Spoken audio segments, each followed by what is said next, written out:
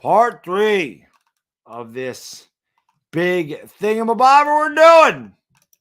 What is going on, everybody? It is your boy Bad Dog. 8 hours away. Die-hard Giants fan, you are the man.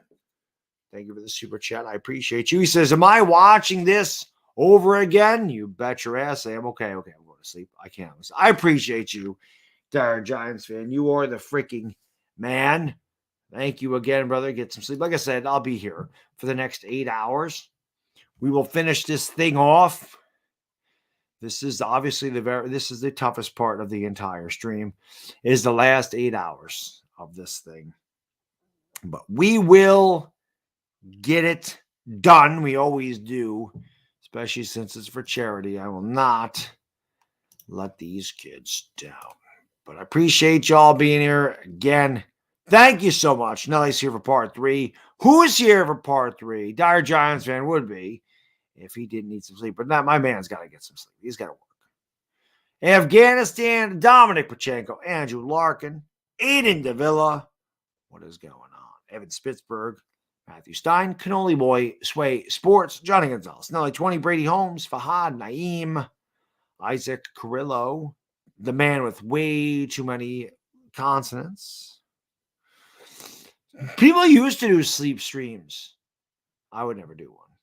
But people have done those before. Cy Guy Bry, Andrew Larkin, Andrew B, Ken Dog Sports, Terray Zing, been here a lot of the day. Stony Hawk, Mark, how can I be the man? You're the man. Thomas Arbuckle, what's up, buddy? RXZ, Tomato. Sea Ghosts. Yankees are done, in my opinion. I don't think the Yankees are doing anything. Appreciate you. That's right. Hit that like button, man. Let's go. Constantine, my brother from Grace. What's up, buddy? Always good to see you. Hope you're doing well. Watching Bad Dog Sleep probably more fun than watching. That's true. The 2021 Giants games are pretty bad. Pretty bad. I probably should have been sleeping during those games, honestly. Johnny, not almost there, brother. We got a long ways to go.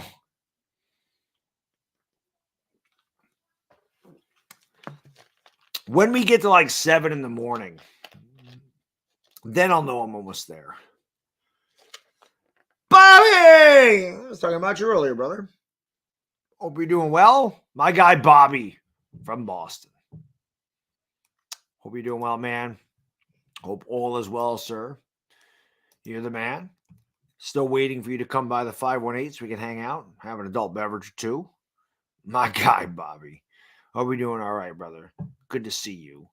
Duncan, what's up, buddy? Thank you for the super chat. Appreciate it. You're doing good, Bad Dog. Keep it up. We got to do. 8th time I've done this. 8th time. They don't ever get easier. But it's always for a good cause. So we do it anyway. And like I said, this will be my last one for at least a year. We will not be doing them in August anymore. And I don't know when I'm going to do another one of these. This was kind of out of the blue. August was my last one. I was done in August. But again, I got talking to Dire Giants fan and I just, I was like, I'll do one more.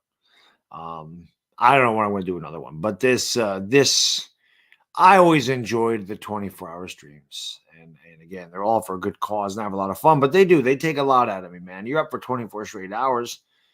Usually takes a couple of days to recover. And that's why I always do these. If I do one, it's always a week before, like this weekend before my week off of work. I always do it a weekend of vacation because I need a couple of days to recover.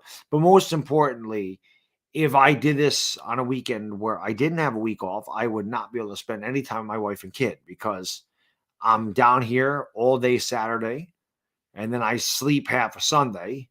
So, and I'm kind of a zombie when I wake up at 2:00 in the afternoon. I'm not really useful until 4. So, and then you're going to bed 5 hours later.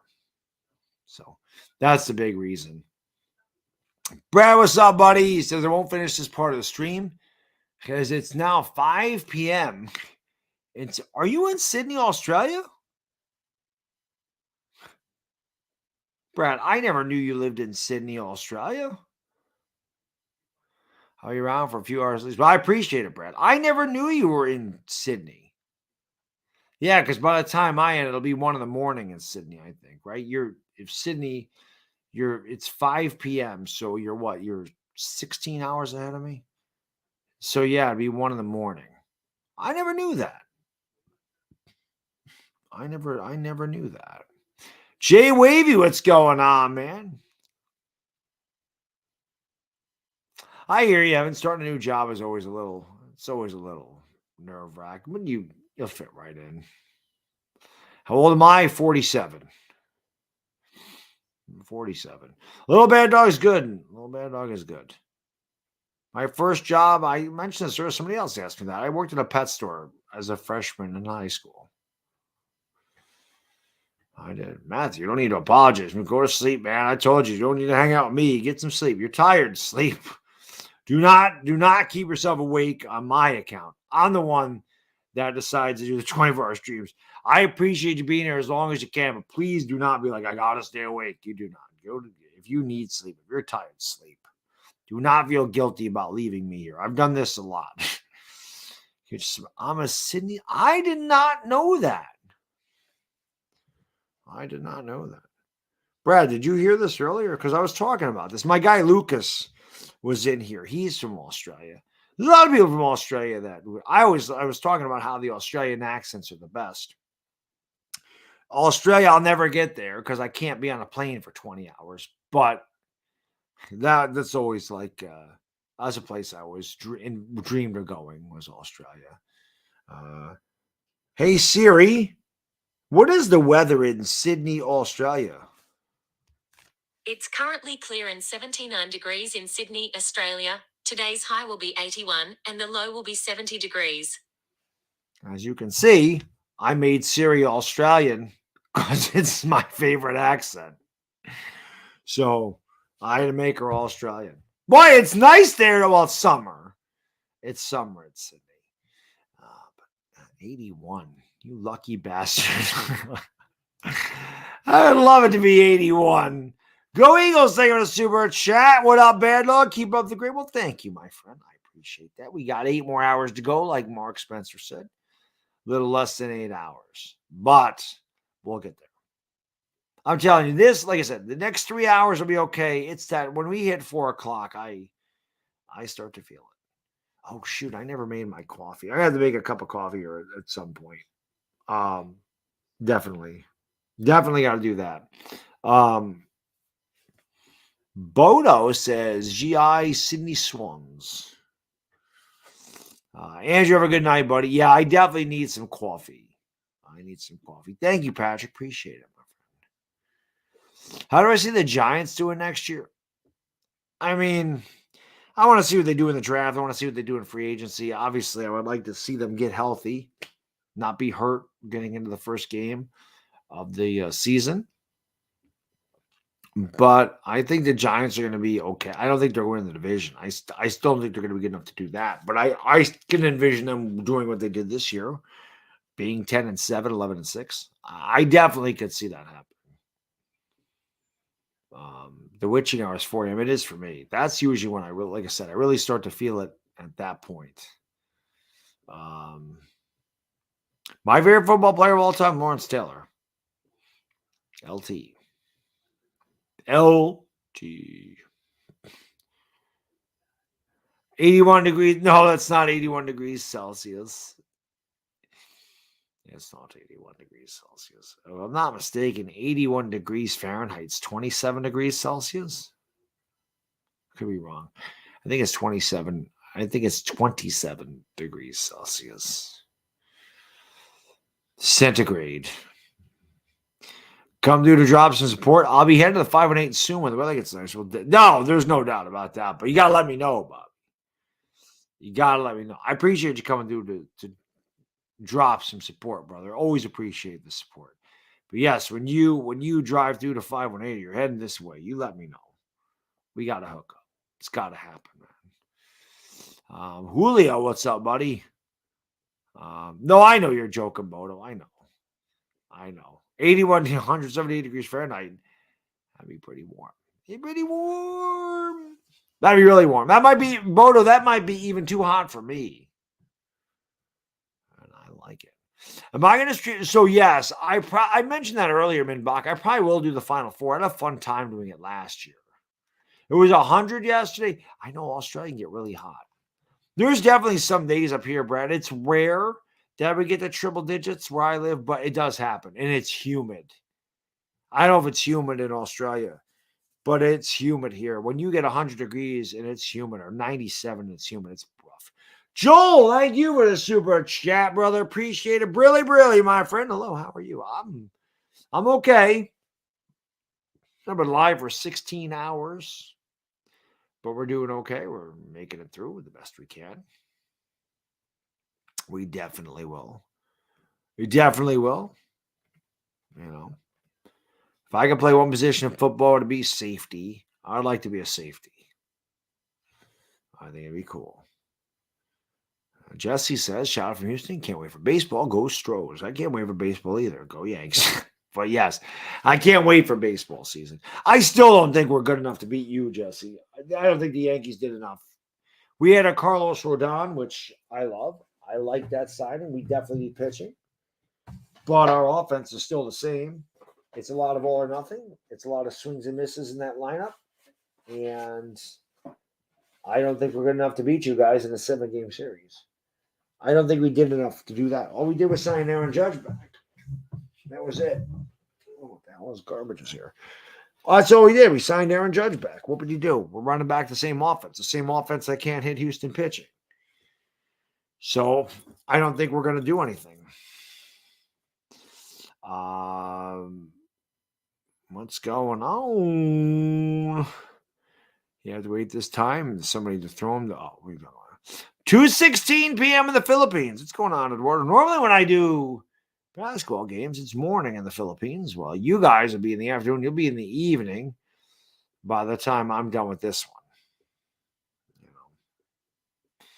25th final test, Steve. I beat leukemia. Oh, that's what I was talking about earlier. Somebody mentioned their wife had beaten cancer for 2 years, and I mentioned how you've been kicking cancer's ass. So we'll definitely be able to celebrate, Bobby. That'll be great news, my friend. Yes, get some sleep, brother. Jerry and I appreciate you swinging by as always, and I hope everything is well for you, my friend. You're the man. You're the man. I don't play any position in baseball and basketball. My playing days are way, way, way over. Way over. We don't play anymore. I watch people play. That's what I do. That's what I do. That is what I do. BYU has covered through the glory of Steve Young. Steve Young, man. I always liked Steve Young. Steve Young was really good. Let's go Yanks. Let's go Yanks is right. Let's go Yankees. Bill, what's up, buddy? I'm okay. Like I said, the 1 o'clock, it's not bad now. It's like when we get close to 4, o'clock, I always start to feel it. One year I did this. Last year I was tired. I think it was the year before. One year I got through it like it was nothing. I was never tired. I went through all 24 hours without a problem. I want to say it was last February. August, I was tired. I remember I was like, I'm never making it through this. I remember getting up to pee at like 4:30. I'm like, I can't do it. And then I started talking about wrestling. And the next thing I knew, it was almost 7 o'clock. So, yeah, I'd be shocked if the Yankees won a World Series too. I'd be very shocked at that. I don't see it happening.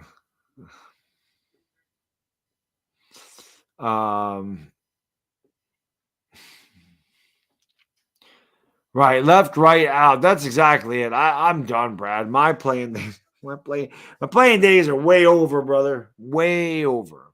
Too old. I mean, when I did play basketball, I didn't play organized. I was just, on the playground. So there really wasn't any positions. I never played basketball. Baseball, I was a center fielder and a second baseman. I started out as a second baseman, and in high school, I was a center fielder. Harrison, man, thank you for the super chat. I appreciate you. Brilly. Thanks for being Laker Dog. Thank you for hanging with Laker Dog, Harrison. I appreciate it. Intel Wild, my friend. What is going on, buddy? Yes, 24-hour stream. Probably the last one I'm going to do for a long time. I usually do these twice a year, and I always committed to doing them twice a year. August was going to be my last one. I said that in August. I'm done. I said, this is my swan song. And then, again, I got talking to Dire John. I mean, I always left it open. Like, I don't want to make the commitment to it. But I may do another one in the future. Then I started talking to Dire Giants. So I'm like, how the hell of it? I'll do one in February. But I'm not doing one in August. So it'll be at least a year before I do this again because they do wear on me. It's not easy, man. It's hard. It's hard. Even if you're just sitting here, it's hard to stay up for 24 hours. And remember, it's not like I get up at 9 o'clock in the morning. I'm up before 9 o'clock in the morning. So I'm up longer than 24 hours. So that's why it's tough. A fan of the Attitude. Oh, that was my favorite, Bill. The Attitude Era was my absolute favorite. Stone Cold's my guy. The Attitude Era had the best. It had the best storylines. It had the best wrestlers. Without a doubt. I mean, even WCW was great in 1997. I feel like 1997 was the best year in wrestling history. I mean, you would have like The Rock. It'd be The Rock against Triple H. It'd be like a mid-card. Like the mid-cards. The mid-card matches were the best in 97. You know, you'd have Vader versus Stone Cold, whatever. Owen Hart versus, whatever. Those are the best. Those are the best. It was good. I love the Attitude Era. Irish, my friend, thank you for the super chat. Really, man. I really appreciate it. Bad Dog, good luck tonight. Enjoyed hanging out with you in the chat. Good night, fellow human beings. Go Giants. Go Big Blue always. So thank you, Irish man. Appreciate it very much, brother. Have a good night's sleep. And if you're up before 8 hours of sleep, make sure you stop on by and say hello. Dan, thank you for the super chat, brother. I appreciate it very much. You're the man. He says, Bad Dog, instead of going with scrubs like Josh Johnson, Hicks. Oh, God, let's not bring them up. They suck, Dan. The Yankees aren't planning on making moves. They should really put Cabrera, Peraza, Volpe in the lineup. I completely agree. I've said this. If IKF make him a utility infielder, I'm fine with that. But, yeah, trash can Hicks should just empty the garbage in the locker room. And Josh Johnson sucks. But, yeah, I agree with you. They should do that. Intel, you are the man. Thank you so much for the super chat, brother. Really, my friend. He says, love what you do, my man. We love Bad Dog. How many more hours? I got 7.5 more hours. I got to make it to 9 in the morning, Intel. 9 in the morning, I got to make it to. And I'll finish the 24-hour stream. 9 in the morning. So 7.5 hours. We'll do it. We always do. Always do. Pete the Skeet, my friend. Thank you so much for the super chat. Appreciate you. Love you, Bad Dog. Love you too, brother. Love each and every one of you guys and girls that allows me the ability to give back to charity, to be able to do 24-hour streams for charity.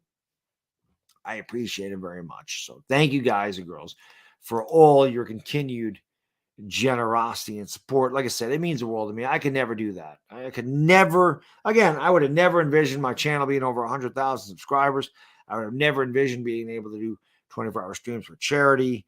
I just wouldn't have envisioned my channel being what it is, and it would have never been here without you guys. So I appreciate it very much. You inspire me to continue to keep going. And I've said this before, when I'm exhausted or I'm doing Lakers games, I'm not getting any sleep. I always trudge through because you guys and girls inspire me to do so. I don't want to let you down. You know what I mean? There's definitely some nights when the Lakers are, they start at 10:30 and it's, 12:45 and they're down by 26 points in the fourth quarter. I'm like, I just want to end this right now. A lot of times I don't. There's been a couple of times where I'm done with this.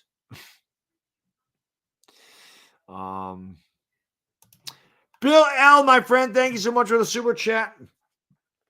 Appreciate it. Brilly says your best rant last year was Hicks missing that left fielder when he just stood there for a few seconds, completely lost. It was mind blowing. I was going over some of the rants earlier today, my Giants ones, and they're pretty funny.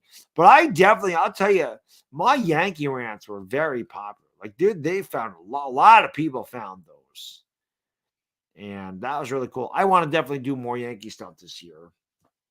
Like I said, I'm looking forward to working with Pete at NYY News and, doing more Yankee stuff for sure. But it is ironic, like I said, the most viewed video, not live stream, the most viewed video on my channel is my reaction to the Astros winning the World Series.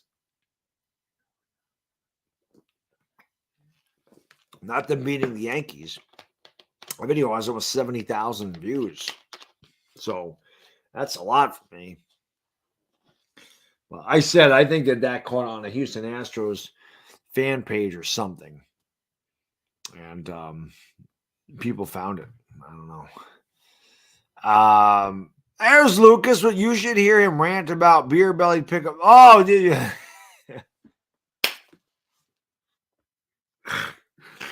You remember that, Lucas? Yeah, I have a let me see if I can find. I don't want to get too. I don't think I really swear in that.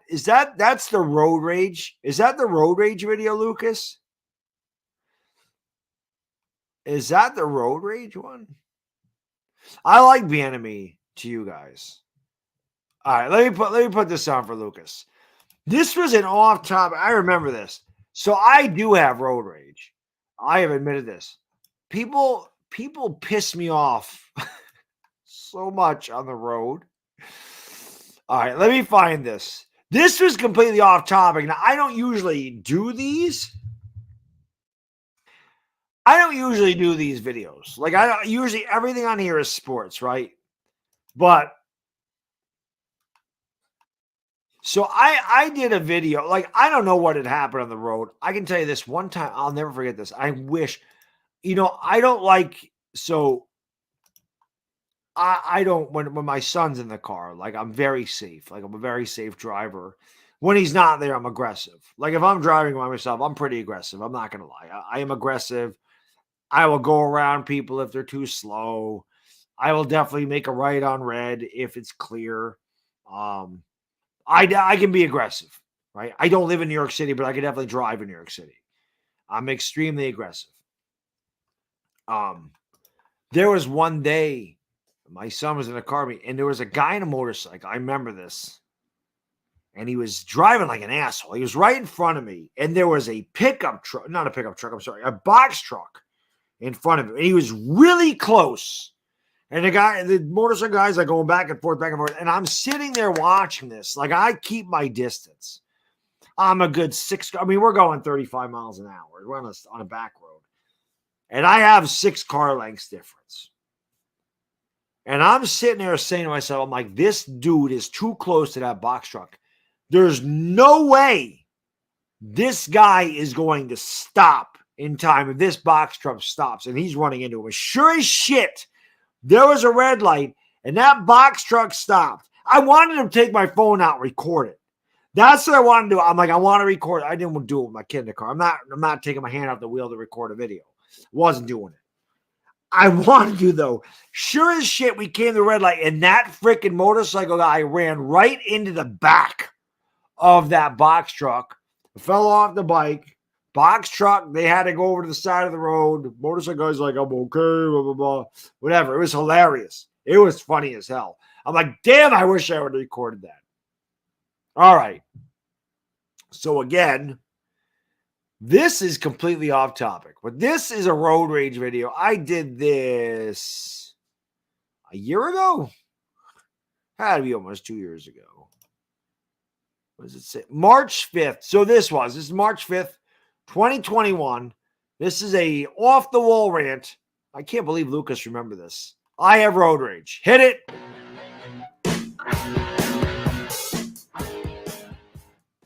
What's up, everybody? It's your boy Bad Dog back with a By the video way, that's kind of Allison, off- thank well, you. not I don't kind have a of first off round topic. It mock is yet, my lady. Not yet. off I got to know what we topic of do what I in normally talk about free on this channel. agency. I'm going to warn you now. If you're wearing headphones, you should probably turn your volume down. I have road rage. I have it.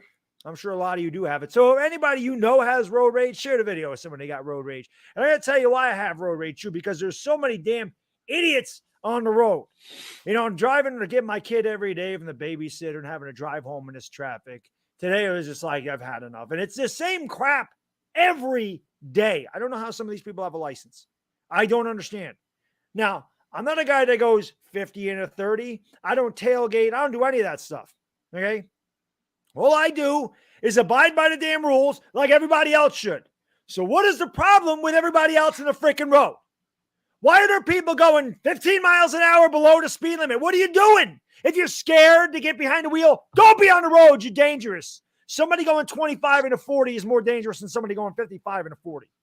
Like, why are you pussyfooting it on the gas? Hit the gas pedal. You don't need to go way over the speed limit, but God almighty, can you drive the speed limit? Can you drive the speed limit? It's like people are freaking sightseeing. Dude, I don't know where I'm going. The idiots that don't put their blinker on. How hard is it to go whoop or whoop? How hard is it? Oh, I'm turning right. Let me hit the directional so I can let you know that I'm turning right. No, bang, stop in the middle of the road, then put your directional on. What good is it at that point? Or they drive with their directional on the whole way. Are you turning or not? If you can't figure out that your directional's on your directional's going off, then you shouldn't be on the road either. At all. Or they're in the wrong lane. That's my favorite one. They get in the wrong lane. They expect you to let them the hell in. No! Figure out where you're going first. Pay attention. Get off your damn phone and pay attention. That's the other thing that really irritates me is people on their phone when the light is green. And they sit there and they text and you got to be better. Listen, maybe you ain't got any place to be, but I'm sure the people behind you do. So it ain't all about you. Text when you stop, pull over, do something. That's also dangerous, by the way. But pay attention. Get off your damn phone and drive your car. Get to where you're going, then text. You can freaking wait. My God. One that really, really ticks me off. This happened to me today. And I'm sure you guys have had this happen to you too. I forgot about the damn idiot that has to pull out in front of you when there ain't nobody behind you for a mile. And then they go 20 and a 40. If you're in such a damn hurry to get out in front of me, you better drive like your hair's on fire. I hate that. Or the people that just back up into the road. Oh, I'm not going to pay attention. I'm just going. I don't care if anybody's coming or not. I'm just going to back up into the road. Or the other idiots that are driving and you're going by them and they're parked and they just swing their damn door open like you ain't coming. Why can't people pay attention on the road? See, road rage is, I just get mad. Like I said, I don't tailgate. I don't get out of my car. I do a lot of yelling in my car unless my son's in there. It's a different story. Then I really just got to bottle it up, which makes me even more mad. I got to bottle it up. But why can't people drive their car? Directional, not hard. Okay? Getting in the right lane, not hard. Driving the speed limit, not difficult. Going at a green light. Or you know what else is great? The people that run the stop signs, those are another one. Oh, the hell, there was a stop sign? Oh, I don't give a shit. I'm just going to pull out in front of you. I'm not going to stop. So if you hit me, whatever. I swear to God, some people, they want to get hit. They want the car to get hit. Andrew, some that's people awesome, drive like buddy. that. But That's why the awesome. hell can't people drive? And Here's the other one is another great. 2 million And more you can always, I accident-free can tell you right miles, now, my these man. people with these oversized pickup trucks, what do? You're compensating for. So you're overcompensating for a little problem that you got, a little problem. And I can tell you the exact person that's going to get out of one of these oversized freaking pickup trucks. They're not hauling anything. There's going to be somebody in there that's 5'6" or 5'7" with a damn beer gut, and they're going to be 70 years old. That is too much vehicle for you. And if you can't drive something that big, downsize. It's way too much vehicle for you. I don't know how to drive it. It's too much power for you, old man. It's too much power for you, fat guy. It ain't my fault that you were born a little bit small. So don't sit there and get your big ass truck in front of me that you can't handle. I hate the people on the road. And it doesn't matter when I go out. It doesn't matter if it's Saturday at 10 in the morning. It don't matter if it's Tuesday at 2 o'clock in the afternoon. It don't matter if it's freaking Wednesday night at 6. I have to deal with this. Where is all of this traffic coming from? Do these people not work? Do they not doing it? Why is it traffic every place I go? It don't matter when I go. Like I said, every Tuesday, sometimes I got to go from building to building. It's 11 o'clock on a Tuesday. The road is packed. Where should you people be? I know there ain't that many people transporting back and forth from work. I know there ain't that many people going to lunch at 11 o'clock in the morning. Why? Why do these people? It's always like they got to get in front of me. They always got to get in front of me. And I kind of look up to the heavens sometimes and I just say, Dad, what are you playing a joke on me again? Are you testing me, Dad? Who is playing a joke on me up there? Of course the guy had to pull out. Nobody within a mile of me behind me, but this guy just had to pull his big ass freaking pickup truck out in front of me, go 20 miles an hour below the speed limit, drive with his directional on the whole time, get in the wrong damn lane, turn his directional off, then stop in front of me and turn without putting his directional on. That is the type of thing that just makes me insane. I had to get that out of my system. I feel much better now. If you made it this far, thank you. Hope your eardrums could take it. Like I said, if you made it this far, share with somebody else that gets really ticked off. Or if you have a really good story that really ticks you off when you're on the road, put it down below because I would love to hear what ticks you guys off on the road. So like on this video, guys, I'll see you tonight for Talking Giants, 10 o'clock. I'll be much more calm then. Until next time, bad diggity dizzle. There's a rant for the ages. Some of you guys love it. I'm gone. Peace! Yeah, I forgot about that one. Yeah, I do. That shit happens to me all the time. That still happens. It still happens. I'll never understand why people got to pull the hell out in such a hurry to get in front of you and they go way below the speed limit. Like, where's the point? Where's the point? That stuff happens all the time. That's the type of stuff that makes me mad. It's not because I don't get road rage just to get it. It's because people don't follow the damn rules. Like, why can't you put your directional on? How the hell do I know you're turning if you don't put your blinker on? I'm not a mind reader. I'll tell you what, I do not like when people tailgate me. That I do not. I do not like that because I don't go below the speed limit. I'm always going 5 to 8 miles above it. I'm not about to get a speeding ticket. But if it's a 35, I'm going 40, 42. So if you're tailgating me, then you got a problem because I'm not going slow. And I will certainly, again, not with my kid in the car, but I will certainly brake check your ass real quick. And I dare you to say something to me. Oh, shit, I'm sorry. Don't tailgate me then. A cat ran in front of me. I had to stop real quick. Something ran out in front of me. Hit me. Run into the back of me. Go ahead. Have fun. Run into the back of me. Because that's your fault. I hate that. Yo! Lucas. You're a legend, brother. Every time that I do one of these, every time, my guy Lucas comes in here with a $500 donation. Every time. Brother, you are legendary, man. Cheers to you. Thank you so much, man. I really, really appreciate it. Thank you. He says it was going to wait till later, but that made my day. Awesome work. As always, Brad. Thank you, Lucas. I mean, again, I can't thank you enough. It's awesome. You're very generous. Like I said, you every 24-hour stream you do this, and I greatly appreciate it. I can't believe you remembered that road rage video though, because that didn't get a lot of views. And that, again, that's not something I do. I really just think I was really mad, and I wanted to see what people thought about the road rage, because I know I'm not the only one that deals with it. Some people are much more calm and they can just do it. Like my wife never gets mad. She does not like when I brake check people, though. She gets ticked off at me.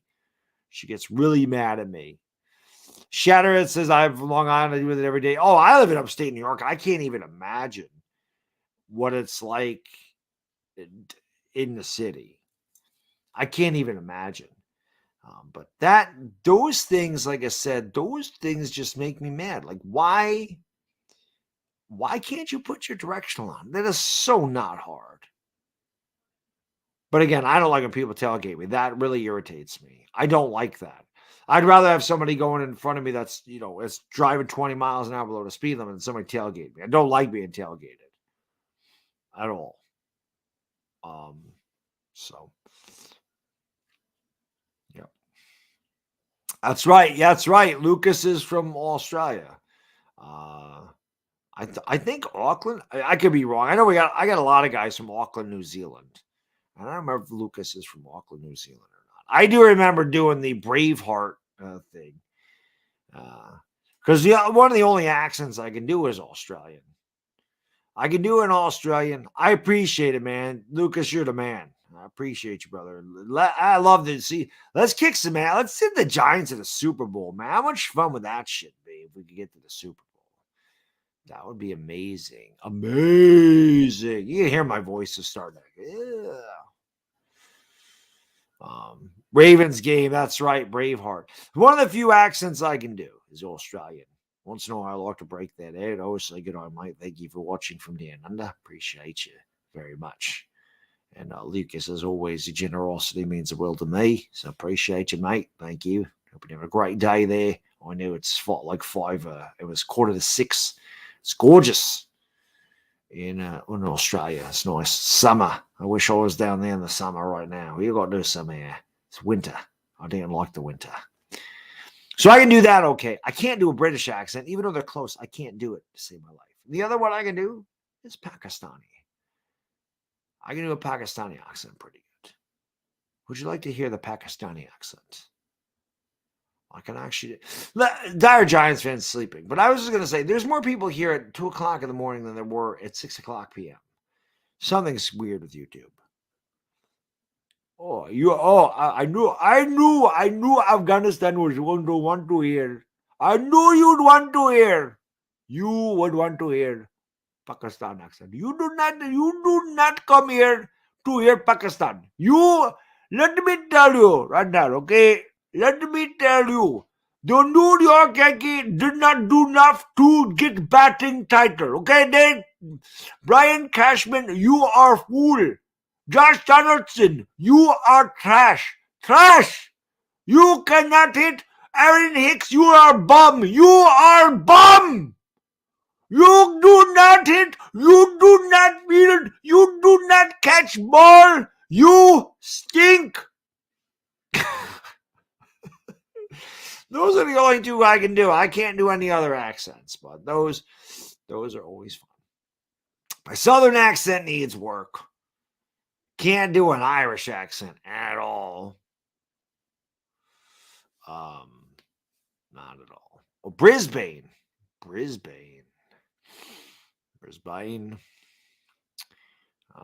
Nice. Australia's, like I said, man, it's always a place I would have loved to visit, but it's 20 hours on a plane, like a whole day on a plane. I couldn't. So far away from me. Giants take wide receiver first round. I'd be fine with that. I want best player available for the Giants. Edwin, yeah, like I said, those are the two that I can do. I can't do any other ones, but those I do pretty okay. I guess I can do an American accent, right? New York. I can't do a Boston accent. Like I said, my Southern accent needs work. Afghanistan, I agree with you. I can't do Minnesota. I can't do Minnesota.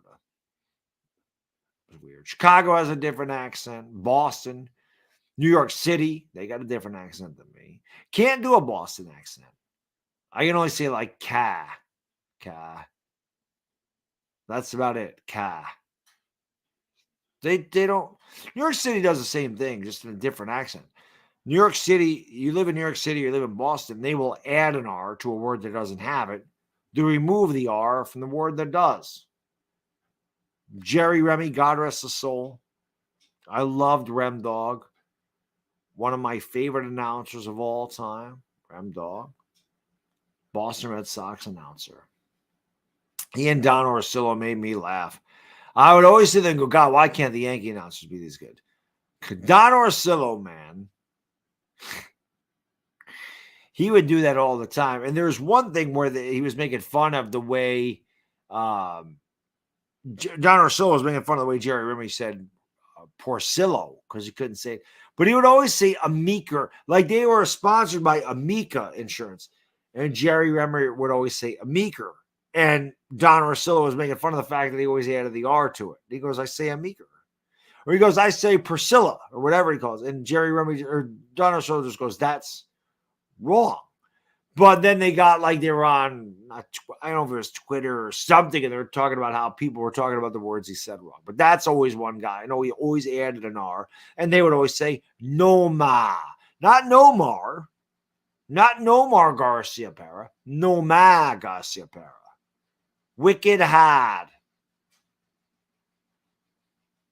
I like the Boston accent. I think the Boston accent's pretty cool. I don't like the Boston Red Sox, but I like their accent. I think their accent's pretty cool. I think accents in general are pretty cool. I definitely like more. So, like I said, the Australian accent's my favorite. That's why I have Siri talk to me in Australian. That's why I had her. When I had a Tom, I don't remember if I had a Tom or a Garvin. This was before your phone did GPS. This was an actual GPS that you plugged into your cigarette lighters in your car. Not the cigarette lighters, actually, no, I do think it went into a cigarette lighter in the car. It had one of those things. It was something you plugged into the cigarette lighter. I don't even know if cars make cigarette lighters anymore.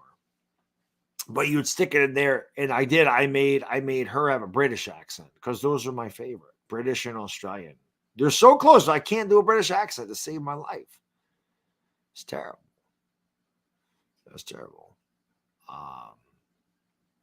Giants, thank you, brother. I appreciate it. Bad Dog's usually too many people to get a quick word, and I just want to say you're the GOAT. And I appreciate that, but how can I be the GOAT when you're the GOAT? Can't wait for the offseason. Next season, you and Chris, let's go. It'll be fun. I hope Chris can get that week off. Because last year when Chris and I did that all week, we did the talk show every day during the week. And then we covered the draft. That was a lot of fun.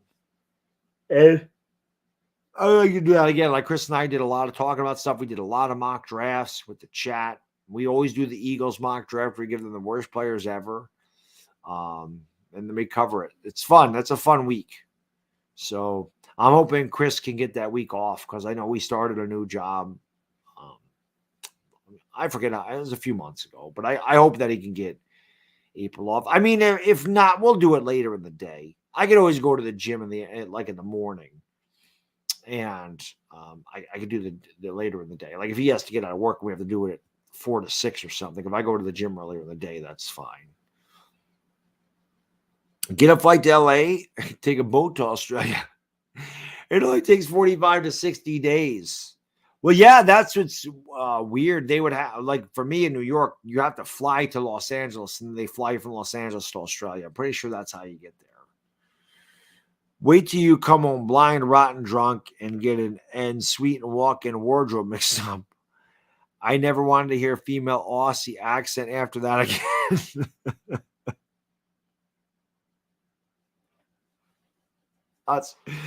That's what we were talking about. We were talking about that earlier, Louis. It doesn't matter what accent that is. It doesn't matter what accent that is. When you're getting nagged, that sounds the same in every accent. Every one of them, that sounds the same. Every one of that, every guy can attest to that. No offense to the females out there. But when you're a married man, when you're married, it happens. When you're married, it is. So we do get nagged a little bit, but it's okay. It's okay. But it's funny. It's just funny. Life is funny. Javon, what's up? How's life been? It's life, brother. We grind it out day by day. Some days are better than others. Some days are better than others. New York for life. What's up, buddy? Long time no see. By the way, you see that right there? that Eli Manning, that picture, that New York Life House. We're gonna bring it up right here. Welcome back to the Dog Pound, my friend. I appreciate you being a member for. You got LT, so it's over 3 years. So welcome back. But you see that little. Exactly, Brad. It's the truth. It's the truth. I think my wife knows she nags me. She knows. She knows she does that. They know they do it. I'm gonna be honest with you. 70% of the time she nags me, it's for a good reason. It's the 30% of the time it's like, can you just stop for a second? Of course, I'll be honest. I can nag her about some stuff too. The dishes are one thing. Like she'll leave dishes in the sink. She'll wash them eventually. I can't look at a dirty dish. I have a problem with that. That comes from my mother. My mother was so damn. Why would you use another glass? Rinse that glass out, reuse it again. Why is there dirty dishes in the sink? It's drilled into my head. I can't look at a dirty dish. I can't have it. When I'm cooking, if I'm cooking something, I'm cleaning the dishes as I'm done with them. I can't have it. I can't look at a dirty dish. So I will nag her about that. Can you wash the dish? Even though she will, but she doesn't do it fast enough for me. I can't look at dirty dishes. They drive me insane. But to get back to my point, I don't even know how the hell I got there.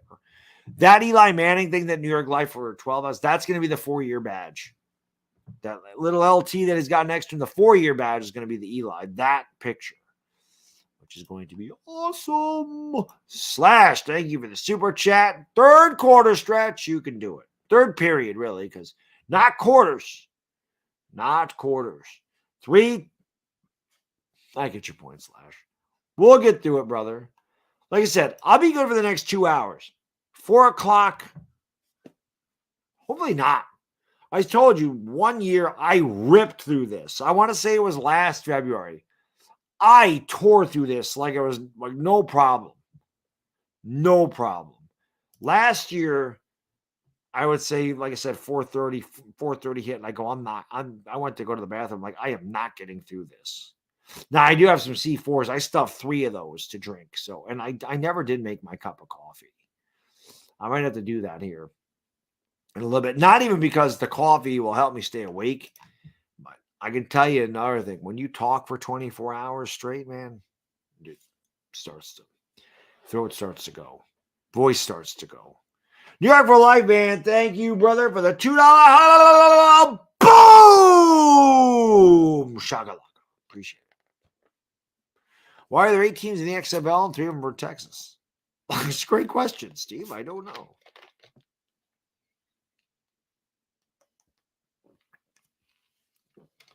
Punkum, I'm glad I'm not alone with that.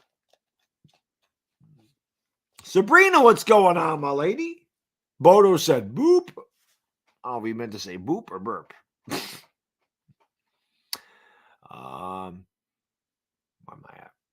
Punkum said me too. Like if I make food, put it on a plate, I have to wash the pans, utensils, and shit. Yeah, I'm the same way. The only thing that I don't wash, like if I make a lot of times on Saturday, again, that's my day to just kind of whatever. I make protein French toast. I don't wash the griddle right away. I wash everything else. Like I make the protein, I make the batter. The batter's easy. It's some egg whites. It's like a 1/4 cup of egg whites, a 1/2 cup of almond milk, and a scoop of protein, and you blend it up in my little Ninja blender. I make the batter. I pour it in. I wash the cup out. Immediately. I put the toast, the French toast in the griddle. I wash the batter bowl out. All the time. I wash it as I go. But I will leave that because the griddle needs to cool. That's part of it. But a lot of times I leave the griddle for a little while. I don't leave it long. Maybe a few hours. For some reason, I don't really care if the griddle's in. That's weird because the griddle takes up a lot of the sink. But it's insane. G Money Slav videos. What's up, buddy? Are we doing well? It's 10:55 in California.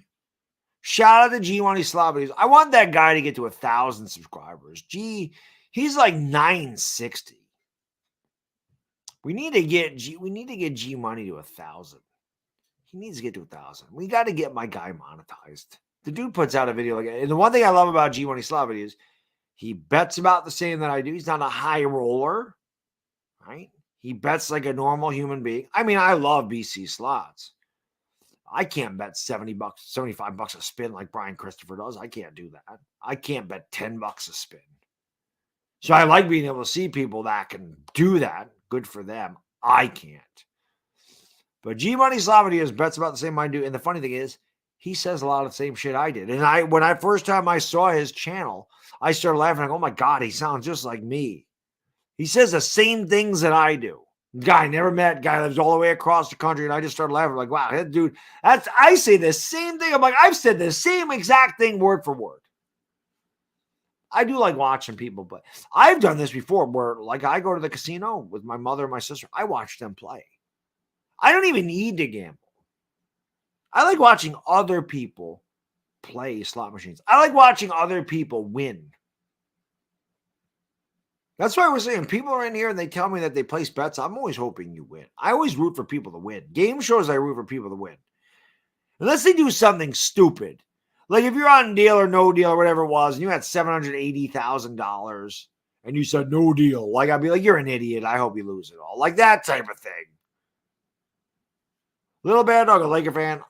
I mean, he bought a Laker hat. He picked out a Laker hat on his own. I wouldn't say that he's a Laker fan. I will say he doesn't need to be a Knicks fan. Giants and Yankees has no choice. Giants and Yankees are blood. That's blood. He asked me before, and I'm like, great grandpa loved the Giants and Yankees. Grandpa loved the Giants and Yankees. Daddy loves the Giants and Yankees. You have to love the Giants and Yankees. I chose the Knicks. Like I never went to Knicks games I went to Giants and Yankees games with my grandfather and dad, but I never went to a Knicks game in my life. So I just kind of chose them. I'm not going to make him. That's the same thing with the Sooners. That's not my blood. It's just a team I picked. I'm not going to make him be a Sooner fan. I'm not going to make him be a Knicks fan if he doesn't want to. But Yankees and Giants, absolutely. Absolutely. You gamble on people playing video games. That's insane. I don't even know how you would do that, Mike. Rangers came back to get a point tonight. I actually was calling the game. Like I called the most of that game tonight. Which is pretty good.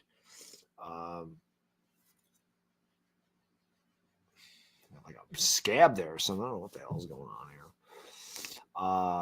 Shatter says the humidity is no joke here. But there was something I wanted to read here. Rarely Evans said, have I ever dealt with depression or anxiety? Yes. Yes. I deal with anxiety a lot. Depression, not so much. I dealt with seasonal affective disorder, which I've talked about this before. I think I actually have a video on my fitness channel, how I beat seasonal affective disorder. It had to do with the gym. The gym kept me from being depressed. I don't deal with depression anymore. I still hate the winter. I don't like the winter at all. I hate it. I do not like the winter. I like the sun. I like the warmth. I do not like the winter because, again, my brain produces low serotonin. It doesn't produce enough serotonin, which is what causes depression. Serotonin is your feel-good hormone. Sun produces serotonin. Dopamine is different than serotonin. Dopamine is a shot of happiness because you've accomplished something. If you post something on whatever, social media, and people hit the like button, you feel good. That's a shot of dopamine, but that doesn't stay with you. Like when I go to the gym, that's dopamine. The feeling of that I get is dopamine. Serotonin's different. So dealing with no sunlight helps serotonin levels. A lot of people in the Northeast and Northwest deal with it in the winter because lack of sunlight does hurt your serotonin production. So yes, I've dealt with that. Anxiety I deal with because again, that has to do with low serotonin. And I'm always worried about crap. I have high anxiety. I always have. I hope my kid doesn't end up with it. My mother's like that. But I think that's part of the reason that I'm the way I am, like why I work so hard. But perfect example. I'll give you a perfect example of anxiety. L.A. Lou, how many bathroom breaks is that? The bathroom for L.A. Lou. This is a perfect example of anxiety. This is a guy that deals with anxiety. I hate being late. I hate being late. I hate it.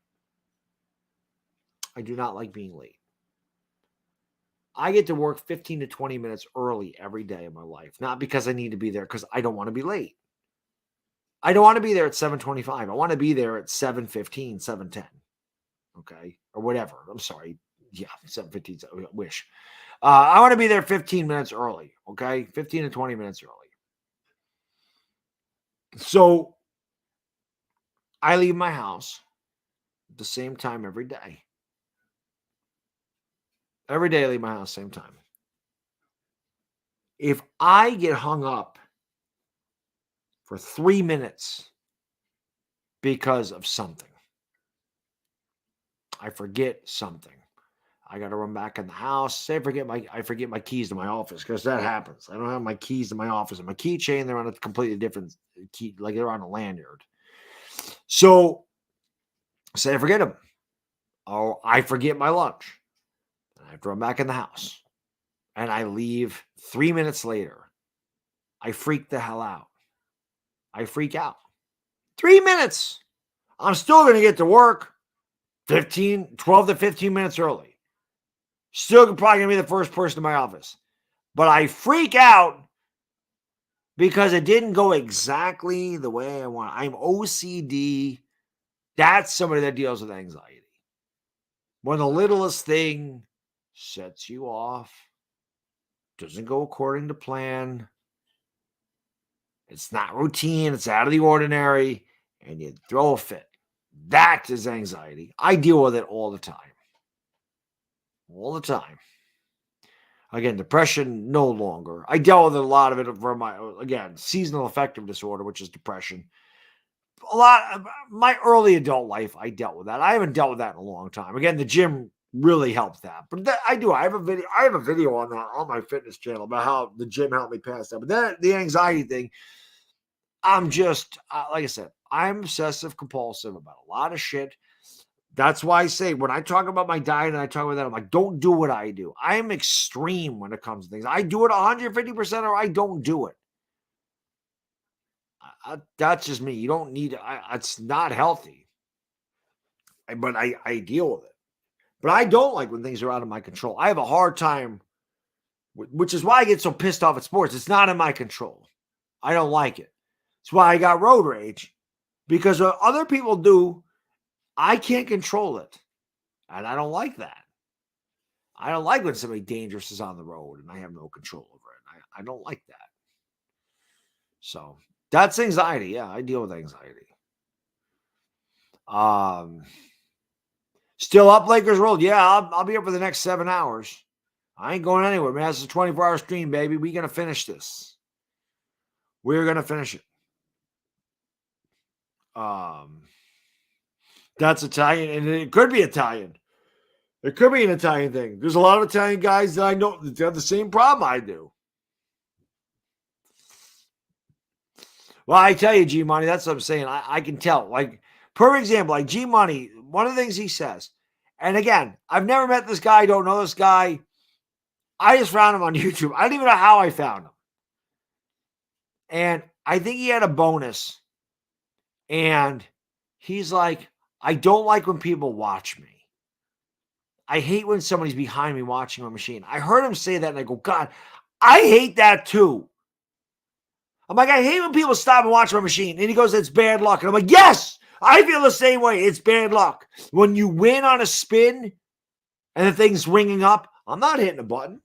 I'm letting the thing count out every last penny without speeding it up. He does the same thing. I want to let that count out. What's the hurry? I'm like, yeah, damn right. What's the hurry?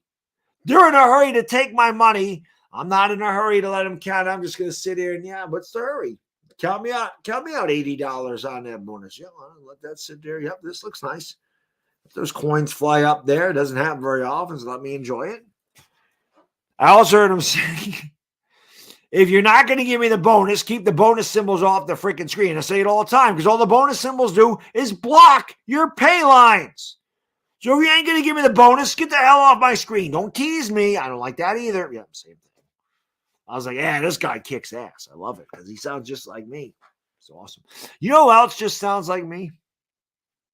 I didn't see him today. Again, I've been in the streams for a little bit. I can't hang out the way I like. Hot Take Hockey.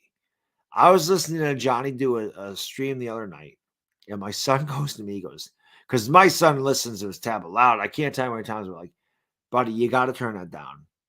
That's loud. So Johnny is a guy like me. He gets very emotional. He's excitable. He loves his hockey. He's very passionate. Johnny's great. And he starts yelling about something or whatever. Like the Leafs score, and he's like, score! Like, you're crazy. And my son, and my wife said this once before too. When Johnny had the rants, I forgot what it was. I forgot what Leaf playoff game was they lost. It was game 7 or something. I remember it was against the Oilers. I forget. Number one, my kid goes, "Is that you, Dad?" Or he goes, "It sounds like you, Dad." I said, "Yeah, I know he does." When I watched Johnny do that one rant, my wife goes, "Is that you?" I'm like, "No, but it sounds just like me." Do I like blackjack? I like Let It Ride. I'm not really much of a table player. I like slots. I like to just sit there and watch the lights and the music, get my drinks. But not a huge blackjack guy. I like Let It Ride. I like roulette. That's really about it. I don't really like table games. I always feel like I lose. I mean, blackjack, I know the rules. If the dealer has 6 or less, you don't hit when you have between 12 and 16. That's the rule. If you have between 12 and 16 and the dealer is showing a 6 or less, you always assume the dealer is going to hit a 10. Now, if they have a 2 and you have 13 or 12, then I might say, well, the hell with it.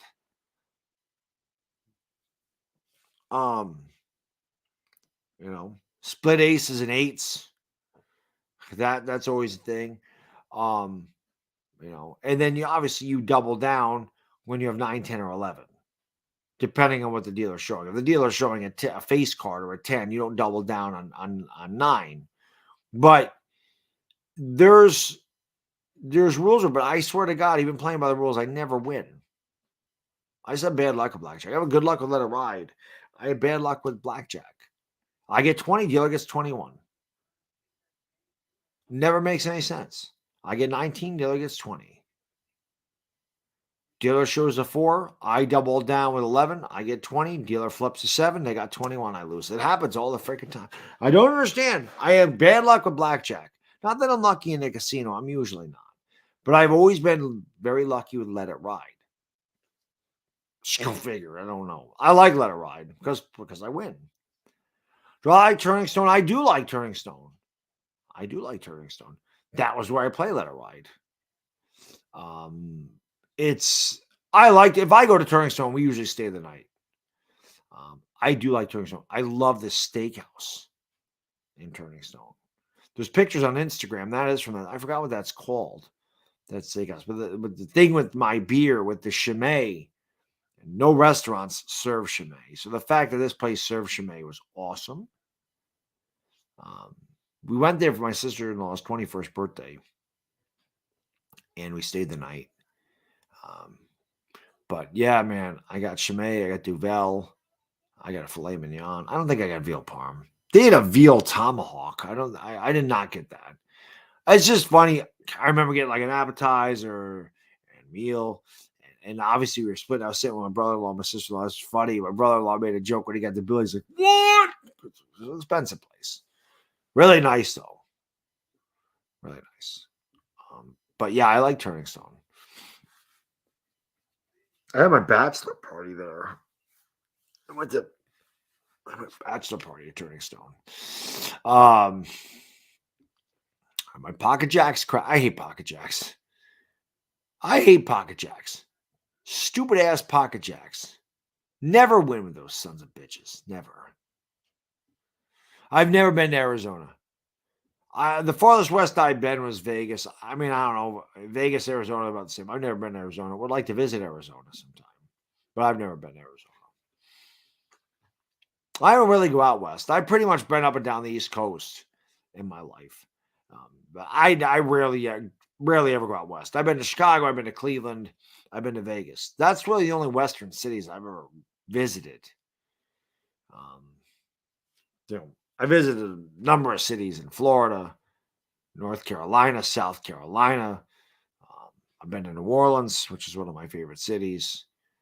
Obviously, Baltimore. I've been to Boston, Philadelphia, Portland, Maine. Plenty of places in Vermont, Hartford, Connecticut. Um, so I've been to Detroit, um, but I don't usually go out west. I really want to go to California before it's over. I do want to go to California. I don't know what part of California. I mean, I would like to go to watch the Lakers. I mean, why not? San Diego, like I said, one of my uncles was in San Diego. About Giants be playing Arizona this season. Nice. You went to the Seattle game, right, G? You went to the Seattle game this year. They lost. I think you said you were going. I'm not saying they lost because you went, but I think you went to that game and it sucked because we had the Richie James fumble twice. Oh, east of Los Angeles. Okay. Yeah, I would love to go to Chavez Ravine, LA Lou. I would love to go there because again, it's just, it's legendary. What's going on, Asia, my lady? How are you? Up at 2:00 in the morning. I always appreciate you coming in. Hope you're doing well. You getting ready to go back to work soon? I gotta go visit. That's something I gotta do, man. I gotta get to City Field and I gotta go visit my girl Asia. It has to happen. She met Joe's McFly. She met Chris. She hasn't met me yet. Got him. And I want to see City Field anyway. It's gorgeous. It looks gorgeous. I've never been there. And again, I'm a Yankee fan. I don't hate the Mets. Asia's a Yankee fan. She works at City Field. I gotta go. I gotta get down there sometime. There's so many places I want to go though, Lou. I want to visit Dodger. I want to visit Chavez Ravine. I want to go to an Oklahoma Sooners game. I want to visit Wrigley Field. I want to visit. I mean, City Field should be piece of cake. There's one thing I definitely am going to do, and I've talked to my wife about this. I don't know if she would go. I definitely want to go to Pittsburgh, and I want to watch the Pirates. I want to go to that stadium that the Pirates play at. And I'm like, I could fly from here to Pittsburgh in an hour and just be there for the weekend and fly back. I really want to do that at some point. I don't care. The Pirates don't need to play the Yankees. I don't care who they're playing. As a matter of fact, they could be playing like the worst team because the tickets will be cheap. The Yankees obviously are going to get a premium. They could be playing the Phillies. They could be playing the Rays. I don't care. I just want to visit the stadium. Yeah, I thought you said you were going to that game, G. I thought you said you were going to that one. But Oracle Park. I've been to a lot of stadiums. I went to Progressive Field in Cleveland, Fenway, both Yankee stadiums, Shea Stadium, Camden Yards, Tropicana Field, Citizens Bank Park, wherever Washington was called.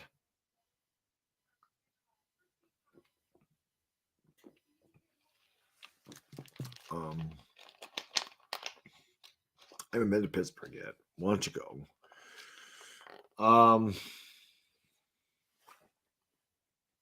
Tropicana sucks. Tropicana is the worst. I say it all the time, Giants Mafia. Take Tampa Bay out of there and give them to Montreal. Give them to Montreal. Let the Expos have a team again. Seattle was loud, but not as loud as I expected.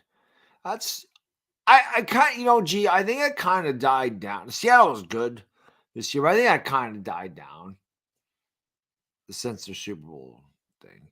Best park Yankee Stadium. I mean, there's no better park than the old Yankee Stadium. There's no better park in the history of sports than the old Yankee Stadium. That's by far the best stadium I've been to. It's not close. Not close. Nothing like that stadium. Nothing. I freaking love it. Love it. That is definitely the best park. Now, outside of my own stadium,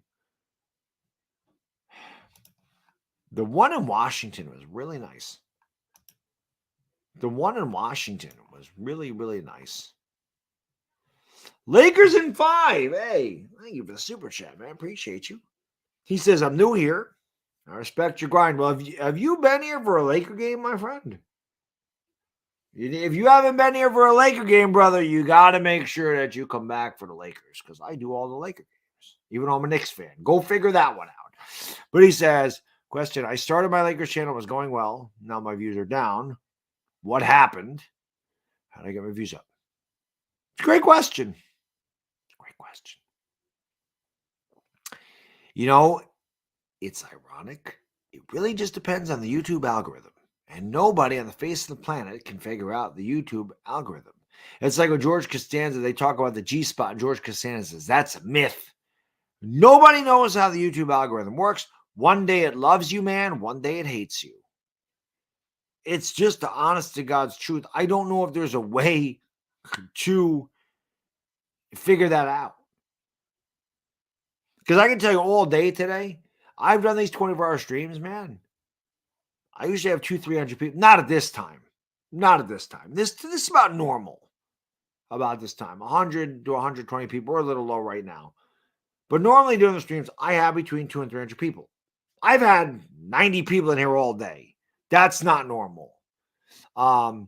So I don't know. It really depends on the algorithm. I can't figure out the algorithm. Like I said, you could ask any content creator, man.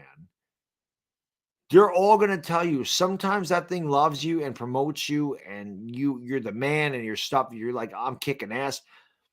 And then the next day it's like, you know what? I don't like this channel anymore. Let's throttle them. So I don't really know how to do it. I really don't. I would help you if I could. But yeah, like Brad says last year it was constantly 300 people. This year, sometimes they don't give out notifications. Like that happens a lot. They don't notify your subscribers. They don't know that you've made a video. They don't know that you're live. They don't know. It sucks. It's not fair. But that's what it does. So my suggestion, bro, is just keep doing it. Be consistent. They'll come back up. That's it. But it really does depend on the algorithm. It really does, and what it chooses to do. So I don't know, man. Who's winning the AL East? The Yankees. Yankees are still going to win this division. They're not going to beat Houston. But I still think the Yankees are going to win 96 games and take this division. You know. How many games do the Lakers need to win? Well, let's see. What are the Lakers? They're 27 and 31. Is that what they are? I think they're 27 and 31. Let me double check what their record is.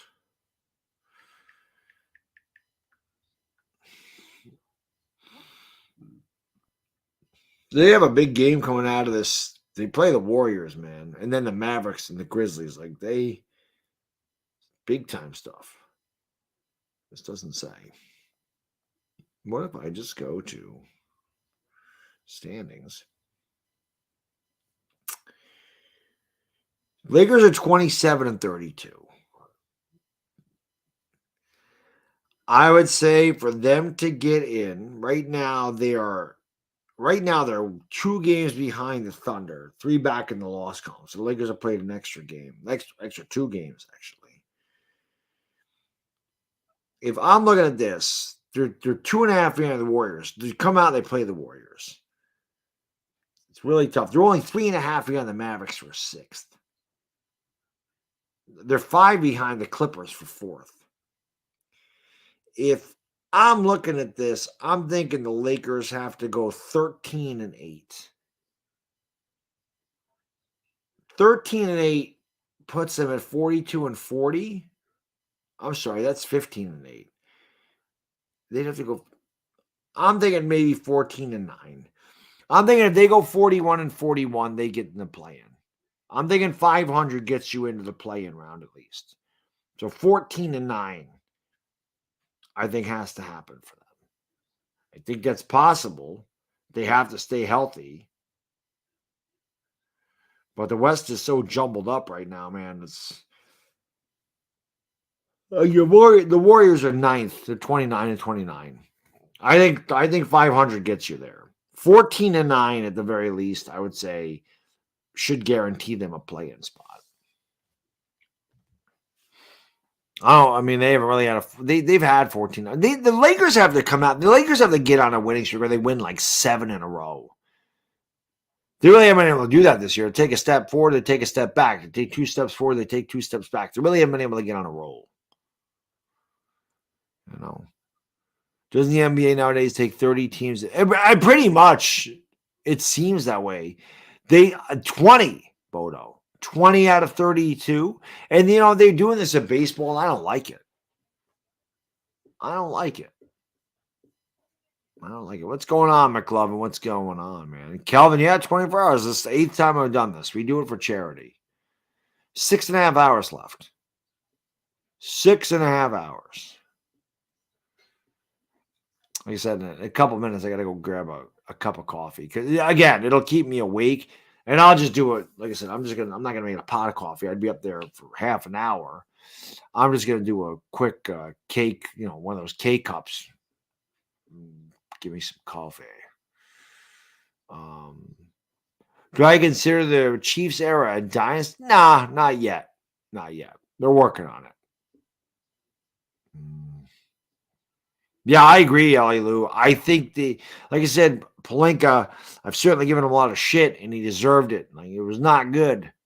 But the trade deadline, he killed it. Killed it. And I also think the Lakers got a lot deeper, a lot younger, a lot more energetic and athletic. They got to stay healthy. LeBron and Anthony Davis must stay healthy if they're going to get into if they're going to make the postseason. They have to. They can't miss games. They can't miss games. Can't happen. Calvin, my friend, thank you for the super chat, brother. Appreciate it. Brilly, my friend. He says, I would love for you and Entertainer to do a Knicks show, too. Yeah, I don't cover the Knicks, and that's the thing. People say to me, well, how can we do the Lakers and you don't do the Knicks? I thought you were a Knicks fan. Well, I don't do the Knicks because they play at 7 o'clock. I would never see my wife and kid if I streamed 7 o'clock games. It's the same reason I don't stream the Yankees. If I was a single guy, right? If I didn't have a wife and a son and I was single, I would do Knicks games. I would do the Yankee games because I wouldn't have anything else to do. I could do other things, but I wouldn't. There'd be nobody I want to be with if I was single. You know what I mean? I want to see my wife. I want to see my kid. Like, they're my life. So, I said before, when I started streaming, I had shit backwards. I revolved my life around YouTube, and that was completely wrong. And then I said, I can't do this anymore. And I just started streaming late night basketball games. The Lakers were on television a lot. Somebody called me Laker Dog, and the rest is history. I've streamed the Lakers for 5 years. Also, Chris does the Knicks games. I would not want to stream over Chris anyway. I don't like doing that. When Chris is live, I try to avoid being live. I don't like being live at the same time he does. I don't want to compete with him. He's my guy on here. So that's why. And I really just don't. I don't cover the Knicks. I don't try to do. I just do the Lakers, and that's it. I don't really do Laker videos anymore. I used to do Laker videos when they were making sure. I just call the Laker games. I really don't cover basketball outside of that. I just do live streams. I do plan on working with Trevor from Lakers Nation at some point. I think it'd be fun. Benjamin, what's going on, brother? Yep, another 24-hour stream. Probably my last one. Last one for at least a year. I'm not doing this again in August. I think they will, G-Money. I think Daniel Jones will be back. I definitely do. Abraham, how can I be the man when you the man?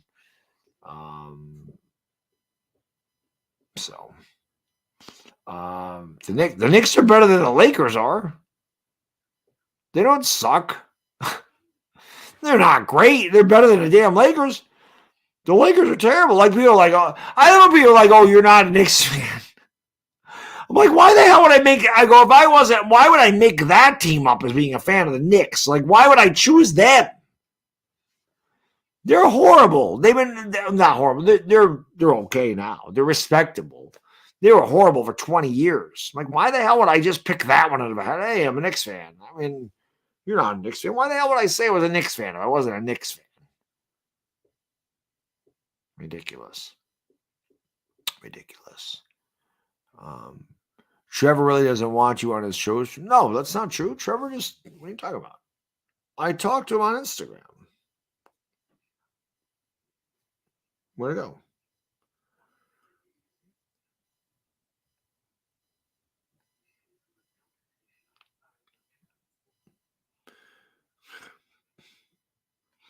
I said, Trev, when we collabing? He says, when do you want to? I said, you tell me, brother, what's your schedule look like? He didn't get back to me yet. He's talking about street. I just can never contact him. Like, I can't contact him. It doesn't let me DM him on Instagram. Strange. But we've talked about this for a while. I don't need to be on. He can be on my channel. Like, that's fine.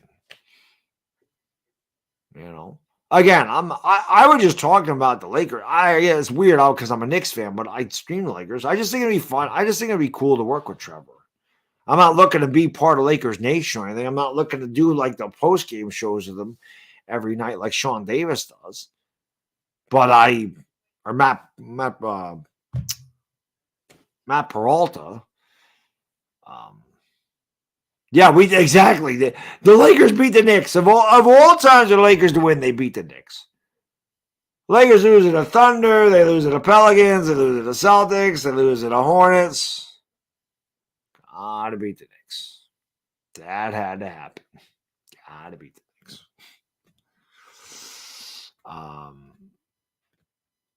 So yeah, that's what I do too, G Money. Whatever he does, whatever he decides, I'm gonna be good with it.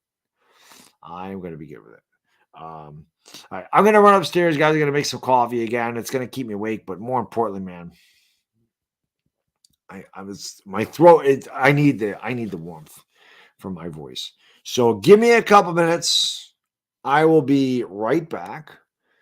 Again, hit the like and subscribe if you are new.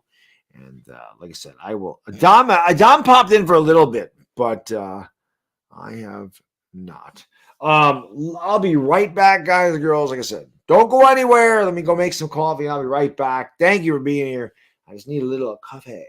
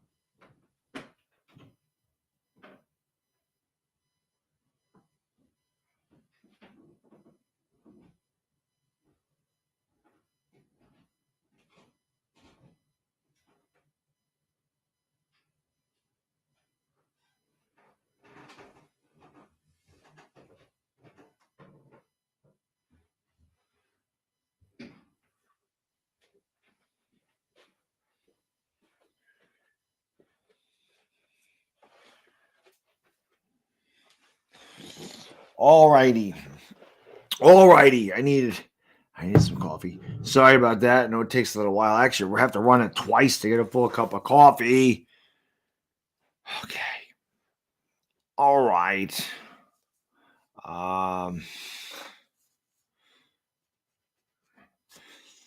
Thank you guys and girls for being here, man. Appreciate you. Let's go. Let's go. Let's go, man.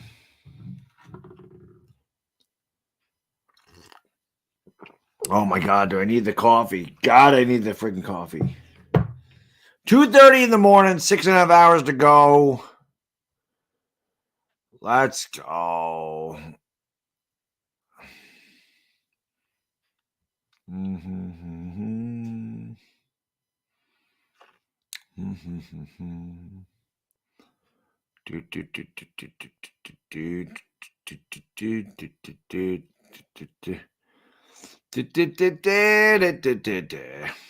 How am I feeling? I'm all right now. It's usually, like I said, hour and a half. We get to 4 o'clock. It gets a little bit more difficult. Phoenix Lights, what's going on? There we go. Let's go, man.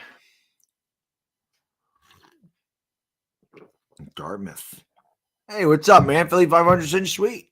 Thank you for being here. I tried to get Philly 500 to come on the channel, but I forgot he was in Florida helping his mother-in-law move. So normally Philly 500 comes on the streams about this time because he's, West Coast.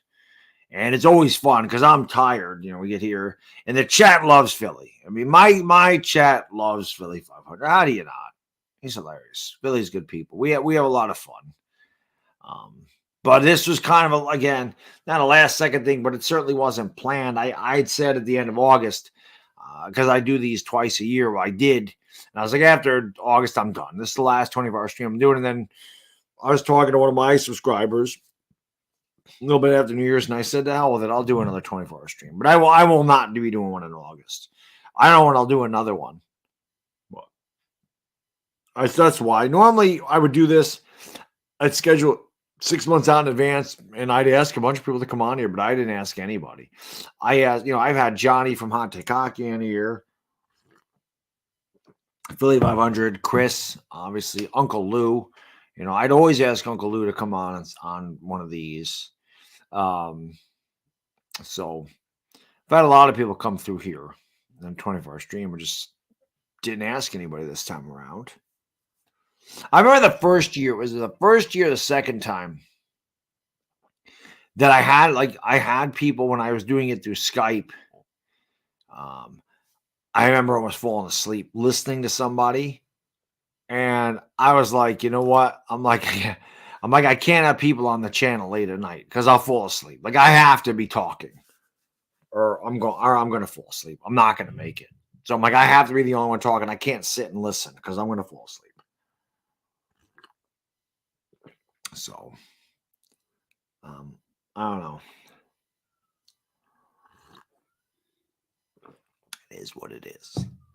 Well, I still stream the Lakers after LeBron. Yeah, I'm not going to stop streaming the Lakers because LeBron retires or moves. I'm still gonna do the Lakers. So that's what it is. I remember you had your head. Yes, DWG shaved my head. He did. He did. DWG shaved my head during a 24-hour stream. That was pretty fun. That might have been the one after COVID. I know the one year because of COVID, he didn't come by. But I think it was the one after that he shaved my head. I might have been last February. I don't remember. I also know that I remember the first couple, like drinking beer. That's not good. That's going to make you tired. I certainly don't drink. I don't drink beer anymore anyway because of the calories in it. But August 21. Right. That was the one after COVID. So, yeah, I remember that was fun. I had him shave my head. That was good.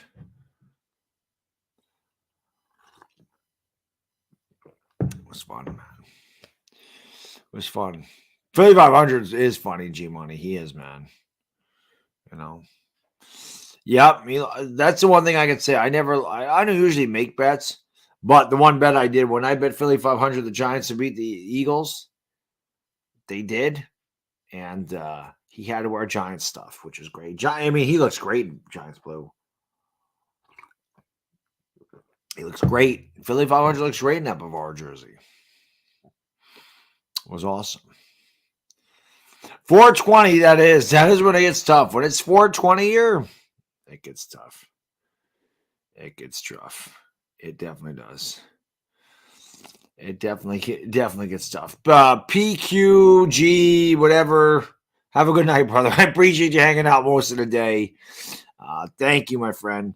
Enjoy your evening. And Cancun on 3. Yeah, okay. A lot of Cancuning last year. I remember that. I haven't had dreams of DJ holding up Lombardi, but yet I dreamt we were down 14-0 Green Bay the night before played them in London and woke up and thankful it didn't happen. We were down to Green Bay. I forgot what the score was. We came back and won. I had a dream. Listen, I've had dreams about the Super Bowl with the Giants. I dreamt the one year they lost 99-0 to Baltimore. They ended up getting killed. It wasn't 99-0, but it might as well have been. Both years against the Patriots, I dreamt we won. The Eagles Super Bowl, I had not placed my bet. I had not placed a $100 bet yet. And I had a dream they were winning 15-0 going into the fourth quarter. And I was like, son of a bitch, I never put my bet in. Like, I'm not going to win anymore. I never put my bet in. Why didn't I bet? The next day I woke up and I bet because normally when I dream who wins the Super Bowl, they win it. Philadelphia didn't win it. I dreamt they were going to win it too. They didn't win it. I'm glad. I'm glad that dream was so. Because normally whoever I dream wins the Super Bowl wins it, but I'm glad that they did not. You know.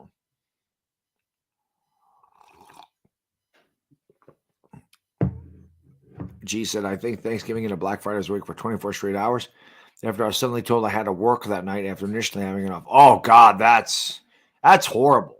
I mean, at least I planned this. You know what I mean? Gee, it's still tough, but at least I plan to be awake for 24 hours. That sucks. You expect to have a night off, and they say, "Hey, by the way, you're working." Those overnight shifts got to be tough, bro. My brother-in-law does that. I don't know how he does it.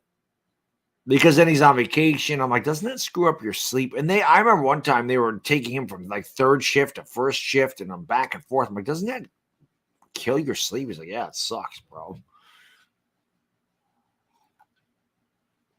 I'll be honest, Dennis, I think it's the opposite. Talking to the chat is easy. It keeps me awake. But staying awake for 24 hours, it's not that easy. And it depends. Last February, no problem. I was never tired. August, I was tired. I definitely was tired. Yeah, I can see that. Yeah, Andrew, you know, I mean, you're a truck driver. What is sleep? You don't sleep. You guys drive.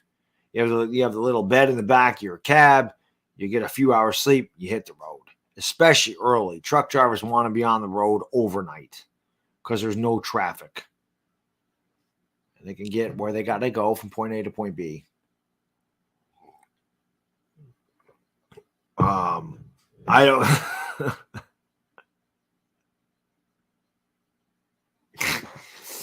For a minute, Benjamin, I'm like, who the hell is Ed Sheeran? I'm like, who is that? Is that a video maker? Then I thought about he's a singer, right? He's a singer. He's gone, right? I mean, I don't listen to new music. Does Ed Sheeran still make music? You know?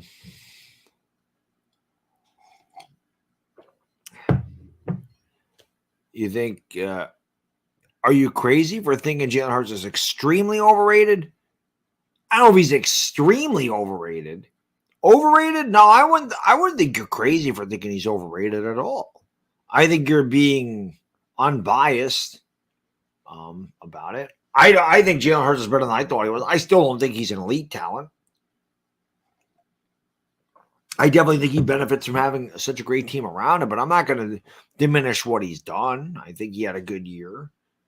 I think if you have to pay Jalen Hurts, I don't think that he will be as good because you're going to sacrifice players around him. And I don't think he's good enough to carry a team.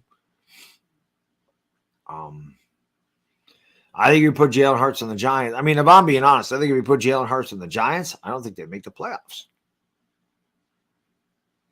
I think if you put Daniel Jones on Philadelphia, I think they can get just as far.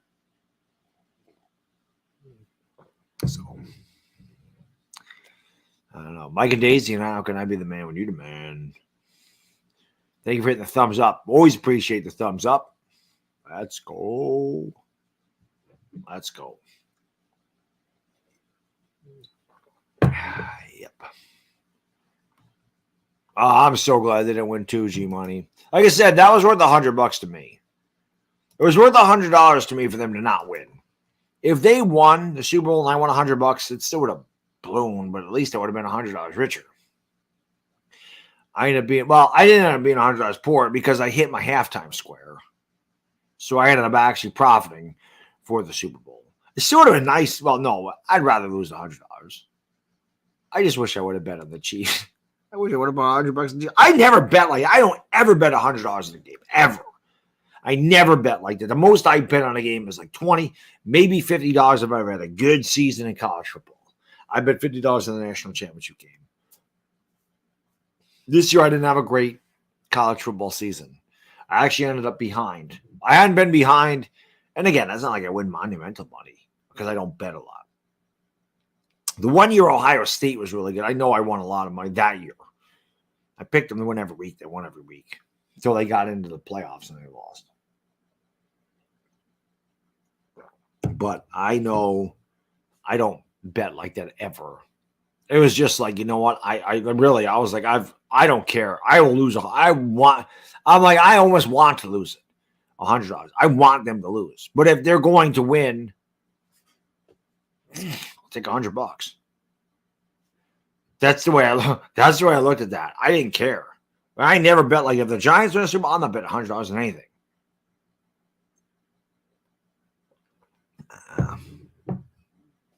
Usually at the beginning of the year, I put $20 in Georgia. That usually gets you off to a good start. And they got me off to a good start this year because they absolutely crushed Oregon. Then I couldn't hit anything. I had so many games where I lost. The Oregon, what was it? Oregon State. Oregon lost. Oregon had no business losing that game. That cost me a lot of money. Not a lot of money. It cost me a big payout. I didn't bet a lot. It was like a $5 parlay. It was like 5 teams. But that cost me because they blew a big lead.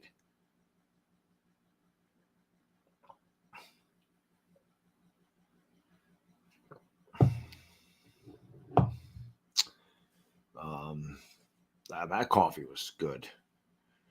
That was good. I get Cinnabon makes a coffee. I love cinnamon. I'm a big cinnamon guy. Love me some cinnamon. Are you allowed to bet the same team every week? Why not? There's no rule, Evan. There's no rules in gambling. You can bet whatever you want, man. LA Lou says, Spike. You just hear my voice crack? It's like I was going through puberty there. LA Lou says, Spike the Life of Band on this 24-hour stream is benefiting the Boys and Girls Club of America. That is a fact. We are about 6 hours away from finishing this thing, which means we'll be live for 18 hours, 3/4 of the way through it. 8th live stream that I've done, 24 hours. And every time, whatever I made so far, whatever I make for the next 6 hours, whether it be through super chats, people become members of the channel, the ad revenue that I get from YouTube, or anybody buying my merch, I'm going to take half of that. I'm going to donate it to Boys and Girls Club of America. I've done this 7 previous times, and every time it has been a success. It started with the V Foundation, then a local affiliate up here called Boys Day Out. Then it was Make-A-Wish, St. Jude's, Ronald McDonald House, JDRF, Wounded Warriors. A lot of great charities out there. I try to do things for children, like the youth stuff. Boys and Girls Club of America obviously is a great cause. I've said I'm a dad myself. I know how important it is. And again, I was like, not my parents divorced when I was 13, but they were both still a very big part of my life. They didn't, my dad didn't just up and leave, and that was the end of that.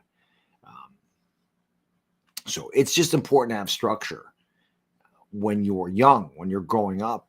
And some children just don't have that. Places like the Boys and Girls Club of America give them some structure. Like I said, somebody said in the chat earlier, kept them off the streets. Somebody told me earlier they learn to swim at the Boys and Girls Club of America. You learn social skills. You grow socially, educationally, and physically. So I like to be able to do things for youths because, again, it's not their fault. A lot of times they're put in bad situations. It's circumstances beyond their control. So any little bit that I can give back, I like to do that. And that's why we usually pick things that have to do with youths. So that's why we picked Boys and Girls Club America. It was between them and the Red Cross, American Red Cross. But I always lean towards doing things for the kids if possible. That's why Toys for Tots is a big one for me and my wife too. We like to do Toys for Tots. I don't usually do that on YouTube. And again, I'm not trying to sit there and say this, but there's other charities I donate to that I don't do like streams for. But Toys for Tots is a big one. My wife and I are very fond of Toys for Tots. Again, because of Christmas and whatever. I just whatever. And that's why I'm so grateful that I have the amazing support that I have from you guys. And goes, it's 3:00 in the morning. There's 100 people in there. I couldn't do that without you.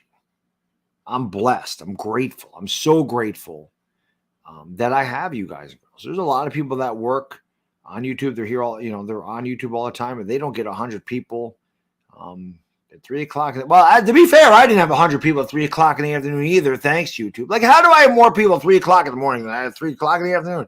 Nothing fishy about that. Wait till Dire Giants fan comes back. We'll discuss that with him. But I appreciate you guys and girls. Never thought I'd have a silver play button. Never thought this channel would be what it is. I owe that all to you. And I've always said this channel belongs to each and every one of you guys and girls. I just host it. I'm just a host. That's it. So, Suho, she says, what's your opinion on Russell Wheatbroom joining the class?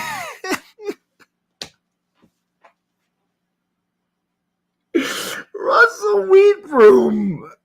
I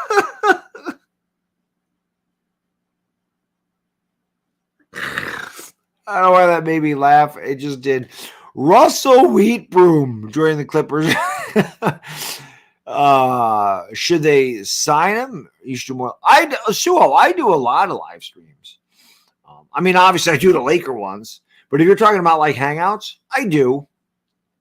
I definitely do hang. It's just after the football season, like I just wanted a little bit of a break. The football season's really draining because it's a lot of work. Like I do 2-3 videos a week. I do 2 to 3 live streams a week. Like I do a show with my buddy Chris. I do a show with Chris and Patricia Traina. We live stream the game.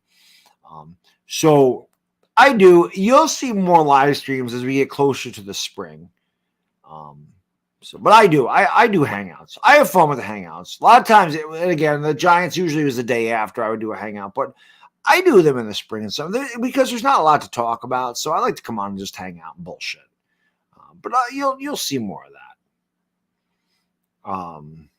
What's going on, young stud? I'm looking forward to the Yankees too, brother. Definitely. They play Saturday. We'll see what I'm doing Saturday. Maybe I'll live stream a spring training game. I don't know. We'll see. I do want to do at least one Yankee game a year. A week. It's my goal, whether it be a Wednesday that's the night I'm off at the gym, Wednesday night, or maybe a Sunday night or a Saturday if nothing's going on.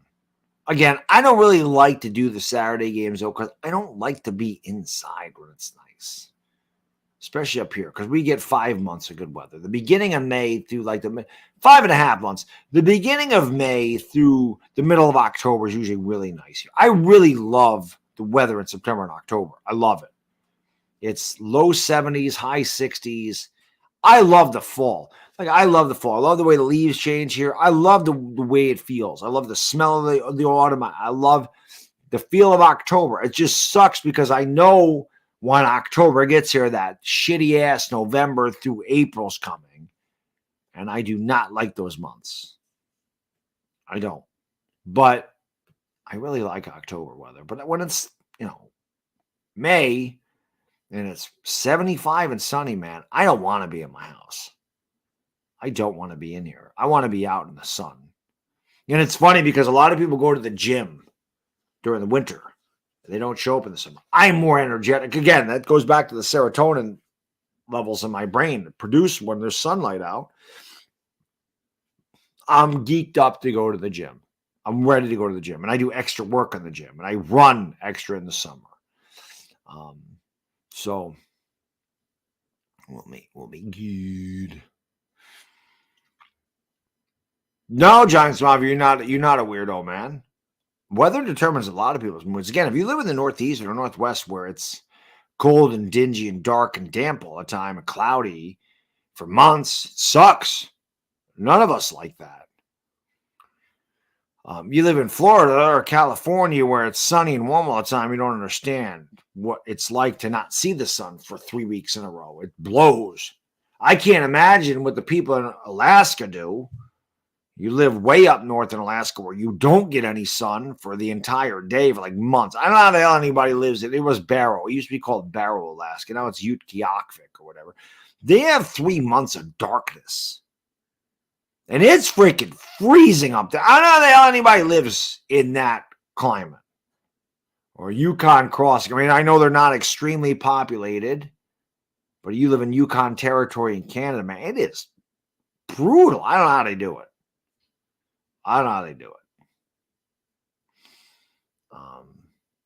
So it really is Giants Mafia. I'm not going to argue with you, brother. How do I feel about the Yankees finishing second in the East? I don't like it. They need to win the damn thing. All right, let's see what else we got. Should I put the Twilight Zones on? Breakfast Club just ended. I got 10 Twilight Zone episodes. They're half an hour piece. That's 300 minutes. That's 5 hours. Let's do that. 300 minutes is 5 hours. So when these Twilight Zones end, it should be 8 o'clock in the morning. I'll tell you, it's 3 o'clock. I feel pretty good right now. I got to be honest. My voice is a little I feel pretty good though. And I still have 2 or 3 of those energy drinks on reserve. But I feel pretty good. Oh, God, George, I mean, listen. Eli's a first ballot Hall of Famer, brother. In my opinion. People just hate on Eli. Eli's a Hall of Famer. It's not a question. There's no question. The man is in the top 10 in every major passing category in the history of football. He's a handful of quarterbacks that won multiple Super Bowl MVPs. The only quarterback I think that's won multiple Super Bowls that's not in the Hall of Fame is Jim Plunkett. And Jim Plunkett does not deserve to be in the Hall of Fame. But everybody else that's won multiple Super Bowls is in there. Every one of them. Right? I'm trying to think of the MVPs. Bart Starr, Hall of Famer. Right? Terry Bradshaw, Hall of Famer. Joe Montana. Tom Brady will be. Who am I missing? There was like 4. There was like 5 of them. Bart Starr. Terry Bradshaw. Joe Montana. I'm missing a guy. Len Dawson won 1. He won two Super Bowl MVPs. I'm trying to think of guys that won like multiple Super Bowl MVPs. And I'll be honest, Ellie Lou, Len Dawson shouldn't have won that. Otis Taylor should have won that. Len Dawson threw for 142 yards at a touchdown and interception. Otis Taylor had 90 of those receiving yards and the touchdown. They just never gave that. They never gave that award to anybody besides the quarterback until Super Bowl V. But Chuck Howley finally made the Hall of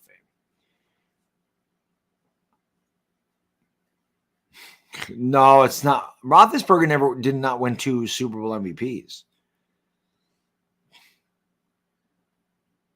Art Monk should be in the Hall of Fame. Art Monk held the record for receptions for a while.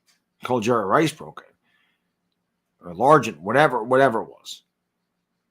Art Monk was really good. Art Monk's a Hall of Famer.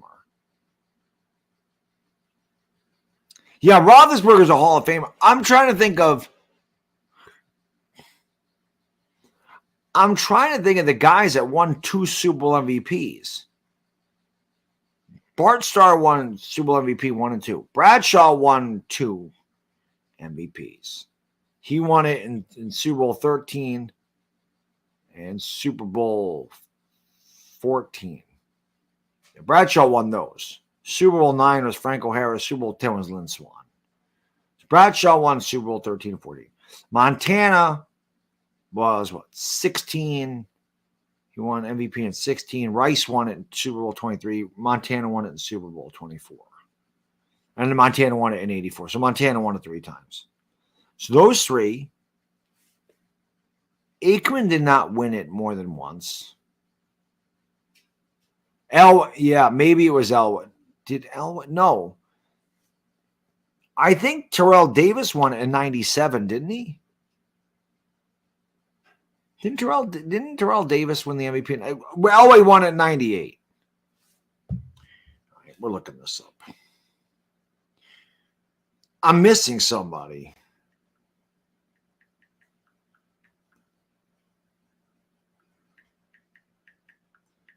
Because it's going to bother me. Quarterbacks with 2 Super Bowl MVPs. Oh, Mahomes is now. So Mahomes has it now. There was only 4 quarterbacks that did it. 4. So I had them all.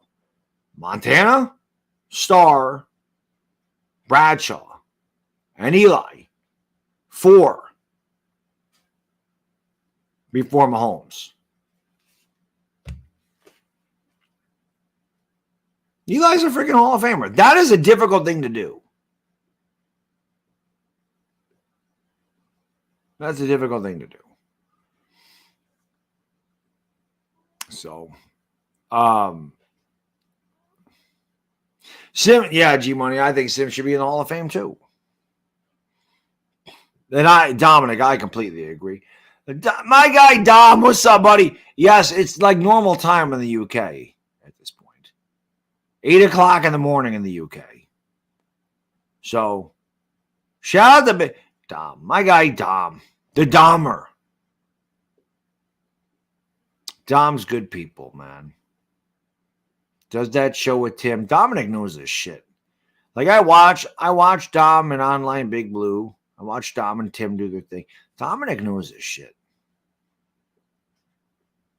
I'm always impressed by the guys overseas that really know the Giants. Like there's a lot of guys in the UK and Australia that know their shit. And the Giants play at weird times for you guys.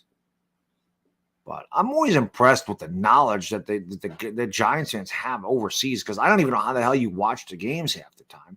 Like I know if the Giants, well, I mean for the UK, if they play at 1 o'clock here at 6, so you can see it. Obviously, they play a night game. It's like 1 in the morning over there in Australia. Like Lucas, I think he's 15 hours ahead. So if you're playing at 1 o'clock, it's 4 in the morning in Australia. So,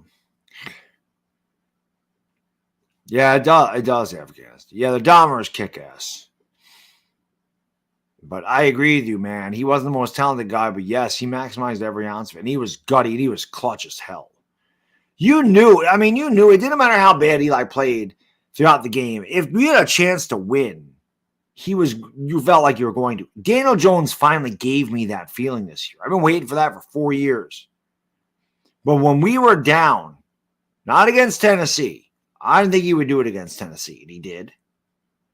When he did it against the Packers, Then I start saying, okay. And then he did it against the Ravens. And then I'm like, shit, like, I think he can do this every time. And he didn't have 6, but we were down by 8 points against Minnesota, drove us down, scored a touchdown, scored a 2-point conversion, should have went into overtime to do hit a 63-yarder. We would have ended up winning that game because of him. So now I get the feeling that if we have a chance to win with Daniel Jones, I feel like he's going to do it. I've been waiting forever for that. I'm doing the kids' breakfast. Had my daughter's birthday as well. Happy birthday to young Ms. Palmer. Coached my son's team to big wins. Couldn't tune in. Dom, that's all good, brother. Life happens, my man. You're a dad. I know something about that. You have multiple children. I don't know anything about raising multiple children. But it's kind of me to say, but it's the truth. You know me, Dom. I don't just give compliments to give them. I always say that about Uncle Lou too. I'm not a guy that just throws compliments out to throw them out there. I don't. You know me. If you blow, I'm going to tell you blow. You don't. You're good. You're very good. If I think somebody sucks, I'm going to tell you they suck. I got no problem with that. You do not. You're very good. I don't. I just don't throw compliments around to throw them around. If I give someone a compliment, it's because I mean it. And if I tell you you suck, it's well, I can't say that because sometimes I do just be facetious and sometimes I troll. But that's good. It is good. And again, Dom is from the UK. Kick-ass accent. I'm telling you, man, the Aussies and the Brits, they have the best accents, without a doubt. They're my favorite. I think part of Dom's charm is just listening to the accent. Same thing with Simon Miller. Like I love some. That's one thing I want to do on my fitness channel one of these days is like show you, like tell you the guys that influenced me on YouTube or the guys that I really like, the fitness guys that I really like. And Simon Miller, he's a wrestler. He's like an underground wrestler type of thing, but he's into fitness. And he's British. He has the best sense of humor you've ever heard. He's the nicest guy. He cracks me up, man. He's awesome. But I swear to God, it's that accent. Everybody sounds charming with that. But like when you have a New York accent, everyone's like, what an asshole. Like that's just our accent. We're loud. We're obnoxious. We're in your face. We're abrasive. We just sound mad all the time. Well, then again, 75% of the time, New Yorkers are mad. We have a lot of crap going on here in New York. Man, you're British or Australian. It doesn't matter what you say. You sound extremely distinguished. It's a fantastic accent. I love it. And like I said, most accents are cool anyway, but I really like those. I remember one time somebody was asking me about Stewart's. If we have Stewart's shops, I forgot what it was. They asked about Perkins and Stewart's. Well, we don't have the Perkins anymore. I went into Stewart's years ago when I was single. This is before I met my wife. So we're talking 25, 26 years ago. It was a long time ago. I remember going in there and I bought a scratch-offs. And I remember there was a girl behind the counter. She was cute. So I went in there. I was just like, So I said to her, I just go, hey, I said, good oil loss. I said, can I get a few of them fat cats over there? Like those. Got a fat cat at home. Love me fat cat. He likes to eat. So if I could just get a few scratch-offs of the fat cat, that'd be great. His name's Oliver. I love him. He's a big, fat, fluffy boy. And he's great. He likes to eat a lot. Purrs. He does all that. And she's like, oh, my God. She's like, I love your accent. Where are you from? And I just stopped. I said, I'm from New York. I totally threw her off. She thought it was funny. But I had her with that. I'm telling you, there's just something about it. If you're a single guy and you can do an Australian accent, do it. I'm telling you, do it. Great. Yeah, that's what it is, Dominic. I mean, I know it's a 5-hour difference, so I know it's tough. And a lot of times if I stream, it's 10 o'clock over here, so it's 3 a.m. So like you're in the middle of sleeping.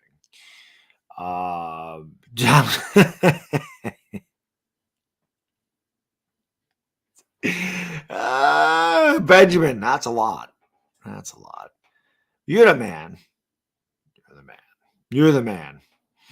Well, I haven't seen. There she was in here for a while today.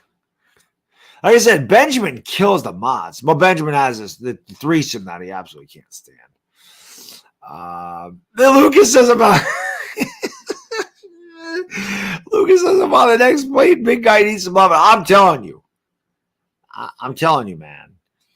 You know, I heard this was years ago. One of my friends was in the service, and he told me he went to Australia, and I don't know if this is true because I've never been to Australia. He told me, he said Australian women love the American accent. Now, I don't know how accurate that. And again, we're talking 30 years ago because he's my age. He's actually a year younger than me. It was 30 years ago. And he was over there and he goes, you talk. He goes, you go to port. Those Australian women love American accents. So I don't know how accurate that is. All I know is I think the Australian accent absolutely kicks ass. I love it. That's why I learned to do it. That's why I learned how to do that, because I just always thought it was I always just thought that was cool. That's why Siri has an Australian accent on my phone. It's great. Great. I don't know. You like the New York accent? Some people do, Mickey. Some people do like the New York accent. I think, like I said, I think accents are cool. So I think that no matter where you come from, if you hear somebody's, like if somebody comes to New York and they don't talk like us, it's obvious right away. So you're like, oh, cool. Where are you from? Unless they're from the South, like we know a Southern accent, and vice versa. If I went down South and started talking, oh, that's a Yankee. That's a Yankee. That's a Yankee. I am a Yankee. 3:10, less than 6 hours to go. Feeling good. Feeling good. Feeling good. One thing I love that we got guys in here like Brad and Lucas from Australia, because it's, like I said, 7 o'clock at night. They're in here. Or Dom, who just woke up. It's 8 o'clock in the morning. It helps. It certainly helps to have an audience from overseas because of the time difference. Now, these guys in here, my LA Lose, Dire Giants fan had to go to sleep, and the man has to work. But Dire Giants fan, Afghanistan, Punkum, these guys are up all 24 hours with me. They're crazy. And there's a lot of people in here that may not have commented all 24 hours, but they've been here for a long time. So that helps. But I know here in America, and again, it's 12 o'clock on the West Coast. I think Afghanistan lives in California. Punkum lives in California. Benjamin lives in California. So it's only midnight over there. But they're still here for 24 hours. Side guy, Bry. But I know when you get to be in my time zone and it gets to be 4 or 5 in the morning, man, it's hard to stay awake. I know it's hard to stay awake for 24 hours. And again, guys like Ellie Lou and Punkum and Benjamin, they have to get up at 6 in the morning to be here. Like I get a full night's sleep. I'm up at 8:15. I make my coffee. I made my breakfast. I came down here and started streaming. Those guys got to get up. I can't imagine they're just automatically. I mean, I still had to set an alarm to get up at 8:15. So just big shout out to everybody in the chat. It's we've got 100 people in here at 3 o'clock in the morning. And again, we'll talk about it with Dire Giants in, because how the hell do I have the same amount of people at 3 o'clock in the morning that I did at 3 o'clock in the afternoon? That really doesn't make that makes no sense what YouTube did today. None. I agree, Dominic.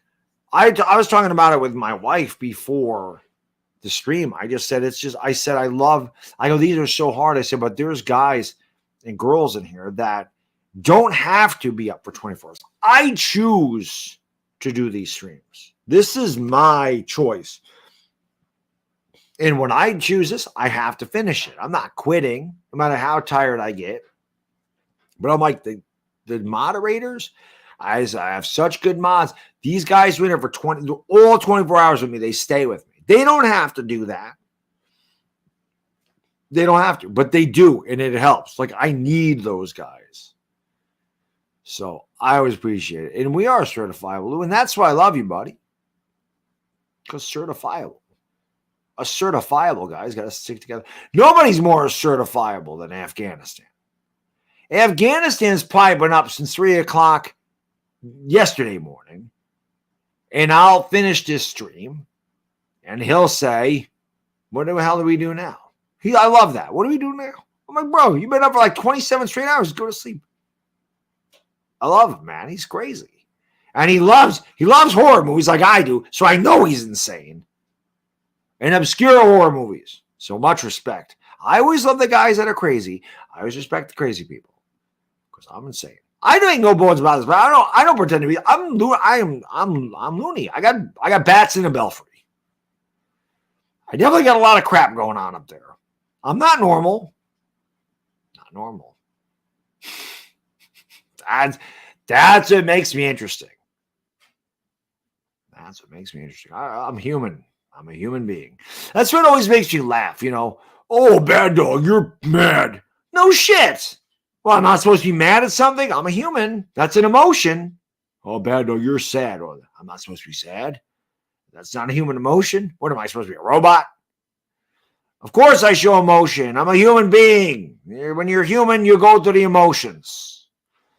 I didn't even know it was on. I checked the YouTube 6 a.m. here, and you were 6 hours in. Yeah, exactly, Lucas. That's what's happened. Nobody got notifications. It's weird. And I would have like 140 people in here, and then the next thing I know, there'd be half of that. Dyer Johnson said he got kicked out of the stream. I don't know what happened, but they did not give out notifications today. It was weird. Even Brad said in August we had 300 people consistently. Until you got to this time. This is about normal. Like, this is a normal crowd. 100 people at 3 o'clock in the morning. That's a great crowd. But that's normal. But to have the same amount of people or less 12 hours ago, that didn't make any sense. You know, I don't know. I got woken up by the notification. Really? Well, at least somebody got notified, Brad. At least somebody got notified. What do I think the Yankees need to do to win the World Series? Nothing. They should have done more in the offseason. They need more contact hitters. But if the Yankees want to, I'll tell you what they got to do. They got to beat Houston. They got to beat Houston. That's what they got to do. They got to beat Houston.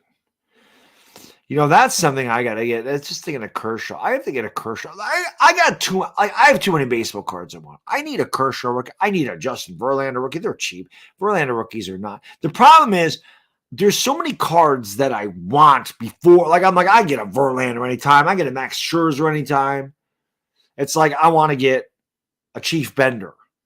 I want to just keep collecting the Koufax stuff, and I need more rare Koufax stuff now. Or like I just been looking at this like, oh, look at this Mickey Cochran. Like, I don't have a 33 Gaudy Mickey Cochran or a Diamond Stars Mickey Cochran. Like, I'm like, I can use a Mickey Cochran or like Ray Schalk, you know, from the Chicago Black Sox. Things like that. Those Hall of Famers, like from rare sets. 1928 Yingling ice cream, 1928 Tharps ice cream. They're pretty much the same card. Any T206 stuff. Cracker Jacks. Like, I don't have any 1914 or 1915 Cracker Jacks. 1914 Cracker Jacks way more 1915 Cracker Jacks, and they're like the same card.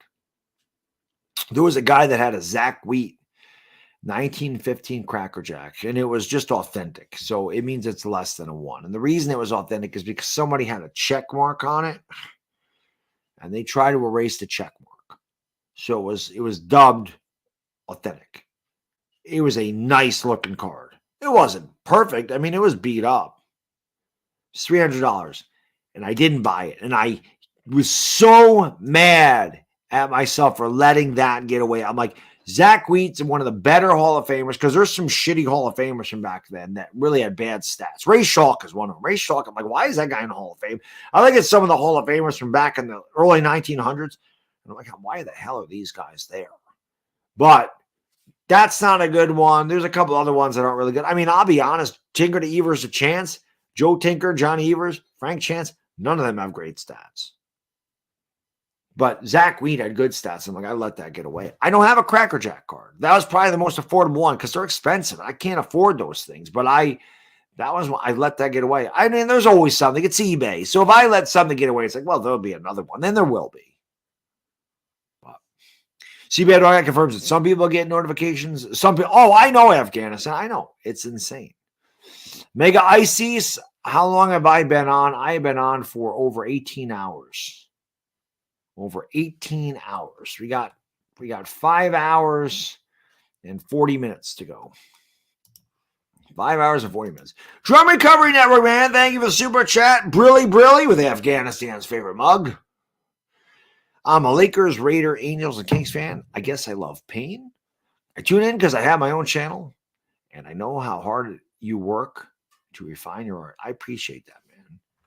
I appreciate that. I can tell you, Drum, when I started doing basketball games, I was not good.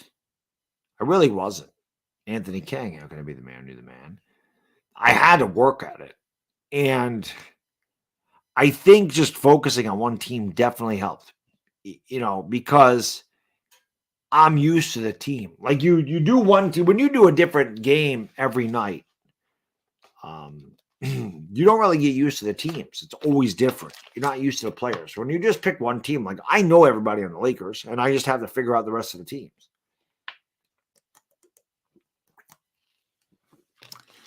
But I did. I honed my craft. I figured out stupid cliche sayings. Things come to me in my brain. The 420 thing. Don't know where that came from.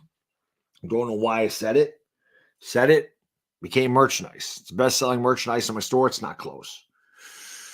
That type of thing. The Swiss cheese sandwich. I don't even know what the hell I said that for either. But people love Swiss cheese sandwich. Now, with the kiss is Bill Raftery. Bill Raftery said, a little kiss. I just add my own spin to it.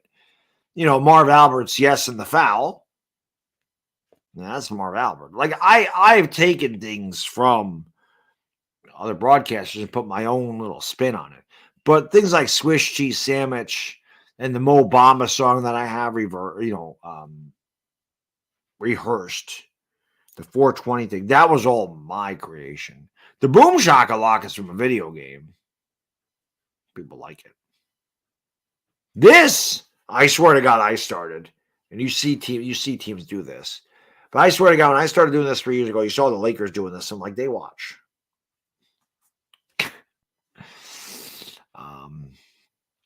So it's good. Johnny Evers is from Troy, New York. Yes, he is. That's why he's very popular up here. But Johnny Evers is from Troy. They had a couple guys from Troy. Troy was one of the original places I think they played, Andrew, like in the 1880s. I know there's one guy, his name is Tip O'Neill. Tip O'Neill played in the 1880s and 1890s. He's the only guy in the history of baseball to win a Triple Crown and not be in the Hall of Fame. And not only did Tip O'Neill win the Triple Crown, and I want to say this was 1884. I could have the year wrong. Not only did he win the Triple Crown, if I'm not mistaken, that year he led the league in walks, on-base percentage, doubles, triples, and steals. It was a run scored. It was something stupid. He led the league in almost every offensive category, like 8 of them or something. It's never been done before. Never been done. Maybe it wasn't stolen bases. It might have been total bases. I think he led in doubles, triples, runs, total bases, and whatever. It was ridiculous, but he's not in the Hall of Fame. That's right. Bamba. He's got to hit a 3, though, Lou. He's like over 5 with the Lakers. He's got to hit a 3 for me to complete the whole song. Afghanistan thumbs up the stream. That's right. Troy A. Makers. That's right, Andrew. You know your stuff. Boom Shakalaka from Portland 90s broadcast wheeler. No. It's from NBA Jam. It's from NBA Jam.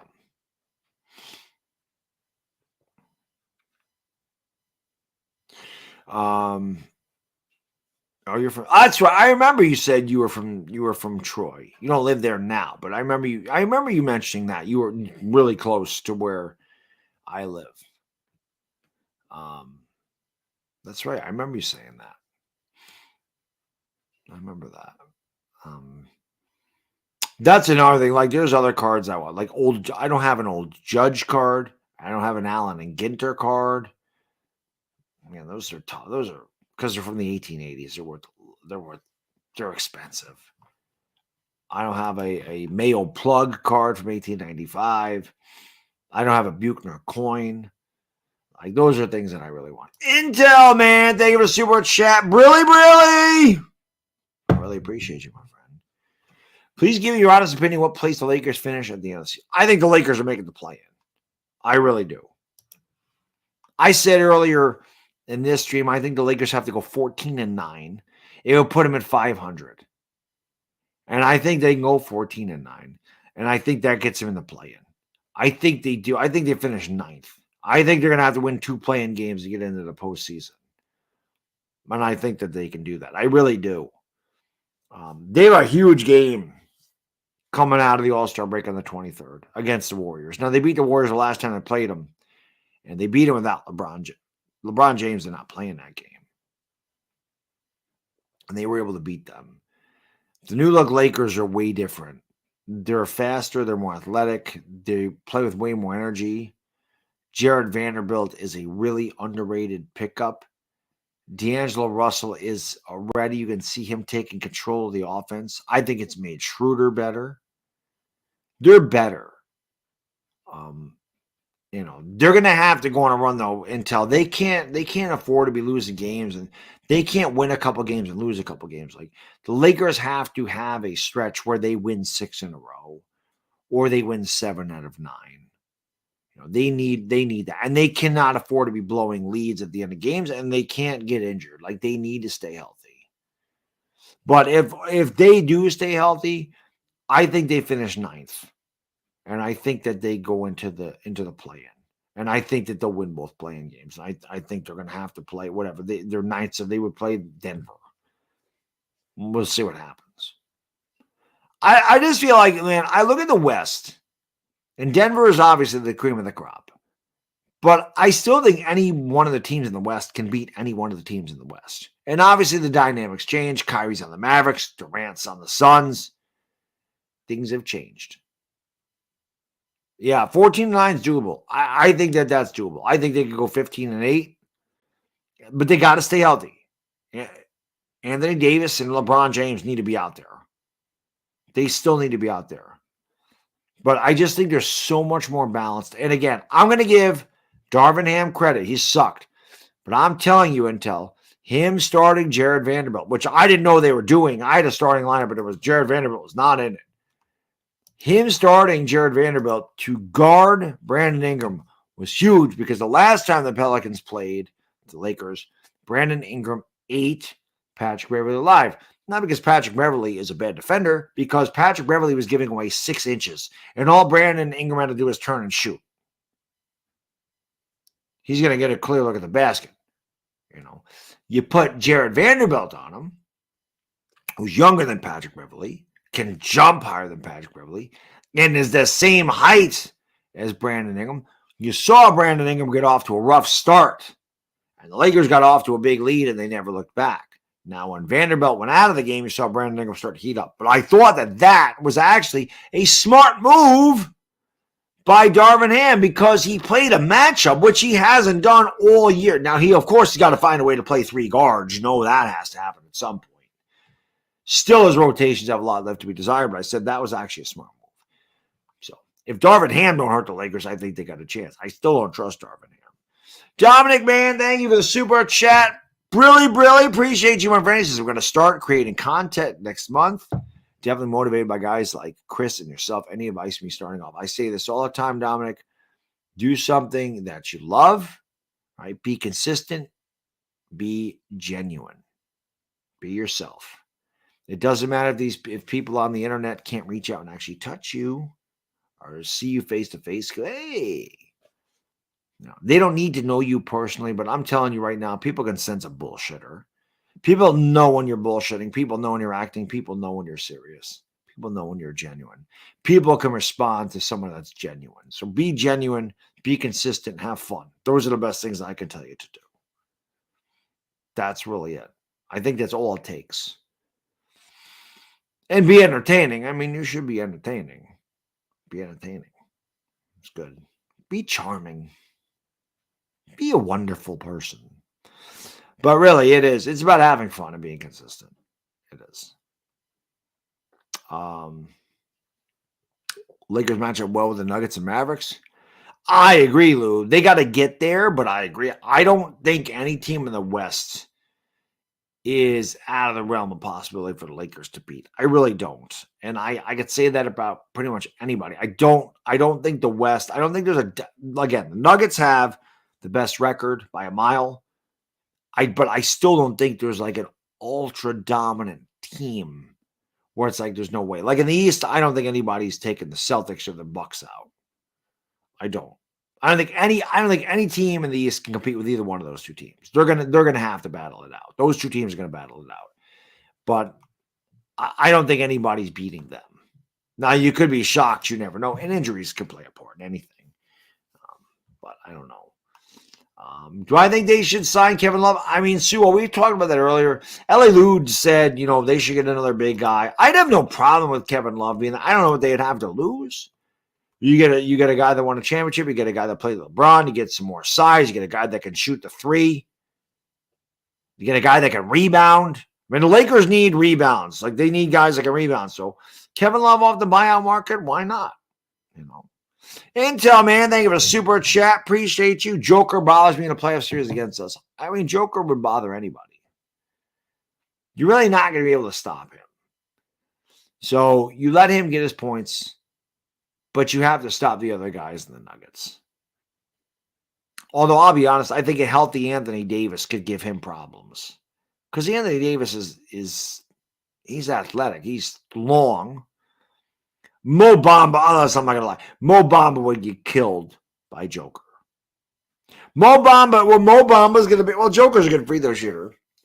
I was going to say back in the day, I remember the Bulls would play the Knicks, and they would just foul the shit out of Patrick Ewing. Not that Ewing was a bad free throw shooter, but they had three centers, so they were like, we got 18 fouls. And they would just go in there and just foul. Mo Bamba is going to be the guy that the Lakers are like, just go in there and commit 6 fouls. In like 15 minutes. Just go in there and foul the shit out of Joker.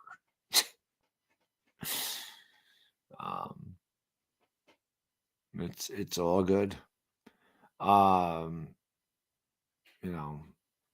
Yes, that's another thing, Dominic. You're right. Have a thick skin. Yeah, you can't let people bother you. At the same time, you should always stand up for yourself. Don't get me wrong. If you feel the need to stand up for yourself, stand up for yourself. But anybody hits a point where they hit a certain amount of people that watch it, you're always going to get people that don't like you. It's just the way it goes. You can't let them people bother you. That's their problem. It's not your problem. They don't know you. They have no reason to dislike you. They may dislike your takes, and that's fine. But some people just want to be haters. Some people don't like their own life. People that do that shit, they don't like their own life. They're not mad at you. They're mad at themselves. That's the way I've always looked at it. I'm like, you don't know me. What are you mad at me for? Oh, you hate your life. Oh, your life sucks. Why are you taking it out of me? Because it makes you feel better. I don't know. It is what it is. But that's definitely part of social media. And yes, don't be afraid to be corrected. And don't ever be afraid to admit you were wrong. It goes a long way when you can say, yep, I missed that one. As opposed to always thinking you're right. People don't like know-it-alls. They do not like that. They don't like somebody that always needs to be right. Because you're not always right. Nobody is. So don't act like, oh, yeah, I know all. No, you don't. I'm never wrong. Yes, you are. It's okay to be wrong. I always say it. I always joke around. I've been married. I've been with my wife a long time. I'm married. I know that I'm wrong. A lot. Ask a married guy. How many times are you wrong? Are you wrong? Yep. You learn 4 words. Single guys, you want to have a long-lasting relationship, take it from a guy that's been with the same woman for 23 years, right? 4 words. That's all you need to know. You learn these 4 words, you say these 4 words to a woman, she's going to be yours for the rest of your life. You're right. I'm sorry. You learn you're right. I'm sorry. Everything else is cream cheese, as the coach from Teen Wolf said. David, my friend, thank you so much for the super chat, brother. I really appreciate you. Brilly, my friend, at 3:30. Brilly, 3:30 in the morning. I missed the 4:20 call. It's 4:20. I don't know what the hell. Newfoundland, I think that's an hour ahead of me. But thank you, man. I appreciate this for your fundraiser. Thank you, my friend. Yes, obviously. Again. Any donations or ad revenue, super chats, new members that I've received or will receive in the next 5.5 hours, I'm going to take 50% of it and I'm going to donate it to the Boys and Girls Club of America. So Intel, my friend, thank you for the super chat, brother. Appreciate you. Really. Lakers will tell Bamba go commit 9 fouls. That's right. They'll say go commit 9 fouls. Hopefully the refs only call 6. It depends on who he's fouling. We all know that. We all know that, Intel. Depends on who he's fouling. We all know that the superstars get the calls, unless you're LeBron. We all know LeBron gets killed, and they never call a foul. But you're right. They probably will. Go in there and hack the hell out of that guy.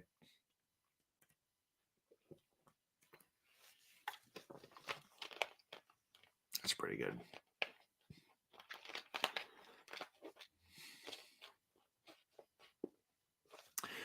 I don't think Jokic gets exposed in the playoffs. I just think Denver's not usually good enough to win in the playoffs. Losing Jamal Murray definitely hurt them. Now Murray's back, but that hurt them. David Elsa, smash the like button. It's great advice. Hit that thumbs up button. Why not? It's 3:30 in the morning. We still got 100 people in here because you guys and girls are legends. That's why. Legendary. 8:32 in the morning in Ireland. See, Ireland is... I can't wait till it's 8:32 in the morning here. Because then I know we're close. And I'm always driven to do this. But like I said, for me tonight, I know tonight, later tonight, Mrs. Bad Dog and I got the date night. So I keep saying to myself, all I got to do is get through this. I'm going to go upstairs. I'm going to go to sleep. Wake up, shave, shower, boom. Ready to go. I'm ready to go have some fun. Ready to go enjoy a nice dinner with the wifey poo. And then who knows afterwards where we're going. Going somewhere else, doing something, going out. We don't get to do that a lot. So I'm definitely looking forward to hanging out with the missus. Love my kid to death, more than anything on the face of the planet. But it'll be nice to have a night with the wife. It'll be good to just get out and have fun and not listen to, are we done, Daddy? Why is it taking so long to get the check? Can we get out of here? I don't want this. I don't want that. I don't like this. I love him to death, but it'll be nice to have a dinner where I don't have to listen to that. Nick Sirianni says the Lakers are winning the championship. Well, listen, I would have a fun time streaming that. I did in 2020. I just like them to make the playoffs and see where they go. I wanted to at least get there. Last year was tough. I'm not even a Laker fan, but that was tough. That team was so bad. They were getting blown out every night. At least this year they're competitive. The game against Portland sucked because Portland couldn't miss. But at least they're competitive. At least the games are close, like they've been exciting. But it's obviously much better when they make the damn postseason. I get more Laker games. It's a lot of fun. It's a lot of fun. Intel, man, thank you again. I appreciate you, Brilly. If you're physical with Joker, you have a big advantage. Look at Howard and in the bubble and Draymond in the last playoffs. That's right. Well, that's something we definitely missed because you're right in the bubble. They also had JaVale McGee, and both of those guys are very physical. The Lakers really do not have a physical. Anthony Davis is not really a physical guy. But that's why, and again, I'm not saying Kevin Love is a physical guy, but if you get more size and you have Davis, Bamba, and Kevin Love, at least you could do a different look at that guy. You know what I mean? So we'll see. Are the Giants going to re-sign DJ and Barkley? I think they're going to re-sign DJ. I don't know about Barkley, but I think DJ is going to be done. I definitely do. Boda said burp. So, yeah, it'll be good. I'm just looking forward to my din-dins. My cheat meal. Looking forward to that. Playing to the finals, that would be amazing. That'd be fun. That would definitely be fun. Listen, they made the play-in a couple years ago. They were beating Phoenix if Anthony Davis didn't get hurt. They were definitely going to beat Phoenix. Anthony Davis was going off in that series. He was killing DeAndre Ayton. With that by trading for Hopkins. Again, I It depends, Jack. I would give up 2/3. I'm not giving up my future for DeAndre Hopkins, who's 31, especially if he wants an extension. I'd rather just draft a wide receiver or get a second tier wide receiver. So Hawks lost both games at Lakers. They did. Yes, they did. Yes, they did. Yeah, they are outside, Mackie, outside of the Denver. Yes, like from 2nd to 13th, it's like 6 games. It's not much. All one of those teams, like I said, all of those teams at the bottom has to do is get hot, win 7 in a row. They're going to be 4th. I think the Lakers can do that. Will they? That's a different story. But I think that they can do that. Yeah, D'Angelo Russell was good on the Nets. He came from the Lakers. D'Lo was a big pickup for Los Angeles. Who'll have more wins? I'm going to go with Garrett Cole. I think Cole will have more wins. I always worry about somebody coming to New York for the first time. I always am concerned about the way they handle things. T. Higgins, the Giants aren't going to get T. Higgins. I don't know where those rumors come from. There is no reason for the Bengals to trade a wide receiver that is in a rookie contract. He's 24, 25 years old, and they're a Super Bowl contender. It doesn't make sense. It really doesn't. Now, if they said, Giants, give us your 4th round pick, and 25, I probably would. If the Bengals said give us number 25 and a 4th round pick, I'd probably do it for T. Higgins. But then the Giants would have to pay him. So that's what's tough. That's tough. I don't know, Dominic. I really don't know. They were supposed to enforce that pitch clock thing, and they never did it. So I don't know. I don't know. Georgia Bulldog Will says, I'm a Jets fan. Harry Dable won the coach here. Listen, it was fun. I know the Jets fell off at the end of the year, but it was fun to see the Jets and Giants both playing well. Because that hasn't happened in God knows how long. I certainly have no animosity towards the Jets at all. So it was fun. It was fun to see the Jets. I mean, I'm older. I remember watching the Jets in the 80s. I always loved, number one, I liked those old uniforms the Jets had. I liked the Jets logo in the 80s. But I remember Kenny O'Brien, Freeman McNeil, Johnny Hector, Wesley Walker, Al Toon. I mean, I remember the Jets had a really good offense. Of course, the sack exchange. Joe Klecko made the Hall of Fame this year. Mark Gastineau, Marty Lyons. Joe Walton was their coach. Like I remember the Jets. And the Jets are good. Intel, man, thank you for the super chat. Appreciate you. My top 3 all-time GOATs. In no particular order. Jordan, Kobe, LeBron. I don't think there's any question. Those are the top 3 in my opinion. Jordan, Kobe, LeBron. You can throw them in a hat. You can pick out a name. I don't think you could be wrong.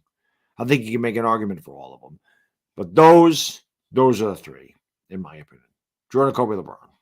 And I don't need to hesitate with that. Now, after those 3, then I need to hesitate a little bit. But those 3 guys, to me, they're the top 3 of all time. By far. I think there's a drop off after that. And I think it gets difficult. Like if somebody says, what's your top 10? Then I'd have to sit down one night and make a list. And then I would sit there and I'd have to move guys around. But I think those 3 guys are definitely it. Shane says 842. Olajuwon, no. I wouldn't put Olajuwon up there. Olajuwon was the best center I ever saw play. But I would not put him. I think Bird is better than Olajuwon. I think Magic Johnson is better than Olajuwon. I'd probably put Dr. J ahead of Olajuwon. Wilt Chamberlain. Olajuwon was great. I don't know if I'd put him. I don't know if I'd have Olajuwon in the top 10. I'd probably put Bill Russell ahead of him. I'd make an argument maybe for Jerry West, Oscar Robertson. Like there were some really good players. I might have Karl Malone ahead of him. I loved Olajuwon. I hated the fact that he beat the Knicks in '94, but I did like him. Pitch clock is split up games of 25 minutes in the minors. We'll see if it. Hopefully, it's not the pitch clock. It's the freaking commercials, man. It's the freaking commercials. It's the freaking commercials. Commercials take forever. Yeah, listen to me. I don't think it's a speed of the. I don't think it's a speed of the game that hurts its audience. Do I like Kevin Harlan? I can take him or leave him. I can take him or leave him. I don't dislike him. I don't think he's fantastic.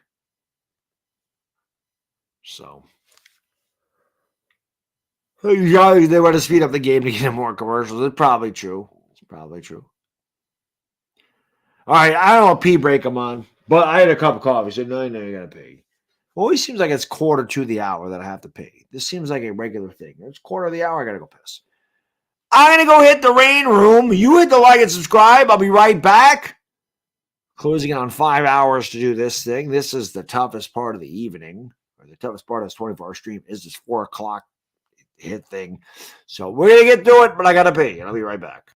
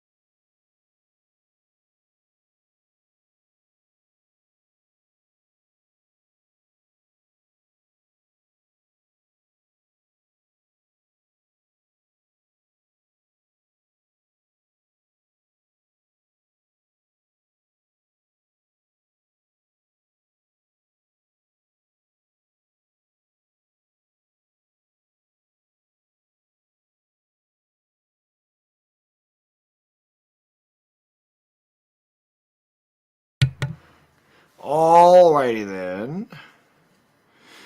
Only 5 hours and 15 minutes ago, that's right. Long ass 5 hours, I can tell you that. I always, like I said, this is the toughest part of the eating. When the sun starts to come up, it gets better. So at least when we hit 7 o'clock, it starts to get a little bit better because I get a little bit more energy when I see the sun. But it's still a rough thing. The only time Dog hates the Jets is when he's on a 25-hour. Yeah. I would again. I couldn't do it. The fly. I don't mind flying, but I get antsy because I'm like, there's nothing to do. I tell you what I could do. So I ever fly to Australia, I could do my 24-hour stream. I'm on a flight. I'll just stream for 20 straight hours. I don't think you could do that. You'd lose the internet, but that's what we do.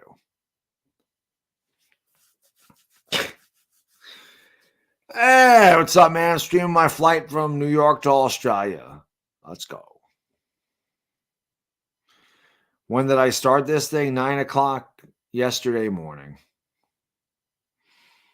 9 o'clock Saturday morning. Been live for approximately 19 hours. That's where, and again, this is where I start to feel it at this point. Rather fly all day. I've never been on a cruise, young stud. That's right. That's 6 p.m. or that's 6 a.m. Pacific time. Well, it's 12:48 Pacific time right now. I've never been on a cruise ship, so I don't know. The only thing I can say, at least when you're on a cruise ship, you have a lot of crap to do, right? There's a lot to do on a cruise ship. There's nothing to do on an airplane. The top top 3 greatest fruits of all time. Well, pineapple's number 1. Pineapple's the best fruit ever. Cherries are number 2. Number 3 is a tough one. Pineapples and cherries. Banana's really good.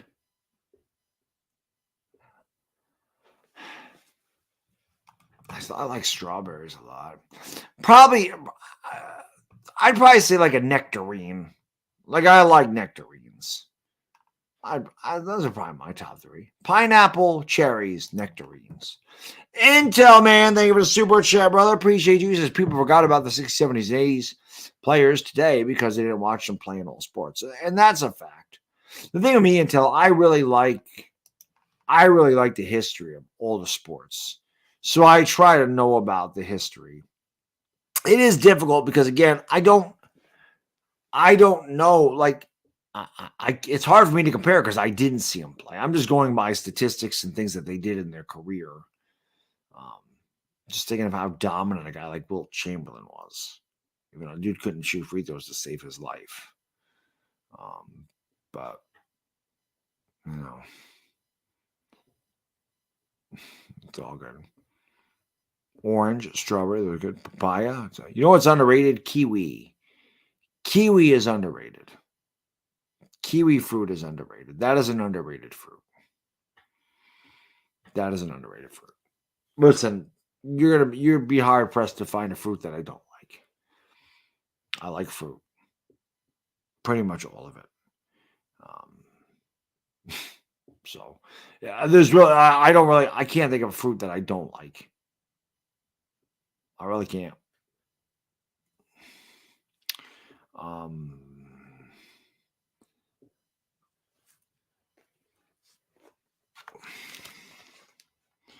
Will it be unstoppable? I don't know if will it be unstoppable. Everybody just shoots threes. They don't use the big man anymore. That aspect of the game, like people don't go down on the low post the way they used to. I'll be honest with you, I've never had a fig. So I couldn't tell you. I don't know what I've heard of a fig, but I don't know what a fig is. I've never had one. So I do not know. Are dates are fruit, right? I don't remember what the hell those taste like. But that's a fruit, right? A date, whatever the hell a date is. I don't know. Yeah, I forgot about Pistol Pete. I forgot about Pete Maravich. I forgot. Strawberries are awesome. I got no problem with strawberries, oranges, bananas, nectarines, peaches, grapes, both red and green.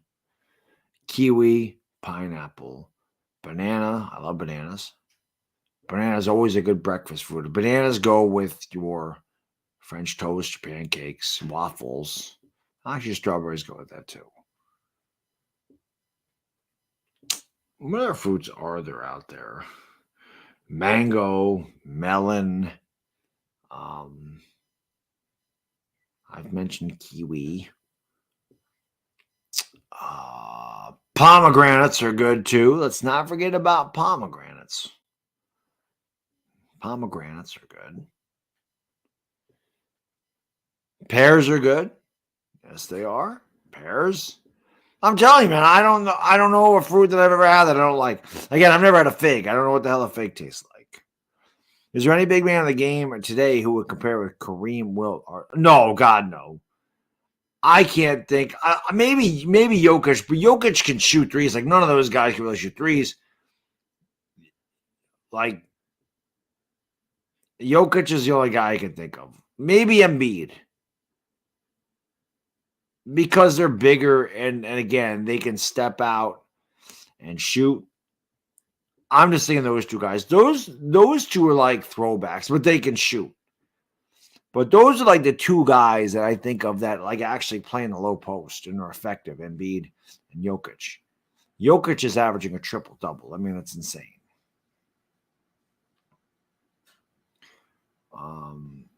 So Let's go. Strawberries are overrated. I like strawberry. I mean, like I said, I pretty much like all fruits. Because I like fruit. Fruit is good. Like a lot.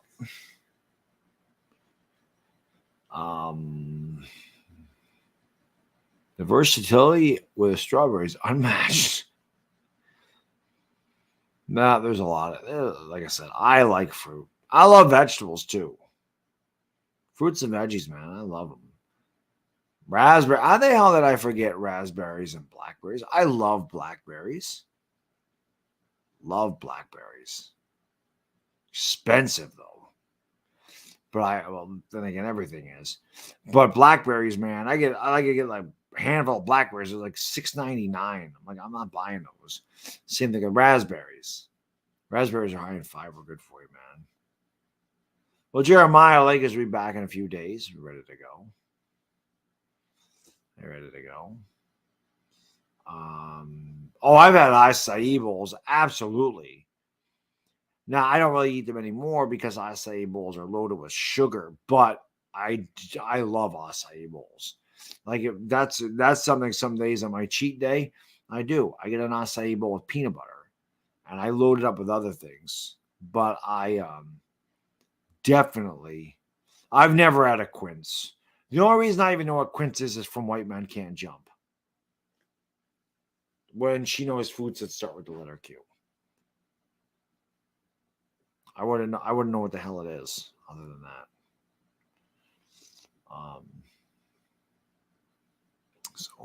But I like blackberries. I like raspberries. I like blueberries. Like I said, and same thing with vegetables. I don't like beets. Beets are disgusting. I'm not going to eat a beet. Not a huge fan of onions. I tolerate them a lot more than I used to. But I am not a huge fan. I'm not going to dice up a raw onion and throw it on a sandwich. Not it. Onions and chili, good stuff. Diced onions on a hot dog or hamburger, I can do that. Cooked onions, not nearly as bad. But other than that, I don't know if there's a vegetable I don't like either. I like Brussels sprouts. I like broccoli. I like cauliflower. I like tomatoes, cucumbers, jalapenos, pickles, olives, lettuce, tomatoes. I like all of that stuff. Peppers, green peppers, red peppers, yellow peppers, orange peppers. I don't care what color peppers. Peppers are good. Like asparagus. Like asparagus. Yo! My man, Intel. Are you for super chat, brother? Really? Pineapple on your pizza or not? Love it, but not on pizza. That's right. If Dashy was here, he would let you know. No pineapple on a pizza ever. We do not put pineapple on the pizza. I love pineapple. I like pizza. I love pizza. You don't put them together. You don't put them together. I love hot sauce and I love coffee. I'm not dumping hot sauce in my coffee. I'm a psychopath. I'm not psychopathic like Will Levis who puts mayonnaise in his coffee like a damn fool. Yeah.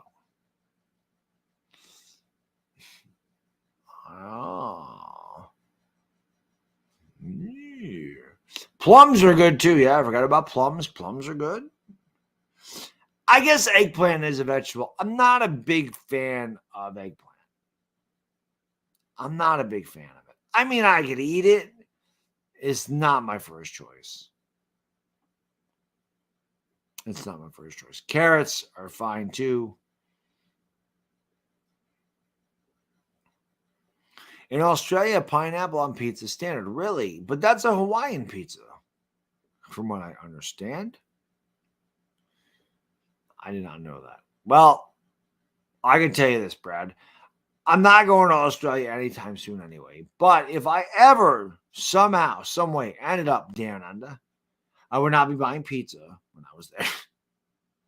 Actually, Brad or Lucas, anybody that's in Australia, what is like here in the United States? I would say like the most popular things, and I'm not talking about like extravagant dishes. Quick hamburgers, hot dogs, pizza. Like are extremely popular. Is there something in Australia that is like the equivalent of a hamburger besides like a hamburger? Do you guys have like just a really popular just like food that is like a go-to thing like that? Like a pizza, say. You know, where it's just I order pizza, I eat a pizza. It's very there's not a lot of hassle to it. It is extremely popular. Everybody loves it. Fried pickles kick ass. My wife loves those. Anytime we go anywhere and there's fried pickles for an appetizer, she gets fried pickles. She loves fried pickles.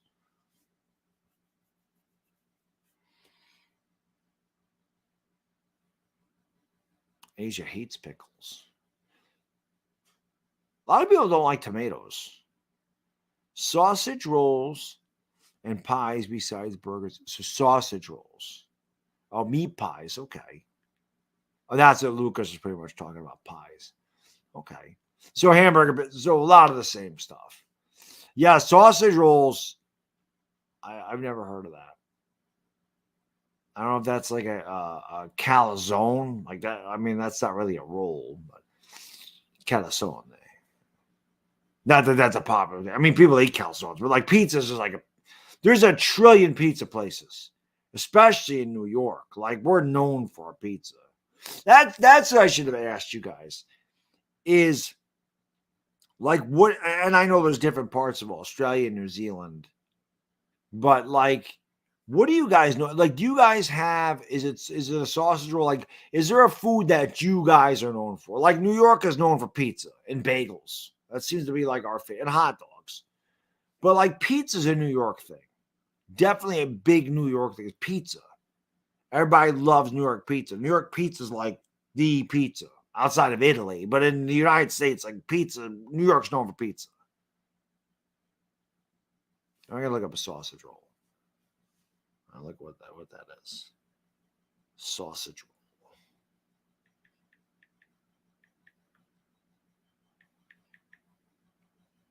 Recipe from Food Network. Okay. Sausage roll is a savory pastry snack popular in current former Commonwealth consisting of where'd that go? Consisting of meat wrapped in a puff pastry. Sausage rolls are sold at retail outlets are also available from bakeries as a takeaway food. In a miniature version, can be served as a buffet or party food. Place of origin, United Kingdom. Kind of looks like a pig in a blanket, although we put hot dogs in it. But that's kind of what that looks like. We call it a pig in a blanket. They put a mini hot dog like in a little pastry puff. That's your sausage roll right there. It looks pretty good. It actually looks really good.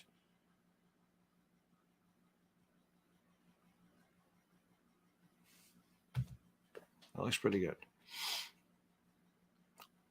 Well, yes, Baltimore is known for crab. That's where the Old Bay. Again, I don't like seafood, but I remember one of my mom's ex-boyfriends. He loved Old Bay seasoning, and that was like a crab seasoning. What Old Bay? You get Old Bay potato. The guy was from Baltimore. Old Bay potato chips. I remember. So yes, they're known for crabs. Maine is known for lobster. Most American food chains. I mean, it makes sense. It makes sense. Like McDonald's is everywhere. Right. Intel, my friend. Thank you again for the super chat, brother. Appreciate you. Brilly, my man. Normally it's 3 Kodiak pancakes and a yogurt. That's what I had. I didn't have the yogurt, but I had my 3 Kodiak pancakes. I actually had them again for dessert. But that's usually what I have. Now on a weekend, on a Saturday, I like protein French toast. And that just means my batter is not a normal batter. You can use real eggs. I use egg whites, a 1/4 cup egg whites, 1/2 cup almond milk, 1 scoop of protein. I blend that crap up. I throw my French toast in it. I griddle up 4 pieces of it. I put a little cinnamon on it. Boom. Put a little sugar-free syrup on it. I haven't had bacon and eggs in a long time. Before I went on this diet where I was really counting my fat macros and all. My standard breakfast, Intel, especially on a weekend, I always love the big breakfast. Like eggs over easy, 3 eggs over easy, toast, bacon, home fries. Sometimes when I was really hungry, throw some French toast in there too. I love breakfast.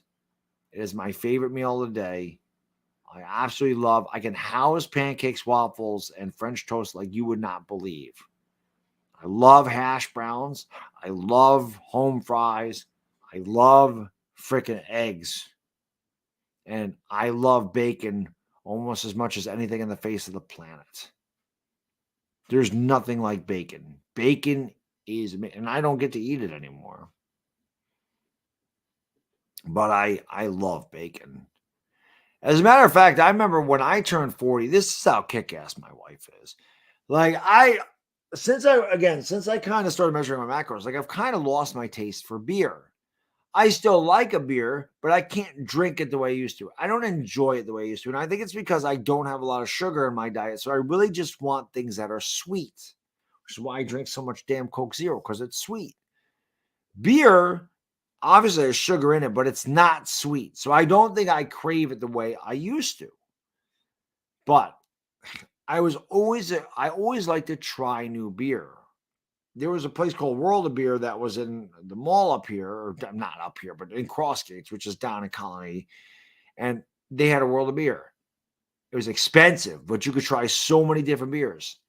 So for my 40th birthday, it was a big thing. My brother-in-law turned 30 when I turned 40, so we had a combined birthday. There was a lot of people there. And my wife was great at doing this stuff. And I always told her, well, she has a really good job, so she's not going to do this. She don't have time to, especially with the kid now. It's before we had before we had a little bad dog. I always said she should throw parties because my wife's really good at this. My wife set this whole thing up where we had a world of beer. So we got beer, and I just had to do the research. I just told her what beers to get from different countries. And we had so many different beers from all over the world. Right? We had German beer, we had Belgian beer, American beer, Foster's, that was Australian, right? Foster's. We had beer, Chinese, beer. We had beer, Sapporo from Japan. We obviously Corona, Mexico, Modelo, Heineken, that was from Holland, Amstel Light, just tons of different beer. We had like 25 different beers. So my wife set all that up, and we did was every place in this place, because we rented out a big like pavilion, every place had its own station. So we kind of had countries. It was almost like Epcot. So what she did on top of the beer was she went and researched places that, and we didn't do it for Australia. She researched some places that had like snacks from different countries or food. Obviously, America, we had hamburgers and hot dogs. Italy, it was a pasta thing. I remember, I want to say it was Belgium. Belgium had one where they had like bread, butter, and sprinkles. That was pretty good. France, we had French beer. It was Kronenberg was the French beer. You would have thick bread and chocolate, not paste, but like a Nutella almost, but it was chocolate. It was like a chocolate frosting almost on that. But I remember Canada was just bacon on a stick. That was like an appetizer in Canada. It was just bacon on a stick. I'm like, is there anything better than that? You don't need anything. Bacon on a stick is beautiful. Bacon on a stick. Canadian beer, Molson. And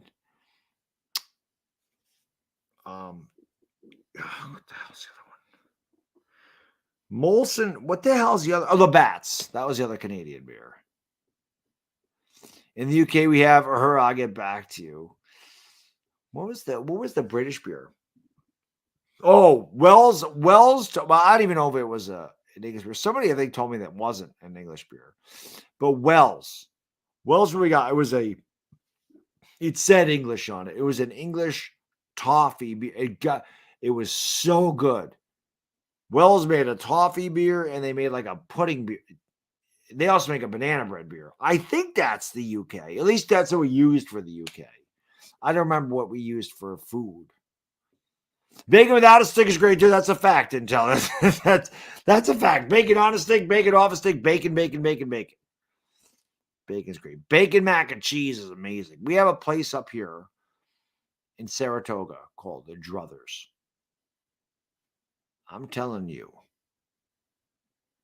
Their bacon macaroni and cheese. Their macaroni and cheese is stupid. They have so many different macaronis and well, they used to. I don't know how many. I haven't been to Druthers in a while.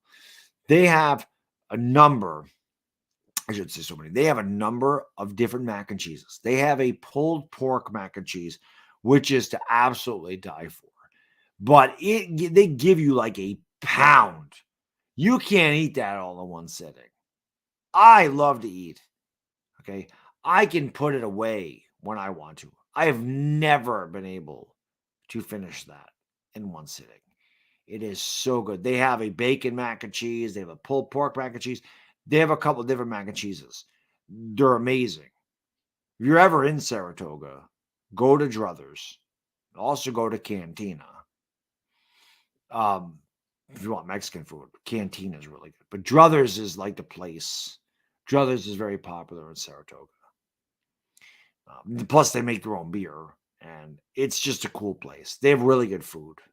But that macaroni and cheese is something else. It's really good. Macaroni and cheese is good in general. I don't eat a lot of macaroni and cheese anymore. My kid likes macaroni and cheese. What else was I gonna say about something?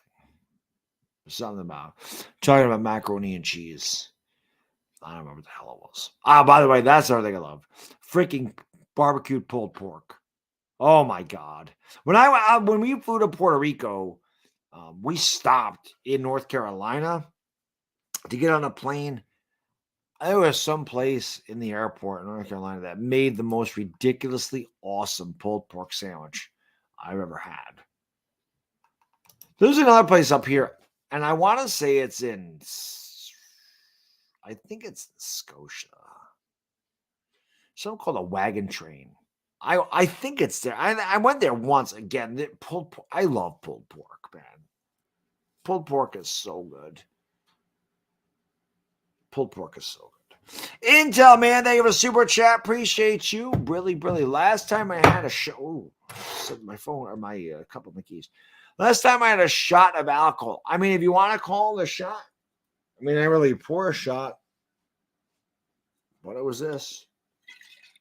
When the Giants made the playoffs, I took a swig of my amaretto. I mean, after every Giants, during the Giants, when they would win, I mean, I took a shot of that.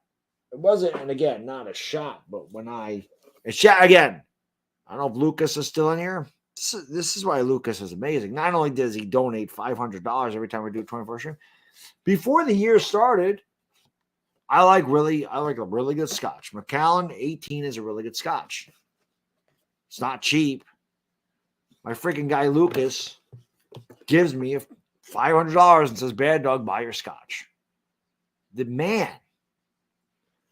But I would drink this. Now, last year, after every Giants victory, I'd have a victory scotch. And it's not a shot. I pour a little glass of it and drink it. Last year, I didn't go through barely any of it. It lasted me a long time. Look at how much of it I drank this year. That's how much the Giants won this year. One day, I didn't even drink it because I didn't feel good. But that's how much we got through. More than half a bottle. And again, when they got to the playoffs, I switched to amaretto. So that was awesome. This is really good scotch, by the way. You know, Bobby was in here talking about scotch. This is really the only liquor that I drink. I really like scotch. But Di Serrano is more of a liqueur. It's not really an alcohol. This, however, is really good. I can't get Macallan 21 anymore. Number one, I don't think it's sold. Number two, it's an absolute fortune. I always kick myself in the ass for not buying 2 bottles of 21-year Macallan, drinking one and saving one when they were $450 a bottle. Now Macallan 21, like I said, you can't find it, and it's like $1,000 a bottle if it's anywhere. I can't buy that crap. I should say crap. It's freaking good. Don't get tired. Well, I'm going to get tired. I'm human. Stay up for 25 hours in a row, you're going to get tired. But Treehouse, I don't quit. Doesn't matter how tired I am. I've done this, like I said, this is my 8th time. I have never finished these early, ever. As a matter of fact, I usually stay a few minutes after the fact just to rub it in. I did it. So, definitely, man. Lucas is here. There he is. Must be due for another. After next year, like I said, we got halfway through it. So, hopefully, next year we'll be done with it. Right? We want more victory. We want more victory scotches. That was a total rip of Philly 500. I totally ripped that off. Not that he drinks scotch. He smokes a cigar. I don't smoke. So I wasn't doing it. But I'll tell you this, most people do. If they like scotch, they like cigars. Like, they usually go together. People like a good scotch, they like a good cigar. I don't know anything about a good cigar. I've never smoked a cigar. I don't want to smoke a cigar. When I go to the track in Saratoga, and again, if you guys have never been to Saratoga and you're if you're ever in upstate, I don't know anybody that goes to upstate New York on purpose. I know people that go to the city on purpose because you want to go to the city because the city is amazing. It's not fun to live there, I'm sure. But if you're you don't live in New York and you go to New York City, there's a shitload to do. You come up to upstate New York, there's things to do, but you have to search for them. But if you ever come to Saratoga, you have to go to the flat track. Like, that is the thing. It's very historic. Saratoga flat track horse racing it's legendary. Like, it's been around forever. And it draws, especially like on Travers Weekend, like, it draws like celebrities. It's very prestigious. I like to sit in the grandstand because I don't like to be in the crowd. So when you go to the grandstand, you get your own seat. You don't have to be in the crowd. You don't have to try to find a place to sit. So I always just like the grandstand. But you always smell cigars. And I hate that smell.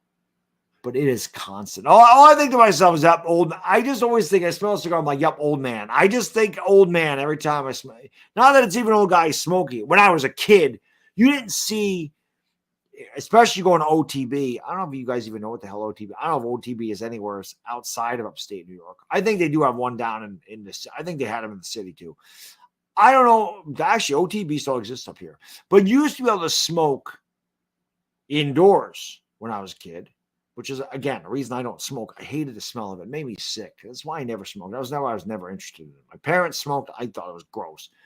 My dad would be going to OTB and he'd be taking me there. And all I ever smelled was that damn cigar smoke. It was always old guys.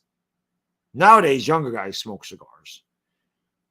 But every time, man, I go to the track, that's what I smell. I smell that cigar. And honestly, at the track, it doesn't bother me because it's the track. And I know that's one of the smells. So it never bothers me. Anytime I actually smell a cigar now, I think of Saratoga Flat Track. But it's cool. I mean, if you've never been to Saratoga and you come up for whatever reason in the middle of July, end of July through August, you have to go to the flat track. You have to go to Saratoga racetrack. Got to be done. And you have to go visit Broadway because that's where everything happens in Saratoga. Santa Anita. Yep. I don't know. Santa Anita. They also have Del Mar out there, right? Del Mar is out in California. MJ smoking a cigar is almost iconic. But yeah, I totally, because Philly 500 smoked a cigar and I don't smoke. I totally said, well, I'm not going to smoke, but I'll drink a scotch because I know they go hand in hand. And listen, when the Giants actually won a game, it was definitely worth drinking that scotch because they never won. This year was great.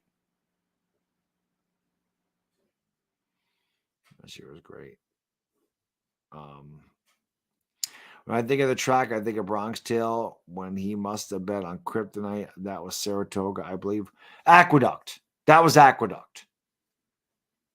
Now, the same horses, that's down in the city. The same horses at Aqueduct, they kind of make their rounds. That group of horses.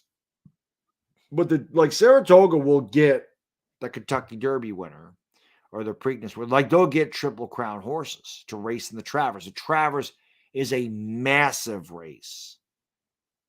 it really does rival the Triple Crown races. Probably not the Kentucky Derby. I don't know if anything rivals the Kentucky Derby.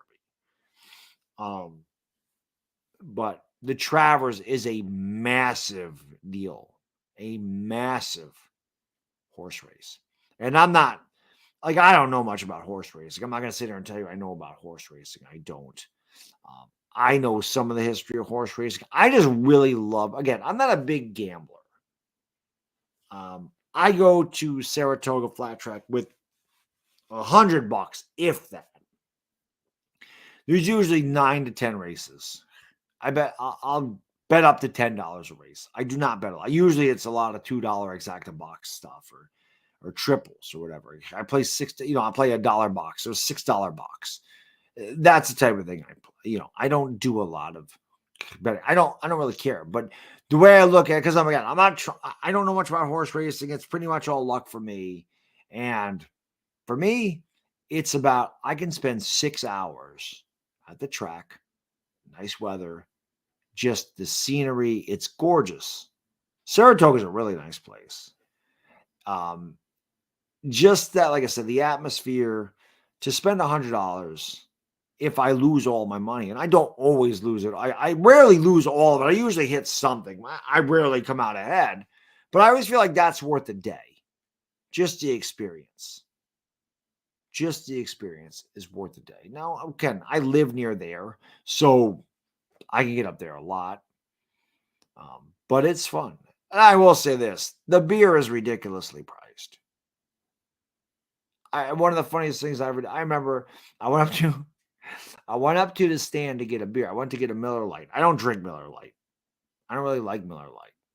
But that's what she had. She had Miller Lite, and I think she had Blue Moon. They started serving Heineken and Stella. It was a different parts of the track serve different beers. I said, I'll take a Miller Lite. She goes, that'll be $11. I said, I just wanted one. I'm like, no, I only want one. She's like, that. She started laughing. She goes, that's what, it's $11 for a freaking Miller Lite. So that's ridiculous. Like, I have to, if I don't bring beer, I mean, you can bring your own beverages. You can't bring glass, but you can bring as many cans of beers or soda. They allow you to bring drinks into the track. They allow you to bring food in the track. You do not need to buy stuff when you're there, but they don't allow glass.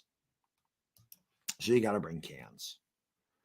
But honestly, that's the thing. I hate lugging it around. I don't want to have to dump out the ice. I don't want to have to carry the cooler. I don't want to do any of that crap. So I just pay for the beer. And it's not going to drink a lot anyway. That's awesome. Jay, thank you for super chat. Appreciate you. How do you do it? Are you tired? What the F? It's, by the way, it's 4:20. It is 4:20 in New York. 420 crew, you know what to do.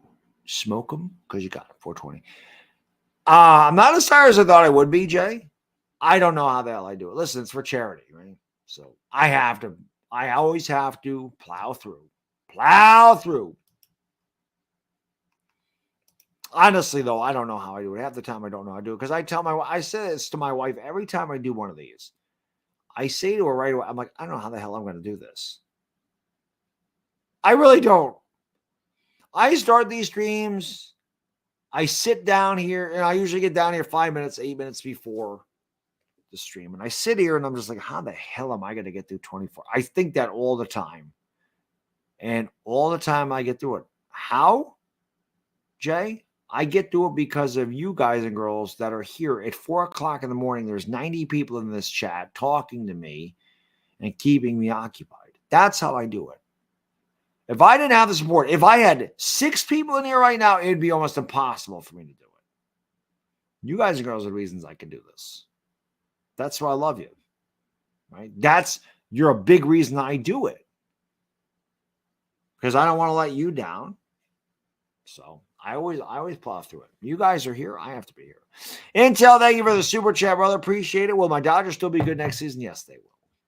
The Dodgers draft well. The Dodgers are going to be just fine.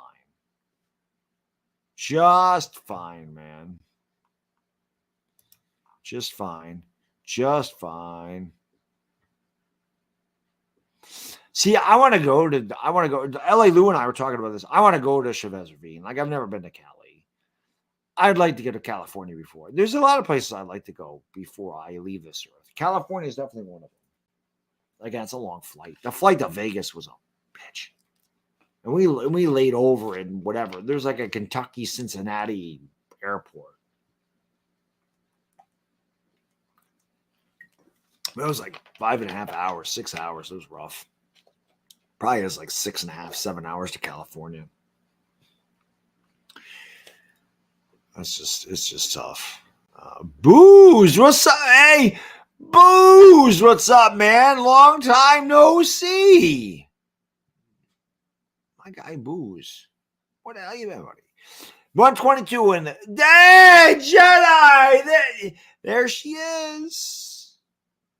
We were looking for you. I was like, man, YouTube not giving out the notification. I said, what? How does Jedi not swing in at any point? There she is. We knew she'd be here. What's up, my lady? Hope you're doing well. I hear you, Sci Guy. I'm up. Listen, dude, if you're tired, please, like I said, do not deprive yourself of sleep on my account. I appreciate the fact you've been here for whatever it is, 19 and a half hours.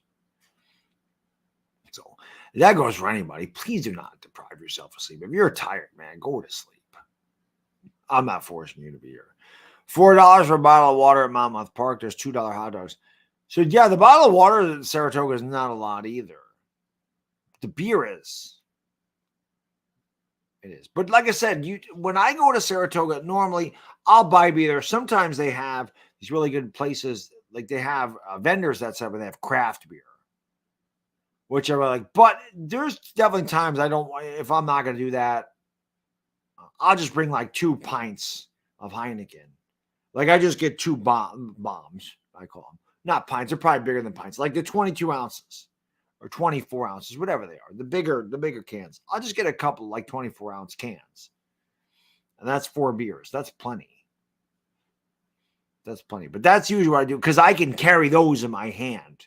But then they're not cold, which sucks. But that's what I mean. I don't like to lug the crap around. I don't like to lug a cooler around. I like to be able to get in there and out of there. I don't want to have to dump my ice out. I don't have to have all the garbage. Like I just want to get my beer and go. I think that's part of it. It's the convenience factor, and you're paying for that, man. You know, work out, more shopping. Valentine's night, part 2 with the hubby. How about that? I didn't know that you had a hubby. I didn't know any of this. Where the hell have I been, Jedi? My mind's not on this planet. What a night I had to come home to the Italian Stallion. There you go. Hey, Andrew, what's going on? Appreciate it. But yeah, man, I'm telling you, if you're ever out in upstate New York, Saratoga is a place to visit. Saratoga, you want to go to Saratoga. I mean, there's a lot of nice places up here. Clifton Park, since there's nothing to do in Clifton Park, though. Nothing. Saratoga is a big hot spot, especially in the summer. It's big. Broadway's big, and like I said, the track. Saratoga is crazy busy in the summer. Personally, I don't like it because, again, there's even more traffic. There's even more reason for me to have road rage during track season. But it is what it is.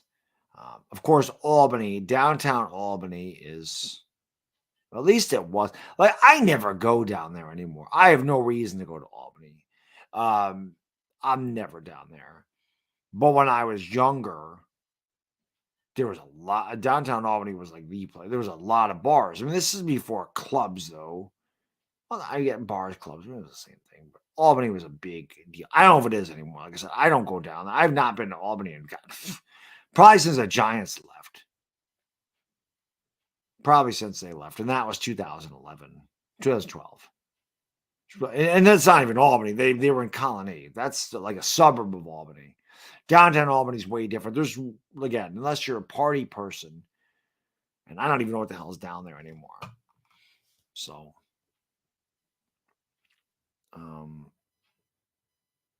They killed off. I did not see that. I have not seen the new Creed film. I'm from Utica and I moved to Cape Cod, then ended up in Los Angeles. That's why I'm the only Celtics Giants fan you'll ever meet. Oh no, there's definitely Celtics Giants fans, Andrew. There's definitely that. Like I know OGR, like I don't know what basketball team he roots for, but I know he's a Red Sox Giants fan, and that's more common than you think. That's more common than you think. Boston and New York not that far away from one another. Utica, though, I've been to Utica. There's nothing to do in Utica. Zero. There's nothing to do in Utica. Utica's close to Turning Stone. That's about it. There's nothing to do there. Nothing. I don't blame you for moving out of Utica. Utica's just nothing there. Dodger dog just tastes less juicier, kind of similar stadium food is among the worst. The Dodgers? One thing I say, Yankee Stadium food is good. Yankee Stadium food is good. I don't know if Asia's still in here. I wonder. She'll probably tell you that this. I have to go visit. I have to go to Citi Field. I have to meet Asia, but I have to go to Citi Field. Like, it has to happen. Dustin, my man, thank you for the super chat. I appreciate you, brother. Thank you so much. He says, "Hey, Bad Dog, I started watching you and Entertainer this past season. Don't get in too much on the chats, but more of a listener watcher." But Dustin, we appreciate it, man. Thank you so much, brother. Thank you for the donation. Thank you for the continued support. And yes, let's go Giants. Let's hope we have another great season. And let's hope we have an even better season in 2023. Because this was the best season we've had in a long time. And I would like to improve upon it. It was a lot of fun. It was a lot of fun. It really was. Yes, Afghanistan. Do. Take it back. Do. Take it back. It's right at the beginning of Rocky.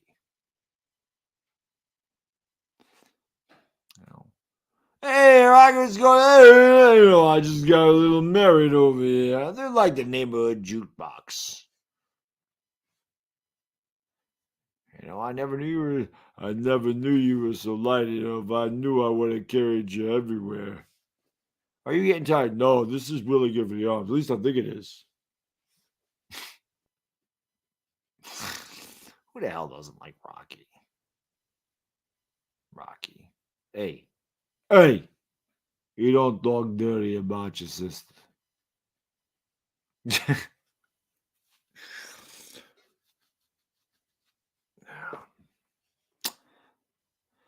Yep. The Rockies were good until Rocky 5. And I got to be honest, even Rocky 5, if it's on, I'll watch it. Rocky 4 is just all about really big muscular guys. And Rocky's training montage in Siberia. Rocky 3. Mr. T was such a great trash talker. My favorite line, I love when Mr. T says, "Don't give this sucker statue, give him guts." That one makes me laugh every time. Don't give this sucker statue, give him guts. I love it.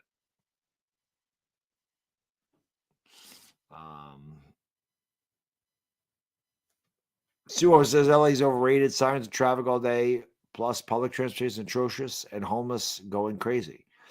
But it's okay. At least we don't have to cheer for the Nets, Mets. Well, you don't have to cheer for the Nets. Nobody cheers for the Nets, Suo. They're all Knicks fans. I can tell you that. It doesn't matter if you're from Brooklyn or not.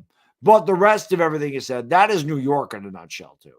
I don't live down there, but I know that's what it is because I've been down there a number of times. And to be honest, the Jets play in New Jersey. So I guess you could look at it that way. Manhattan's pretty cool, though. That's where the Knicks play. Manhattan's definitely the borough to go to in New York. You don't want to go to any other boroughs. You're not going to visit another borough. You're not going to Queens to visit unless you're watching the Mets. You're not going to the Bronx unless you're watching the Yankees. You want to go to Manhattan. Manhattan's great. Intel, man, you're the man. Thank you for super chat. Appreciate you, brothers. This is Bad Dog. A few of us are talking about Dodger Dogs. They switched from Farmer John's to another company. In my opinion, they are trash. To the old, it doesn't surprise me that they're trash. Reason being, I swear to God, these places, man, they change up the recipes, they change up shit. They charge you more money, but they get a cheaper product, and it sucks. I swear that happens. You get less of something these days, and it costs you more money. It does not make any sense. It basically just describes Sacramento as well. Sacramento, where you at? No California love. California love. Do do do do do do do do do do. What time is it here? It is 4:30 in the morning. 4.5 hours away. 4.5 hours away. Jedi says, not gonna lie, seeing the Eagles lose a Super Bowl was super satisfying. Yes, it was. Yes, it was. Less taste, more money. That's right. That's right. Intella doesn't surprise me one bit, man. Doesn't. Lazy Millennium, okay. I'm as good as can be for being up for 20.5 hours in a row. He did. Sylvester Stallone with the first Rocky. Yes, he did. Burgess Meredith was also in some Twilight Zone episodes. One of my favorite is Time Enough at Last. That was a good one. The ending to that always makes me sad, but that was Twilight Zone, the twist endings. But he did. Rocky said that I think they offered him a lot of money for that, and he said no, he had to write it. Like he said he wanted to write that movie. There was something about that where Rocky was like, or Sylvester Stallone was like, no, I'm not giving you the rights to it. I want it. And he pretty much almost went broke rating it. And then look at what it became.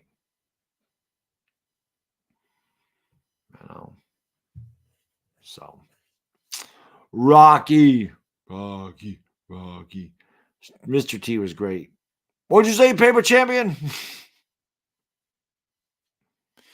Oh, that's what it was. Okay, Luke, that's what it was. He wrote it, but they wanted a different actor to play Rocky. Can you imagine anybody else being Rocky? I can't. You know, I remember like there's a lot of that. God, I don't remember who are the guys that turned down John McClane in Die Hard. There was like Bruce Willis was definitely not their first pick. There was definitely a couple of people that they wanted before Bruce Willis. God, they must have been kicking themselves in the ass for turning down that role. I don't remember, but Bruce Willis was like their third choice. Can you imagine somebody else playing John McClane? Oh, I can't. Same thing like Seinfeld. I remember, Julia Louis Dreyfus. She was Elaine, obviously, and I remember Patricia Heaton also tried out for that role. Now, Patricia Heaton was Deborah on Everybody Loves Raymond, and as great as Deborah was, can you imagine her being Elaine? Like it's hard to picture anybody else playing that character.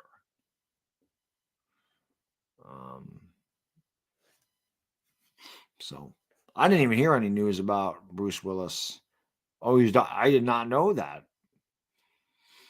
I did not know that he was diagnosed. That does suck. That does. Who was the guy though? Who were the guys that they asked to play that? Right. Welcome to the party, pal. Schwarzenegger. Well, I mean, I don't think that was the guy I was thinking of. I mean, Arnold already had a career. I thought it was like a guy like a fringe guy that wasn't great. I mean, obviously Schwarzenegger was already massive. And Schwarzenegger did. I think that was the year Twins was made. Well, Die Hard came. Yeah, I think that was the year Twins was made in 1988, right? So I think that was the same year. By the way, Die Hard's not a Christmas movie. I'll go to my grave with that. It's not a Christmas movie. It's not about Christmas. It takes place on Christmas. It doesn't make it a Christmas movie. That'll always be my stance. And there's always going to be people that argue it and say, no, it's a Christmas movie. And I'm always going to say, no, what is it? It's got nothing to do with Christmas. There's no Santa Claus. There's no gifts. There's no nothing. It's about terrorists. It's about John McClane. It's not about Christmas. So, it's not. It's not. It's not. I'm trying to think of other movies that like are based on that. I don't know. That's the way I look at it. It's not. It's not. I haven't thanked the universe this morning for the outcome of that Super Bowl. Thank you for giving me Pigeon Super Bowl loss. I just really wanted them to lose. I completely agree. I completely agree. As I said, that was well worth me losing $100. And the way they lost. To know that they lost in heartbreaking fashion warms the cockles of my heart. It really does. The Minnesota Twins won in 1987 too. They did. Twins. Well, that was such a great movie. So corny, but God almighty, give me anything with Arnold Schwarzenegger in it, and I'm going to watch it.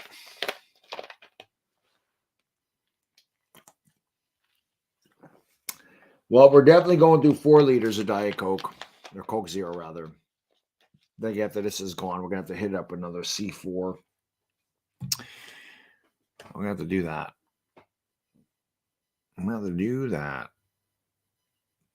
Oh, there you go. Andrew just asked it. There you go. That'll be my second. I drank a 2-liter already. I drank a couple of cups of coffee. I have had 3 C4 energy drinks. I have 3 left. I bought 3 2-liter Diet Cokes or Coke Zeros, 6 C4 energy drinks, and I knew I was going to have coffee.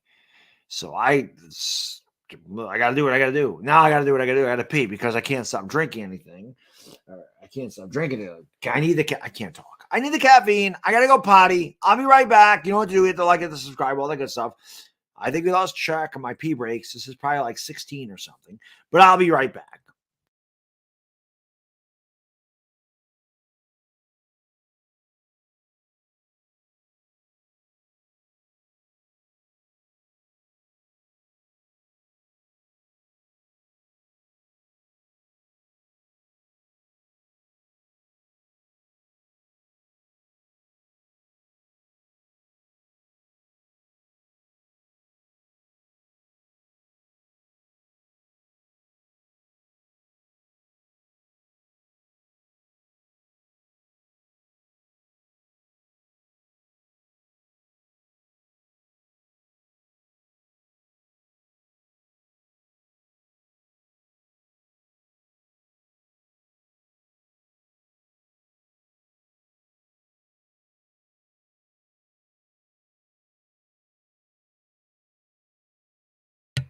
All righty.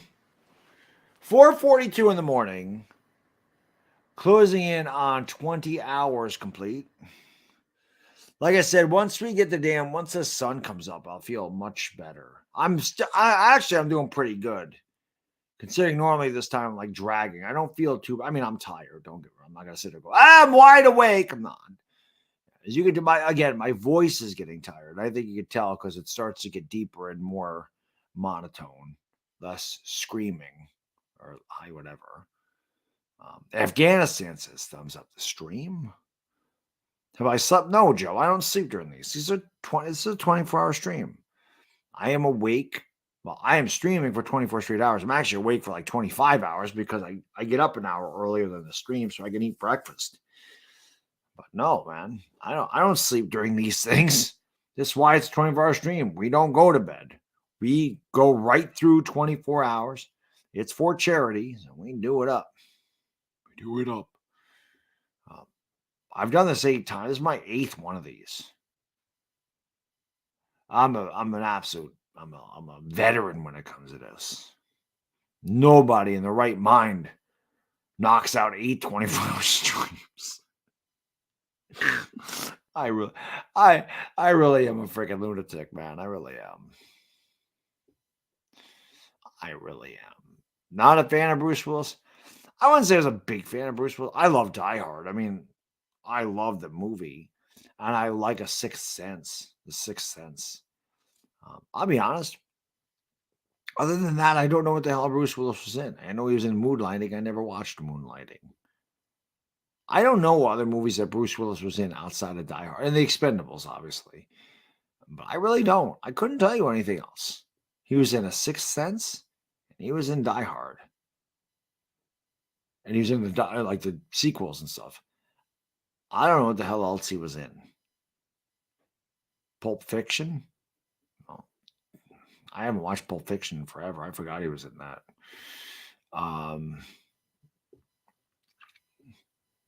Was Demi Moore in Moonlighting too? Was she in that? I never watched Moonlighting. Like I never watched Night Court. I don't watch any of that stuff.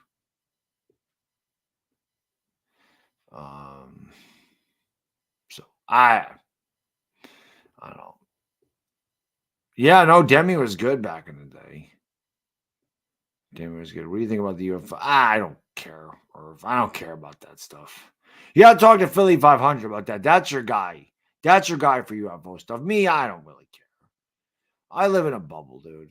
I don't pay attention to that stuff. Philly, but you want to talk about that, man?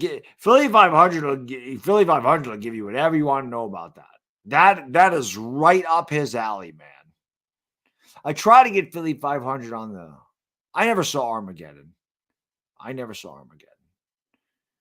All I know from Armageddon is it's got that stupid Aerosmith song, which I absolutely hate. Oh, God, I hate that song. They played it every 20 minutes.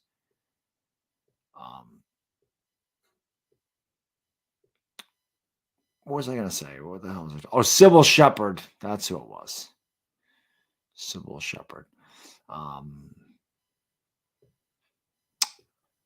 I don't remember what the hell I was going to say. Night Court came back, didn't it? Like, didn't they freaking... Oh, yeah, Last Boy Scout. I forgot. Damon Wayans is in that too, right? I know he's in it. I never watched it. That's what I'm telling you. Maybe that's what I should have said. Maybe that would have been better. I've never seen another movie. Again, Pulp Fiction I saw once, and I really do not remember it. Hudson Hawk. Oh, my God, that's right. That was Again, I never saw it. Now that you're mentioning it, I remember him being in these movies.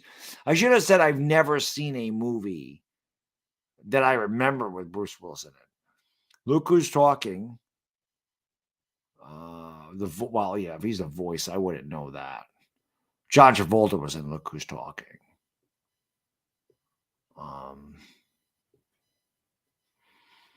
So I didn't watch Night Court the first time. And the only thing I remember from Night Court is Richard Mall, and I think he's dead, right? He passed away. Kelly, is her name Kelly? I forgot the not Blossom. I don't know, Kelly, whatever her last name is. Now, I never watched Night Court. Never cared. Night Court wasn't my. I didn't watch Night Court. So no, I didn't go over there's nothing to talk about for the offseason for the Giants. Just about Daniel Jones worth $35 million, I think he is. And that's really bad. There's really nothing to discuss yet, you know. Yeah, Philly 500 loves it all. He loves it all. No, it's not Kelly LeBrock. It's Kelly. Her last name starts with a C. I don't remember what it is. I don't remember what it is. Kelly, whatever. The Priceline Negotiator girl. Penny from what the hell is the name of the damn Jesus, Big Bang Theory. Penny.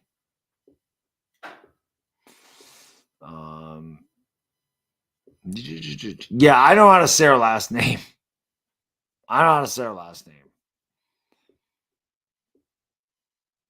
But that's the girl, I guess. I don't know. I never watched Night Court.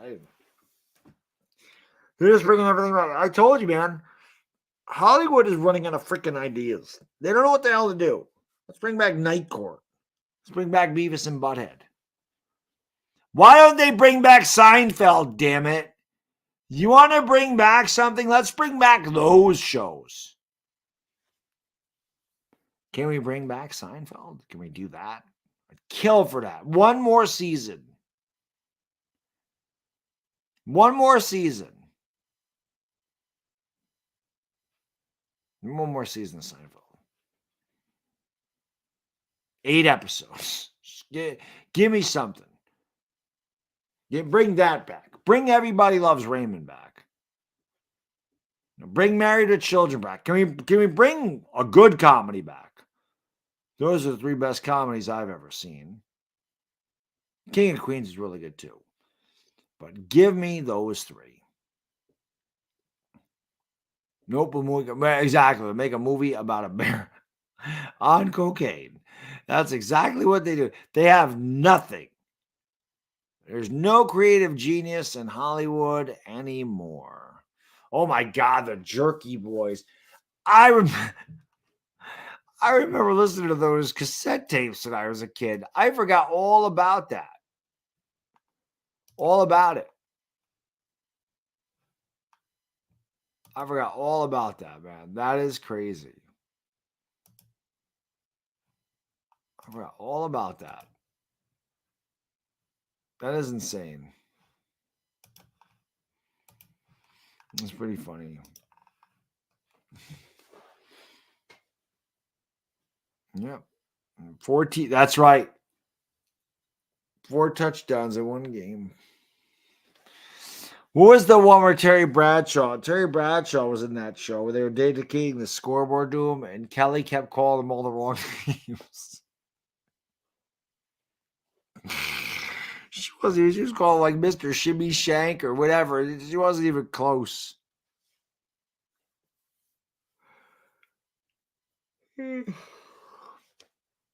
be pretty funny. Three's Company. So I was that was like before my time. That was like a late 70s thing. I was born in the middle 70s. So, I mean, I know Three's Company went into the early 80s, but I was like, it was a little before my time. It was a little before my time. I mean, when I was youngest, I remember the shows. I remember watching Different Strokes when I was a kid. I remember watching Webster.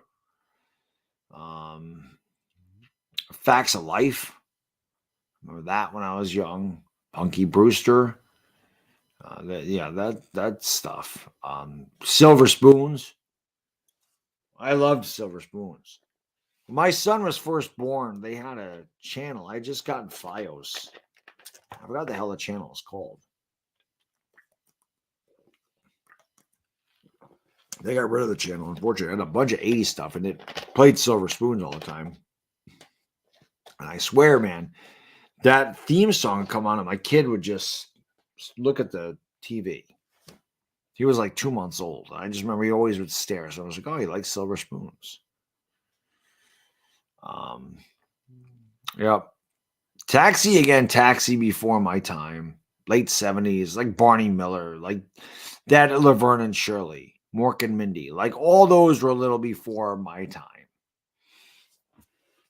Like that stuff was all a little bit before my time. Archie, but All in the Family was a little before my time because they were 70s shows. So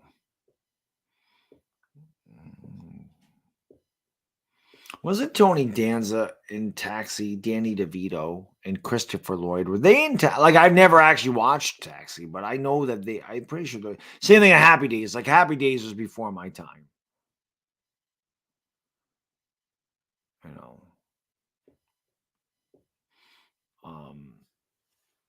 That stuff was before my time. Now I did see I definitely watched All in the Family and Sanford and Son. Again, that was before my time, but I've seen Sanford and Son. Never really, I don't think I've ever watched an episode of Taxi. I just know the people that are in it.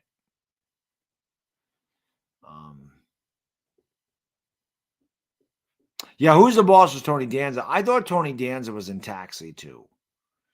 But yeah, I mean, Who's the Boss I grew up with. I was talking about that earlier. I had such a crush on Melissa Milano for for years. Who's the boss?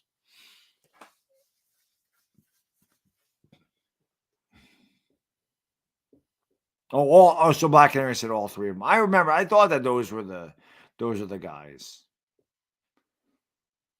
What city was Friends with? I was never a Friends person. I never watched Friends. Again, I was a Seinfeld guy. They kind of rivaled one another.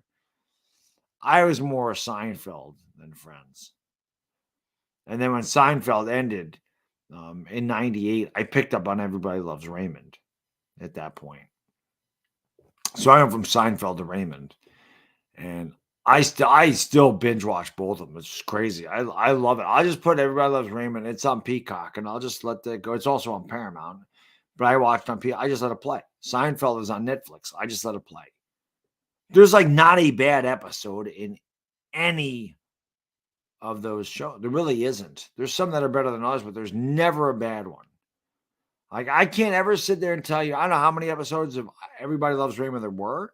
But I could never sit there and go, oh, that episode sucked. I could not think of one bad episode of Everybody Loves Raymond. And there's certainly no bad episode of Seinfeld. It's almost like impossible to pick out the best Seinfeld episode because they're all the best. All the best.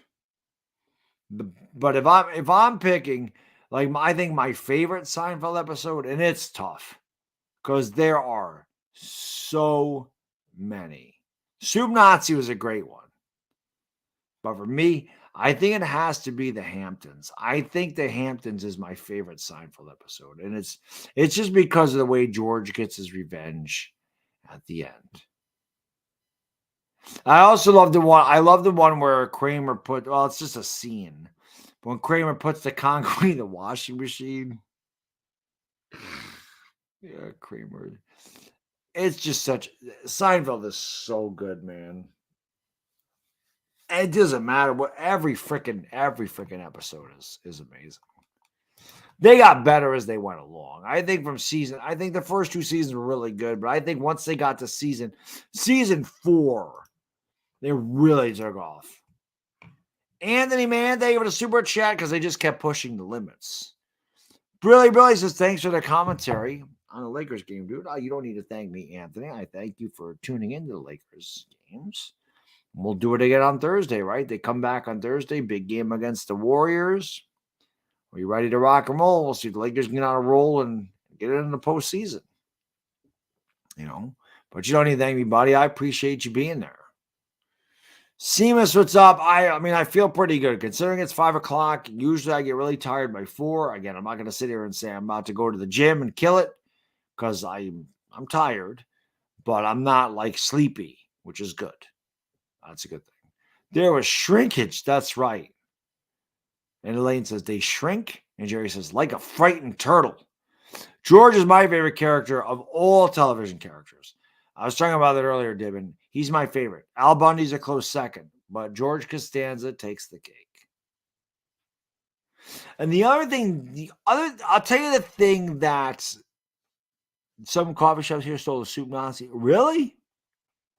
That was very popular. They actually had a place in the mall. I don't think it was called the Soup Nazi, but it had his face, and it was a soup place.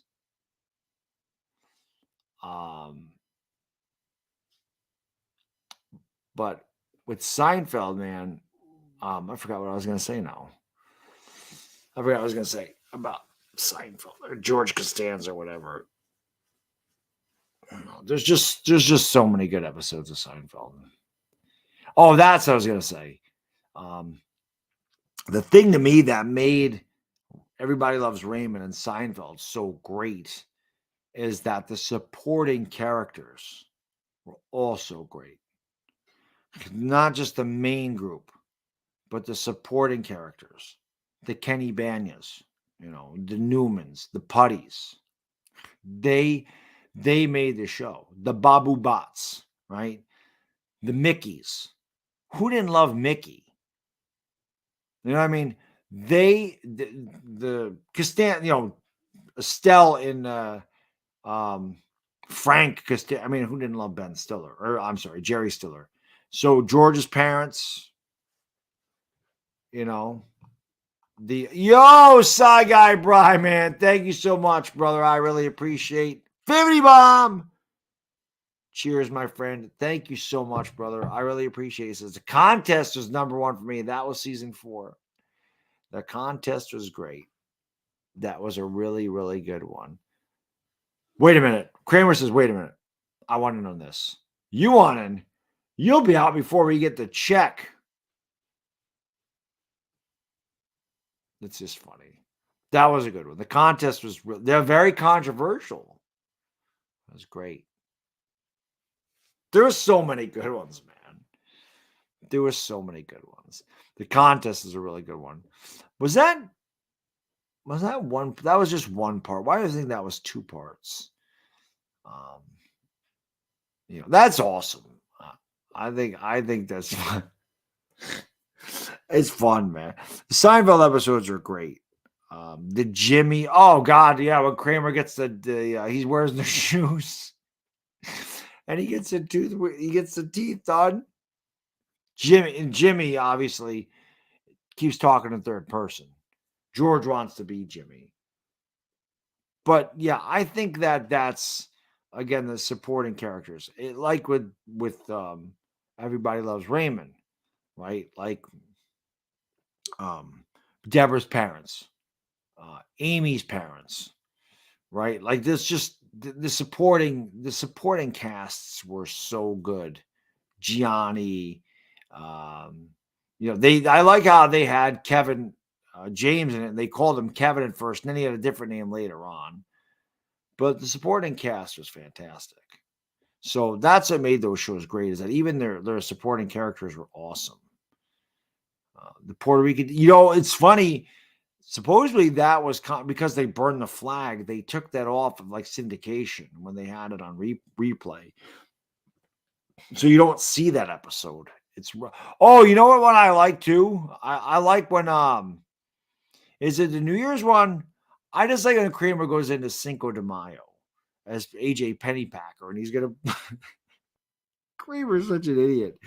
He's gonna make everything like $1. He's got the price gun, and he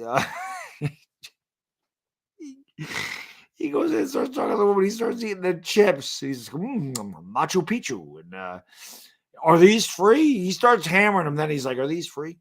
And then he goes in and he breaks the price gun, and he tells the lady, he goes, "Look at I took all these packets out of it." He goes, "Like in 5 to 10 years, they'll be ruined because the moisture comes out of it."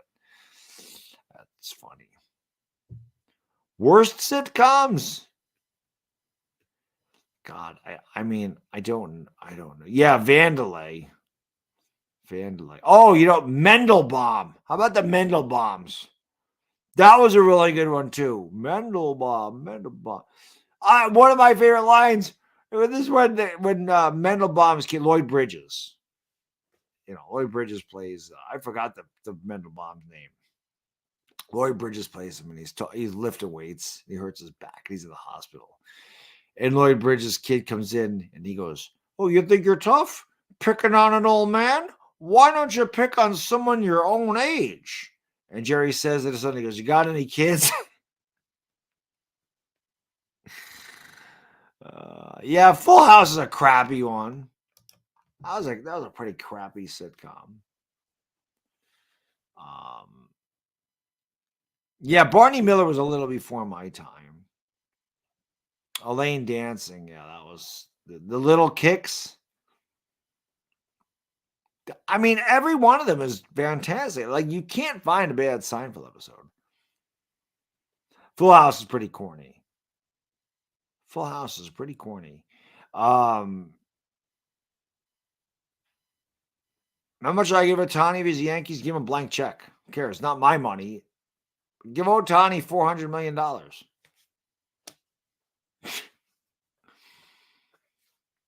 Well, don't give him more than Judge. Give him $300 million. 8 years, 300, get it done. The Waltons. Oh my God. Good night, John Boy. I remember Our House. That didn't last. Shannon Doherty was in that. Very young Shannon Doherty. Chad Allen. My sister had a big crush on Chad Allen. Wilford Brimley. what was the other one? Life Goes On with Corky. I remember that. Remember that show. Um, there's just so many. But Seinfeld, man, that was freaking awesome. That was awesome. It was just, like I said, so many good episodes. The Bubble Boy.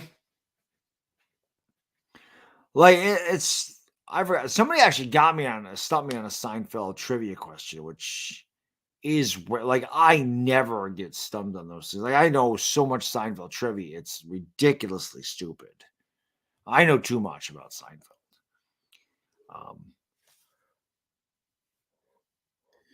5 o'clock, less than 4 hours to go. Less than 4 hours to go. 3 hours and 56 minutes. Yeah, Full House was way too meh. Way too meh. Right, that was the marine biologist, right? The sea was angry that day, my friends. Like an old man trying to send back super to Delhi, and everybody's just like, what the hell kind of joke was that? Yep, that was a good one. The Opposite's one of my favorites. When George does The Opposite and gets his job with the Yankees. That's a good one. Dude, God, there's so many. Like, I can't. The parking garage. Kramer carries that air conditioner around the whole time. It's a real air conditioner. When he puts the thing into the trunk at the end, he actually really smashes his jaw. And when they get into the car, you can actually see them laughing because he says, Elaine laughs. The blooper reel, he's like, they're really hurt Elaine, and she just starts laughing. Man, there's a lot of good ones, man. Right, I'm giving you a raise. When he makes sure he hires a secretary that he's not attracted to whatsoever. What can I say? You're radiant.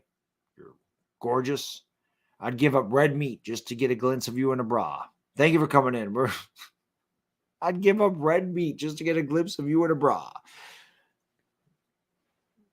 The Nanny. I remember Fran Drescher and The Nanny. Not my favorite. I watched it, but not my favorite.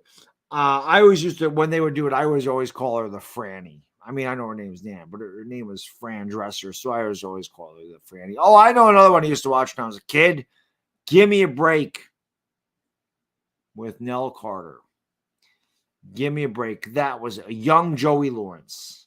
Oh, I'll tell you a sitcom that sucked. Speaking of Joey Lawrence, I'll tell you a sitcom that sucked. Blossom sucked. Blossom bit the bag.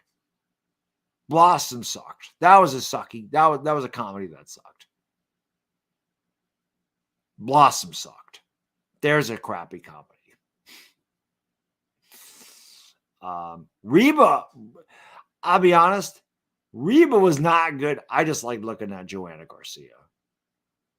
I was in love with her. She married Nick Swisher. What a lucky bastard. Because Nick Swisher sucked. God, I couldn't stand Nick Swisher on the Yankees. I only watched it because of Joanna Garcia. I'm not going to sit there and lie. She was hot. Your kids loved that show. God, I hated it. I hated Blossom. I just hated it. I couldn't do it. It was bad. It was bad. Unhappily Ever After. I don't remember that. Blossoms Everywhere? Yeah, he went from the A's to the Yankees. Nick Swisher had like long hair and his beard. He would look like an ape man. He went to the Yankees. He cleaned up nice. I always do remember one thing that was cool about Nick Swisher was he always looked up to the heavens because one of his grandparents passed away. So every time he went to bat, he would always look up at the heavens. Who's on the new? Fran Dresser or Blossom?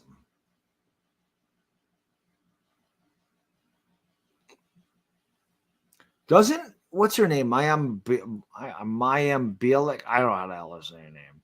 But isn't she the host of Jeopardy now? Suho said Blossom was fired. Never mind, it's late. Oh, man. I remember Nikki Cox. Yeah, she was good looking. Oh, now I know. That was a spinoff of Married with Children. That was a spinoff of Married with Children. Right? Is that the one I'm thinking of? Wasn't not Matt LeBlanc? Yeah, Matt LeBlanc the guy that played Joey in Friends? Like, I don't really know the guys. I just know Jennifer Aniston was in that. I wasn't he in that though? Was that Matt LeBlanc? Is that his name? I get that. It is him. Okay. It is. I don't know why the hell that's even stuck in my head. Yeah, Bobcat Goldthwait. He's gone too. But that was a spinoff. It did not last long, but that was a spinoff of Married with Children. That was a spinoff of Married with Children. I was never a Friends guy. Like I said, I was a Seinfeld guy, so I didn't really watch Friends. I watched a couple of I just never got into it. I'm like, it was corny to me. It was corny. You know, there's a difference. Cheesy's good. I like cheesy. Corny, no, that's not good. And to me, that was just corny. Like Full House. Full House was corny. Now, Friends is better than Full House. Full House is trash. The funny thing is, if you ever heard Bob Saget do stand-up comedy, it was good. And it was raunchy. You would never expect Danny Tanner, the wholesome dad. He was good. Bob Saget was a good stand-up comedian. And I don't like a lot of stand-up comedians, but he was good. Friends was the unseasoned Living Single. I remember Living Single. Living Single, and that was Living Single, 227. Those are out at the same time, weren't they? Did Living Single come out after that? Sam, my friend, thank you for the super chat. I appreciate you. Brilly. Do you remember What's Happening or WKRP in Cincinnati? So, again, a little before my time. Little bit. They were, that was like the 70s, early 80s. So I was a little bit too young to, I know what they are. I was actually talking about What's Happening with somebody at work the other day, and I couldn't think of the name of them, but I never watched What's Happening. I did see a couple episodes of WKRP in Cincinnati, and I just never really got to do it. On your last 24-hour stream, I said, don't sit on Daniel Jones and predict 9 wins. Well, you, sir, were correct. You were correct. I slept on Jones, and I thought the Giants would win 7 games, and I'm glad I was wrong.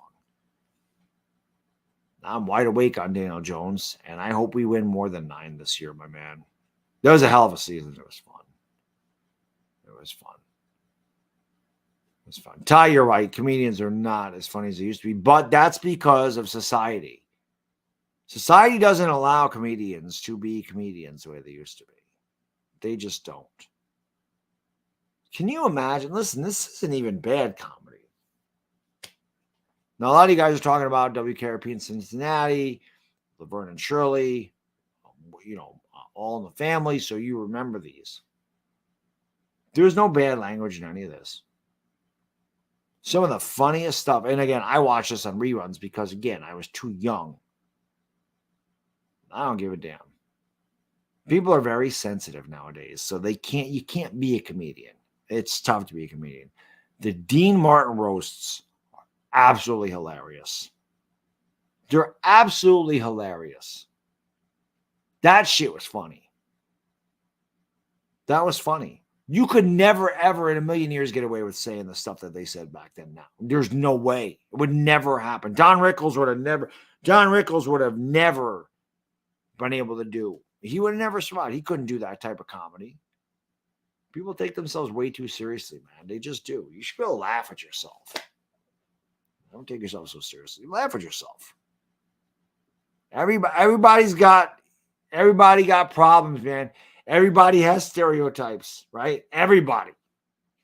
Every nationality, every whatever, religion, they're all stereotypes. Man, that dude would make fun of Italians, I'd laugh my ass off every time. Every time Don Rickles would make fun of the Italian, I could not stop laughing at it. But those Dean Martin roasts, killer, hilarious. Couldn't do that nowadays. So comedians are kind of censored. But that was funny, man. Don Rickles was hilarious. Dean Martin was hilarious. It's good stuff.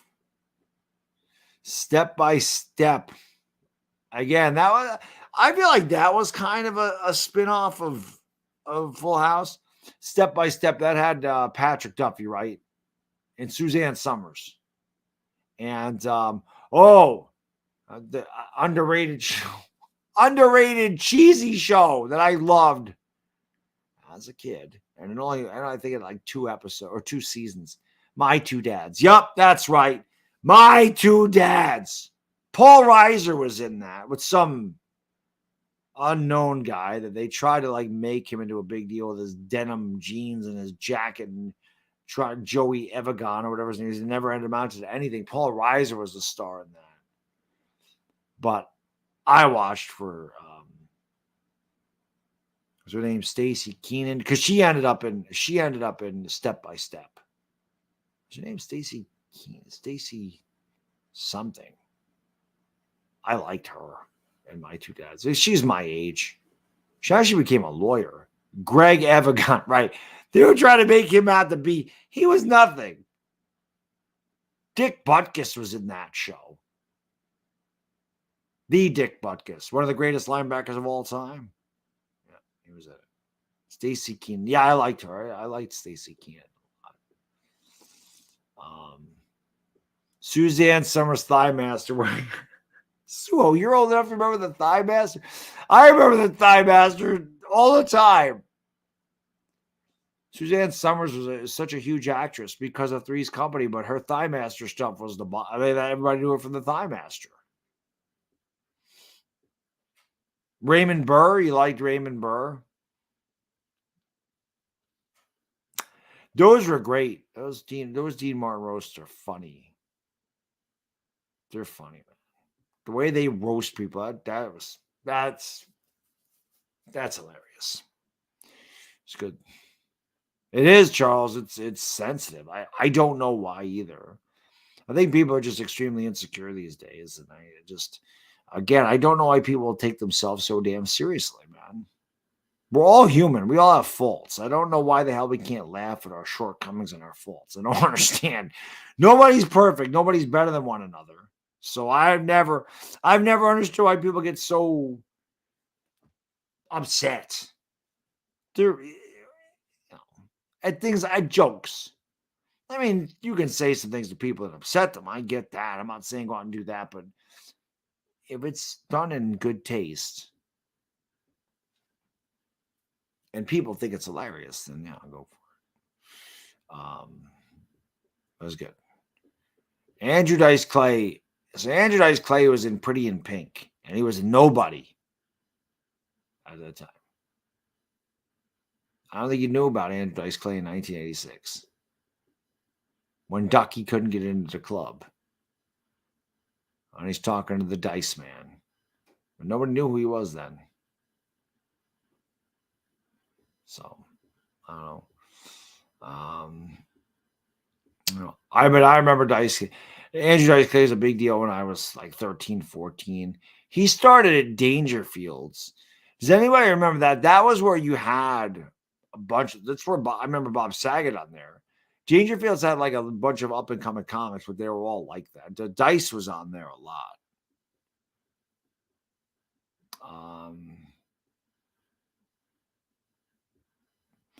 Hey, Senor Guzzo, hey, paisano, what's going on? We're doing all right, man. We're less than 4 hours away from finishing this thing.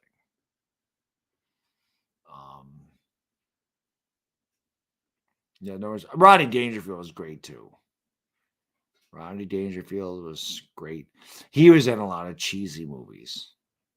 Rodney Dangerfield was huge when I was going. And the guy was in every commercial.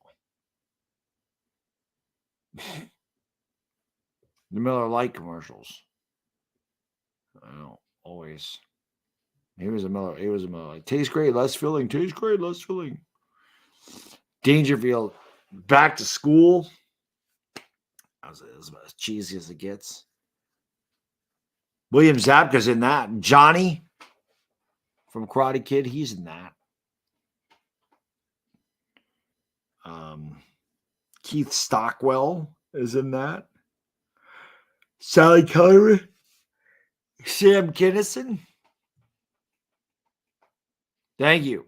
I appreciate it. I need all the prayers I can get, Senor Guzzo. It's like I probably said, morning, Mr. Guzzo, did the chickens wake you up? That's pretty funny. It's pretty good. That is a good movie. Yeah, that's Keith Stockwell. He's in Christine. And Christine was great. Rodney Dangerfield was a victim of child abuse. His kids would kick his ass. Man, Rodney Dangerfield had a lot of good one-liners, man. That guy was very good. He was funny. George Carlin, yep. George Carlin. Again, those guys are brilliant, man. Those comedians were brilliant. They just don't make them like that anymore. They don't. You're not gonna get George Carlin's and Rodney Dangerfield's, Eddie Murphy in his prime, and Richard Pryor was my favorite. Chris, I loved Richard Pryor, and I loved a lot of Richard Pryor movies too. God, I mean, I can freaking remember, Richard Pryor. I remember him in The Toy. I think Jackie Gleason was in that movie. What a stupid movie The Toy was. So stupid. But as a kid, I loved it. I think I was 6 when that came out. 6 or 7. See No Evil, Hear No Evil is definitely one of my favorites. I love Brewster's Millions. I love that movie too, because I love John Candy. I was a big John Candy fan as well. But yeah, the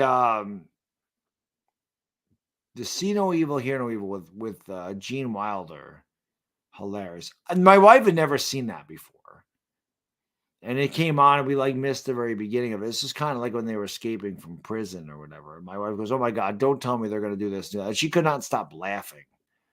I'm like, "You've never seen this?" I forget my wife's 8 years younger than me sometimes, and I'm like, "You've never seen this?"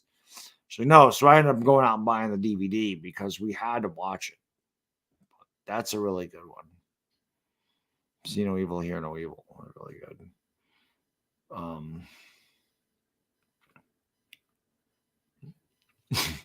Yeah, exactly. Afghanistan, exactly. You can't say that anymore. Gene Wilder. Well, I mean, I never watched a lot of Gene Wilder movies, but the one, I mean, obviously is Willy Wonka and the Chocolate Factory. I mean, that's got to be his claim. I mean, Gene Wilder was in a lot of movies. I mean, he was in Blazing Saddles. He was in Young Frankenstein. He was in a lot of really popular films, tons. But Willy Wonka's got to be his thing. Thank you for shaving in my honor, Mr. Senor Guzzo. Like I said, I will shave in about probably 11 hours. No, I'm sorry. 9 hours. When I wake up, like I said, date night with the wife tonight. Right? Go upstairs, go to sleep, wake up, shave, bang, dinner. It's going to be great. It's going to be great. But thank you for shaving in my honor. I do have to shave. It's probably gotten darker since the beginning of the stream. We've been live for over 20 hours. No, they definitely could not make Blazing Saddles. You couldn't make a lot of Mel Brooks movies now. Well, everybody loved Blazing Saddles. It's one of the best. But no way, no how. Can't do that stuff anymore. I'll tell you one of my Dominic, what's up, buddy? One of my favorite Mel Brooks films is Spaceballs. I freaking love Spaceballs. I saw Spaceballs in a movie theater when I was like 11. I loved Spaceballs. I loved it. I loved that movie. I still love it. That was on the other day.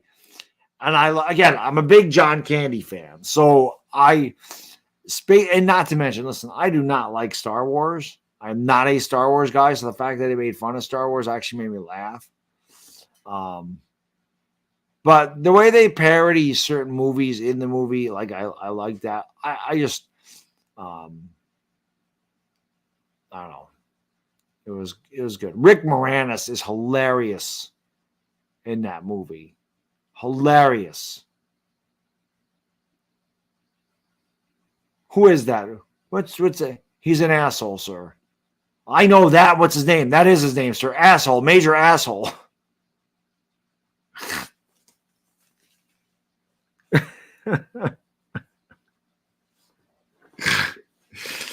Oh, man. This is good stuff. Rick Moranis, yes, he did. He made that movie is right. Yes, he did. Yes, he did. He did. That Rick Moranis was amazing in that movie. What the hell am I looking at? You're looking at now. This is now. When are we going back then? Then was then. This is now. Well, when is now? Soon. Whatever. I don't know. It's just I forgot that old thing. It's just that's such a great movie. At the end, when he's just hilarious. Rick Moranis was good at that one. He was good. He was good at that. Yeah, I'm telling you, man, that's when I liked comedies. Like, the comedies now suck ass. They're terrible. They're stupid. They're all the same. But in the 80s, we're going back to the 80s. The best shit happened in the 80s. There's no question about it. It's when the best everything was in the 80s. It's funny, man. It's funny. Yeah, I'm surrounded by assholes. I knew it. I'm surrounded by assholes. Weekend at Bernie's. I never watched. I think I saw bits and pieces of that. I've never watched that. And it was Andrew McCarthy in that. Right, Andrew McCarthy he wasn't really part of the Brat Pack. He was in Pretty in Pink, obviously. The Brat Pack was good. I actually just had Breakfast Club on up there. And then like Pretty in Pink. And they had 16 Candles. It all revolved around Molly Ringwald. I never found Molly Ringwald attractive at all. Never. It's not like I disliked her. I liked a lot of movies Molly Ringwald was in. I never found her attractive. I know in Breakfast Club she was supposed to be like the really good looking, but Ali Sheedy blew her away.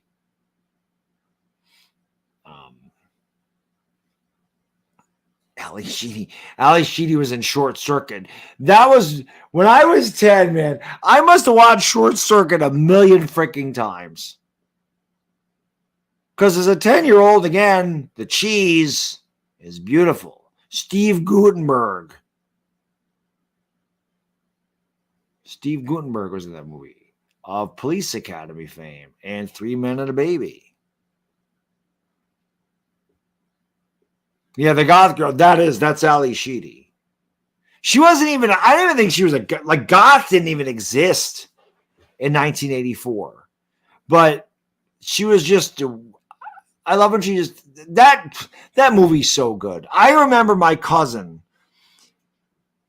he was a year younger than me, and I remember him talking about Breakfast Club. And he says to me, I remember this, he goes, you're not going to like this movie. There's a lot of talking in it. Because as a kid, I liked horror movies. I always liked horror movies. That's been ensconced in me probably since I was 5. I've always loved to be scared. I've always loved horror. I mean, they don't scare me now. They scared me as a kid, and I loved it. I loved it. I loved I loved that emotion of being scared. My son does too. My son loves that stuff. Okay. But Where the hell was I going with that? Oh, so I liked horror movies. I liked action movies. Again, we talked about Rutger Hauer and not Rutger, Sylvester Stallone and Arnold Schwarzenegger and Chuck Norris. That was the stuff I liked. I didn't really watch a lot of movies where it was just talking. So he said, "You're not going to like this. It's just talking." And I remember watching them. Like, what are you talking about? I freaking loved that movie. That's one of my all-time favorite films, The Breakfast Club. I love it. Boy, there was some. I mean, how many classic movies came out in the freaking 80s, man? How classic, somebody mentioned earlier, how classic is Back to the Future? How great is that movie? Michael J. Fox is a big deal in the 80s. And I love Doc Brown. I love Christopher Lloyd in that movie. Just love him. And what the hell is his name? His last name's Glover. What's his first? Is it Christian Glover? What's the guy that plays George McFly? His last name's Glover. He's actually in Friday the 13th, Part 4. With I can't remember the other guy's name. It's like Monasan or something. He was in Last American Virgin, which is another great movie. You never see that on TV. I couldn't. Crispin Glover, thank you. I couldn't. I don't remember the last time I saw Last American Virgin. Like Diane Franklin's in that. She was also in Better Off Dead. Better Off Dead is another great comedy with John Cusack. They all go together. Lawrence Monasan, thank you. Last American Virgin. I'll never forget the first time I watched it. I didn't see a movie came out in 1982. I probably didn't see that till late 90s. Okay. I was old. I remember I was maybe even early 2000s. I'm pretty sure I was like in my late teens when I saw that for the first time. And Porky's is great. I'll get to Porky's in a second. I'll never get watching that movie, Last American Virgin, and the end of it, I was fucking pissed. I'm sitting and watching it. It's a comedy. That movie's a comedy. I was so mad at the end of that movie. That messed me up. Like I didn't see it coming. I was so pissed. I'm like, I'm sitting there going, you got to be kidding me that's the way that film ended. I was mad at the way that ended. Mad. I hated the ending to that movie. Broke my heart. I'm like 20 years old. Seriously, I had to be 19 or 20 and I'm watching that. And I literally wanted to cry. It upset me. And I'm like, I remember I finished. I'm like, what the hell am I upset about? It's crazy the way that did that. But that came out like 82. Porky's, back in the day, it's Fox now, but in upstate New York, I mean, maybe even wherever the hell Fox was. I don't know. It used to be WXXA 23. And they always had this thing called Theater Bazaar. It was just Theater Bazaar. It was just WXXA. They played a movie at like 11, 11:30, 12 o'clock at night. This was in the 80s. They played like My Bloody Valentine, Dracula. Like they played horror movies. What they showed Porky's. But this is the thing. They had the movies. They were uncut on Theater Bazaar. Uncut. Nudity, it was there. They did not cut out the nudity. They did not cut out the language. So I remember probably being 9 or 10, 1985, 86. I remember that coming on. I had a 13-inch black and white TV in my bedroom. That's right. We had black and white TVs. So we had 13-inch TVs. And I had to turn the knob. I didn't have cable in my bedroom. I had 6, 10, 13, and 8, which was WXXA 23. I remember watching Porky's. I remember seeing all that as a kid going, oh, yeah. Again, I was 10, so you, as a 10-year-old guy, you don't really get it yet, but you get it. You knew as a man, you knew as even a 10-year-old, you're like, oh, there's just, yeah. I don't know why I like that, but I do. So yeah, but I remember that was the first time I saw Porky's. I didn't know what the hell Porky's was. I just happened to have the TV. I so I started watching. That's what happens. Yep. I don't know if I had the clothes, but yes, it definitely had an antenna on it. It definitely had the rabbit ears. And sometimes you had to put the tin foil on it to get better reception. Black and white TV. Nope, there was no channel surfing back in those days. If you wanted a remote when you had the cable box, because I was old enough to remember the cable box, I had the one that slid and I had the buttons. I had the ones that had buttons and you flip the channel up and down. There's 28 channels back then. And I remember you wanted the remote was, I've told this story before too. The remote was taking the cable box and pulling it over to the couch. And you click the buttons. And then when you're an older brother and you just want to be an ass to your younger sister and she's walking by the cord, you pull it up and you trip her. Yeah, that's right. That's right. Sometimes you just sometimes you just had to be an ass. That's just what you do. You just had to pull. I just had to, once in a while. I just had to pull the thing up and trip her. You know what else I used to do? I was such a dick. You know what else I used to do to my sister? She'd be watching Pinwheel, and I hated Pinwheel. I don't know if anybody even remembers Pinwheel. I don't know what the hell channel Pinwheel is on. I don't even know why the hell I remember Pinwheel. I don't even know what the hell Pinwheel is about. I just remember Pinwheel spinning around, something to da-da-da, and look what I found. That's all I remember about Pinwheel. I hated it. It was on Nickelodeon, right? I hated Pinwheel. So you know what I used to do? Because again, there was no remote. So what I used to do is I used to go into the living room when she was watching it because I hated it. I would turn the volume all the way down. And she'd get upset because she'd have to get up and turn the volume up. So I used to do that. I used to turn the volume down. And on top of this, I don't know why. Why the hell? This happened when I was like 7. Why do I remember this? This is 40 years ago. I remember this crap from 40 years ago like it's yesterday. I can't remember what the hell happened yesterday. Why is that? Your kid loved... I hated Pinwheels. So I used to have a little Fisher-Price tape recorder. And I'd be hitting the record button and I'd go in there and I'd turn it down and she would whine and cry and I'd record it and I'd just do it. I did a bunch of crap. I did a bunch of stupid, like, I don't know if they were skits or whatever. I remember doing that on there. There was a way you could slow down the thing. Like you'd hit half record, half play and your voice would slow down. I did a bunch of crap and do it on a tape and entertain myself. Pinwheel's a knockoff. Right. And I love Sesame Street.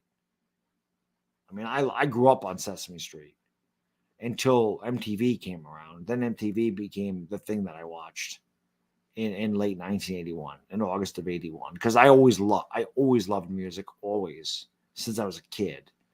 And I remember my mother showed me that channel. She's like, hey, I was going to say, she said, hey, bad dog. She didn't say, hey, bad dog. She said, hey, there's a channel that has music on it.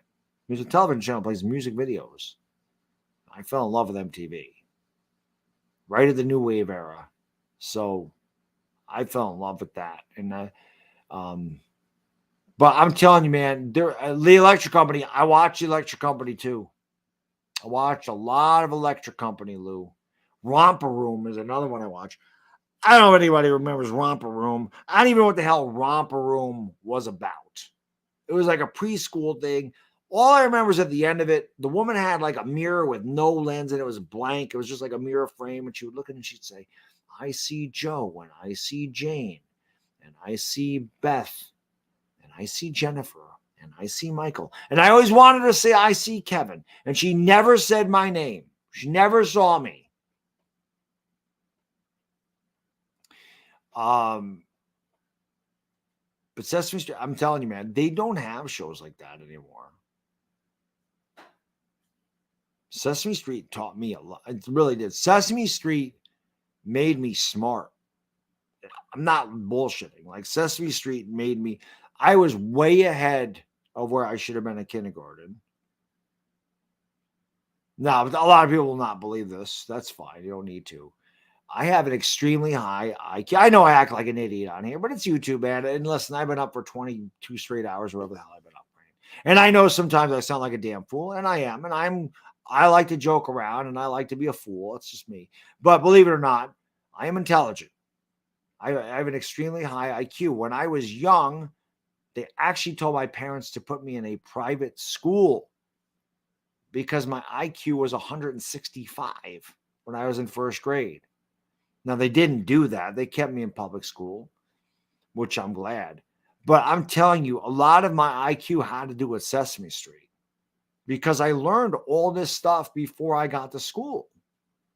I watched Sesame Street when I was 3 years old. I wasn't in preschool. I did go to preschool when I was 3. I wasn't ready.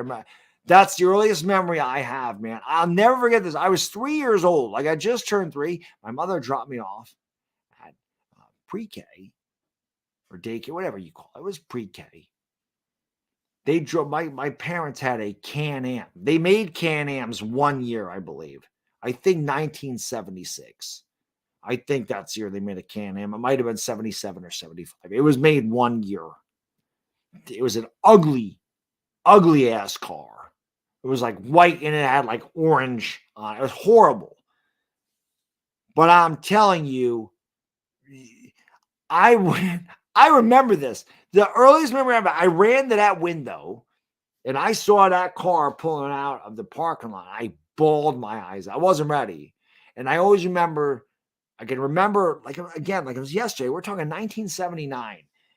She brought me back in the spring and I was fine. And I said, Mommy, I couldn't go there when I was young, but now I'm big 3. So now I'm ready to go to school. And listen, this is no BS, man. When I was in kindergarten, kids could barely count to 10, 15. I was counting backwards from 100. I knew my multiplication tables up to 10. I'm stupid. This is how I ended up with a job. I'm really good with numbers. I guess that was a lot of my IQ. But I'm really good with freaking numbers. I've always been really good with numbers. And I swear to God, Sesame Street is the reason I'm really good with numbers. I swear. And I've always been intrigued by numbers. I've always loved numbers. And I think that's the major reason I love sports. I mean, I've always been a competitive guy. I love competition. But I'm telling you, because sports are so numbers driven, I love them. It's why one of the reasons I was so good at converting fractions to decimals is because it's a batting average. And people, like, I would do this in 9th grade, 8th grade. How the hell do you know this? My wife loves when I add a bunch of crap up together. I mean, I can show, listen, I came up with this formula in ninth grade. We had to know, I'm going to show you something. You want to know how to square numbers? In 9th grade, we had to know our squares up to 25. We had to memorize them. So, I mean, I know that crap anyway. I can tell you 17 squared is 289. I can tell you 18 squared is 324. I can tell you that 19 squared is 371. I can tell you that 21 squared is 441. 22 squared is 484. I can tell you this. 23 squared is 529. Like, I know this shit, right? I just know it. 24 squared is 576. 25 squared is 625. So I knew it all anyway. But if you do this, I'm going to show you, because you can continue to do that, right? 26 squared is 676, 27 squared is 729. I'm going to show you why I can do this, right? So I figured this out. I don't know why. I wrote all the squares down one day. So I'm just going to go to 10, right? I'm going to go to 10. Okay. Well, I'll go to 11. Let's go to 11. 1 squared is 1. 2 squared is 4. 3 squared is 9. 4 squared is 16. 5 squared 25. 6 squared 36.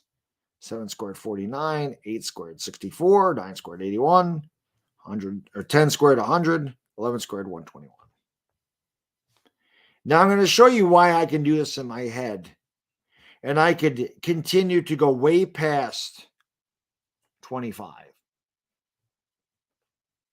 My math teacher never heard of this. My math teacher didn't know this.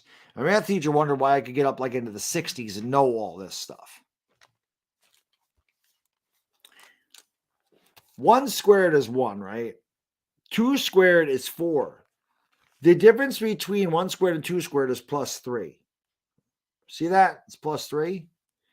4 squared, or I'm sorry, 2 squared is 4, 3 squared is 9. The difference between 4 and 9 is plus 5. 4 squared is 16. The difference between 9 and 16 is plus 7. 5 squared is 25. The difference between 16 and 25 is plus 9. 6 squared is 36. The difference between 25 and 36 is plus 11.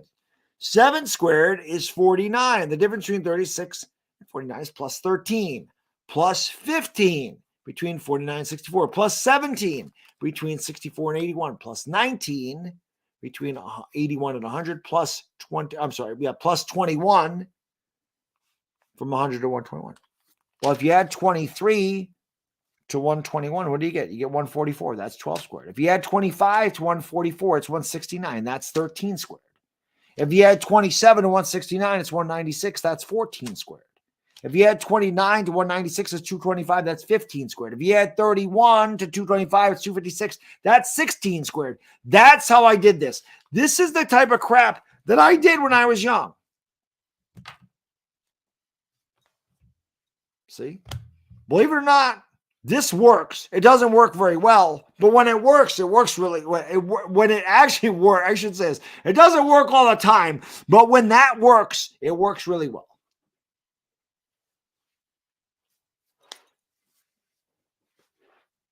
That's right. I can see Afghanistan. I can see Afghanistan not paying attention in class. But I figured that out. My math teacher could not believe that. He's like, you did? I'm like, yeah, that's how I figured this out. That's how I figured it out. You know? So, but that is, and you can do that. That does not change. That goes through all the squares. It really does. And there's a lot of things that I do. Like I said, I can multiply a lot of things in my head without a problem. Now, when you get into 3 digits, like I'm not like Rain Man. I can't multiply like 137 times 123. I can't do that type of crap in my head. But, and again, I'm really tired right now, so I couldn't do it. But a lot of times, if it's just 2 digits times 2 digits, I can do it in my head pretty quick. But that was definitely a trick I learned. And the teacher actually used that to teach. Another thing I remember about this, it was hilarious. I remember ninth grade, man. This girl, people really struggle with math. And again, when you're like I am, when you're a total numbers geek, you're a math nerd, and I am, and I love numbers. I'm a total math geek. I love numbers. And this type of shit just comes naturally to you. And other people struggle with it. To me, like that does not comprehend. Like, I'm like, how do other people not get it? I'm like, how do people not know? Right, 246, 82, 82, 82. 82 what, Ray? Toothpicks. More than 82 there, Ray. Well, of course, 246 total. 246. How many in the box? 250. Real close. 246. There's 4 left in the box. I can't count toothpicks if they fall on the floor. But I remember I could never comprehend kids having a problem multiplying and adding. I didn't understand it. Like algebra, I didn't understand how somebody didn't know 4x equaling 56, that x was 14. Like I couldn't understand how somebody couldn't figure out that. I couldn't understand how somebody couldn't figure out 8x equals 96. Divide 96 by 8, x equals 12. I couldn't wrap my head around that. But a lot of people in 9th grade really struggled. And I remember the math teacher went around and he was giving everybody's interim grade. And he got to me and he shows me 49. And I'm thinking, and he goes, oh, I'm sorry. Because the girl in front of me was not there. She was just going down the list. So he really wasn't paying attention because he was just showing the grade. And because I was like 3rd in line, I was actually 4th in line, but that day I was 3rd because the girl's there. He just points at it. I'm like, huh? And he goes, oh, I'm sorry. That's half yours. That's half your grade. I had a 98 at the Math is the only history besides history I got A's. That's when I went to college and took lasers, electronics, and where did that go? And optics. I'll tell you what though, when I got to like geometry, it started to go down. Geometry, trigonometry, I hated. Calculus, I couldn't stand. Calculus was like physics. That's not math, that's formulas. Trigonometry is not math. I don't give a damn about parabolas. In calculus, I don't give a damn about derivatives. I don't care about the angles of an isosceles triangle. That's not math. Math to me is numbers, not angles. I don't want to be an engineer. I just really love the basic operations of math. So, like I said, that's the type of thing that I do. But that's what I'm saying. I'm telling you, Sesame Street is a massive reason that I became really good with numbers and vocabulary. It really is. We don't have that anymore. When my son was really young, I tried to get him to watch Sesame Street. And he would watch a little bit. He liked the D song. There was a D song called Disco D. He loved that. He loved the Disco D song. But then he kind of grew out of it. But he always wanted to watch. He was little, but he loved the Disco D song. D D D D. What's that? D D D D D D D Disco D. I think that was how it was. I don't know, but it's good. I got it. Well, guess what? It's almost 6 o'clock. I got to pee again. It is once an hour. Really is. Bladder's like, hey, bad dog. It's 5:45, 5:50, whatever. I feel good. I'm surprised. I feel good. 3 hours to go. I'm gonna go potty. You know what to do. Hit the like and subscribe. I'll be right back. Think about that math trick I showed you too.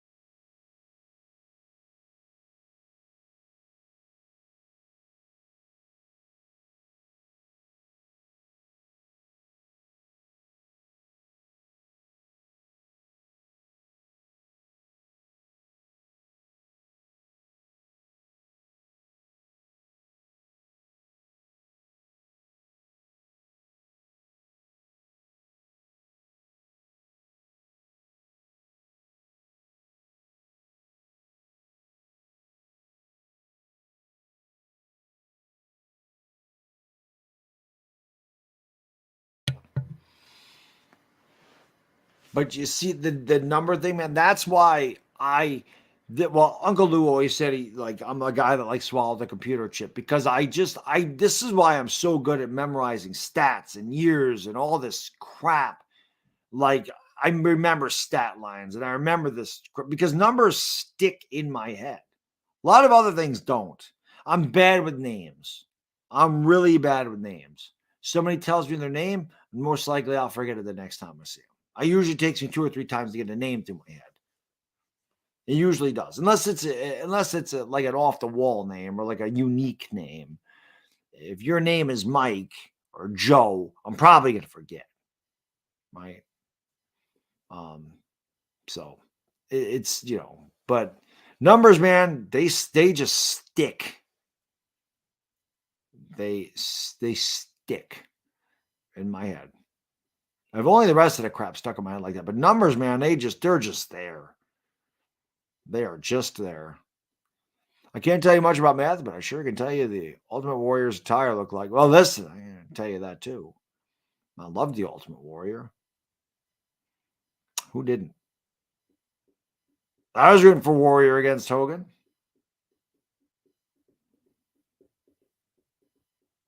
No. Yeah, the restroom is right down here, Chris. The restroom is literally a dozen steps from me, 15 steps. It's not far. It's right there. I need to go get an energy drink. At 6 o'clock, I think I'm gonna go grab me a C4. And again, this isn't really because I want to stay awake. It's because my voice hurts right now. Yeah, 96 people in here.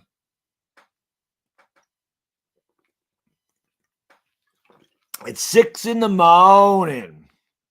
Appreciate y'all being here, man. About 21 hours through this. 3 hours to go.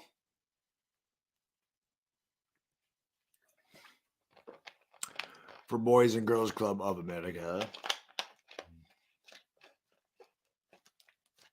Yes, indeed.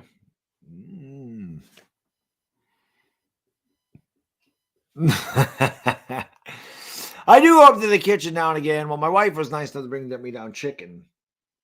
I just had some pancakes. Like, that's kind of been my thing. I didn't eat a lot today. Kind of saving it for the cheat meal tonight. And again, when I get upstairs, I'll be sleeping. So that's going to be my fast. So I'll be ready to rock and roll. Irv Pizza 6 is in the chat. Talon 72, what's going on? Morning. It is morning here. Sun should be rising in about a half an hour. And like I said, I hope it's the sun that comes up, because if it's cloudy, it makes it more. Again, I feel pretty good. Like last time I did this, I was exhausted by this time. I feel pretty good. Maybe it's something about streaming in February. I don't know. But I do. I feel good. The last time I streamed in February, I got through this without a problem. And usually this is the area that I really struggle. I'm not struggling. Like I feel pretty good. But if the sun is out and it's clear, that really helps, because again, it gives me more energy. When it's dingy and cloudy, it sucks. I think, well, let's ask my Australian friend Siri. Well, let me just look.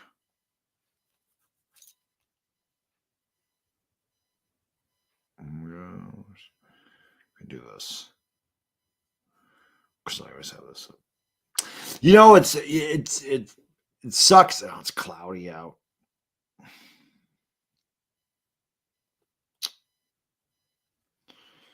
That blows.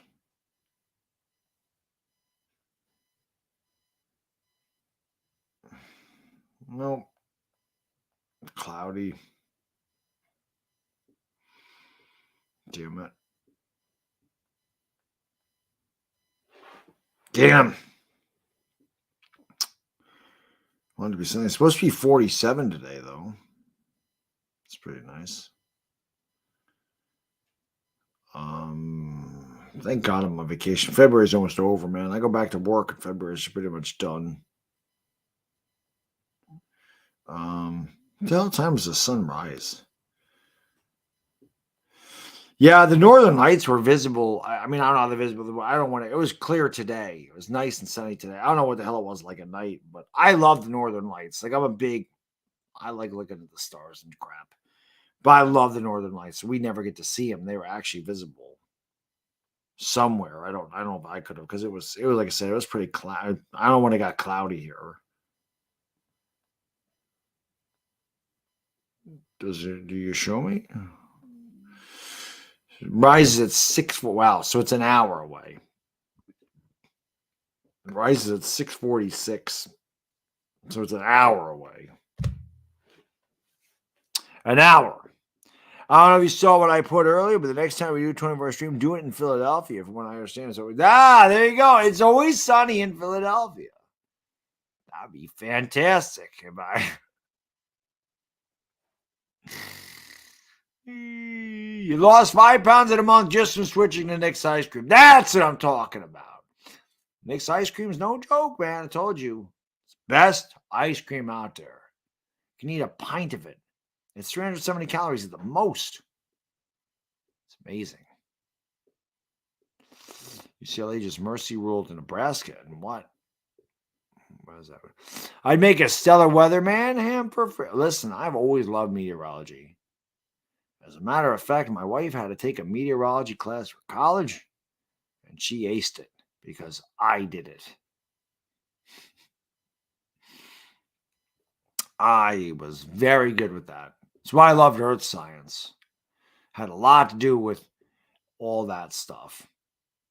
I always said the toughest part of a weatherman, the toughest part of being a weatherman is knowing the cities on the map. It's not difficult. They don't ever get anything right anyway. They don't know what the hell they're doing. But I do like meteorology a lot. I'm very intrigued by weather. I think I've told you guys, like, I always go to like AccuWeather, and I always look for like the coldest places on the place of the earth. So Vostok Station, Antarctica is the coldest place ever on the face of the earth. Nobody lives in Antarctica, but they have research stations down there, and it's in the winter, it's like minus 100. So I'm always intrigued by that. Like, I can't even imagine what the hell that feels like. And at the same time, I always like to check out the temperature in Death Valley, California, see if it's in the 120s. It happens in Phoenix sometimes too, but it intrigues me. Now, Siberia has a couple of places, Oymyakon and Verkhoyansk, where it gets to be like -7. Now, people live there, but it'll get to be -70 in those places. -70. And then in the summer, it gets into the 70s. So the temperature swing is ridiculous. But I've always been I'm intrigued by that. By how can anybody survive that, or like what animals live in Antarctica besides penguins? Like, what else are there? Right, the thing does take place in Antarctica. Yes, it does. Yes, it does. And it's way off. The thing about them being in Antarctica is, I mean, I love it, so I don't ever sit there and try to find flaws in the thing. But there is no question about it. When they get down there, and Kurt Russell says, first goddamn week of winter. It can't be the first week of winter in Antarctica. There's no sun. There's no sun. By the time the first week of winter, there's no sun in Antarctica in the winter. It's dark for like 6 months down there. So how could you be in the first week of winter and have any kind of daylight? See? That was an inaccuracy. You can't have sun in the winter in Antarctica. That does not happen. So that was a mistake. That was the one thing. I mean, the rest of it, I don't care. That's an absolute classic. It's my fourth favorite horror film of all time, behind Halloween, The Exorcist, and Black Christmas, the original. I love John Carpenter's Thing. I love it. But I did. When I first heard that, I go, how is that even possible? There's no daylight in Antarctica in the winter. I think they did that. I think they said they filmed that in Alaska, though. I think they said they filmed that in Alaska. They didn't film it in Antarctica. God, that's such a great movie. The effects are way ahead of their time. Way ahead of their time. Way ahead. Rob Bottin was a genius. Wilford Brimley was in the TK Carter. He was in Punky Brewster. He was also in Saved by the Bell.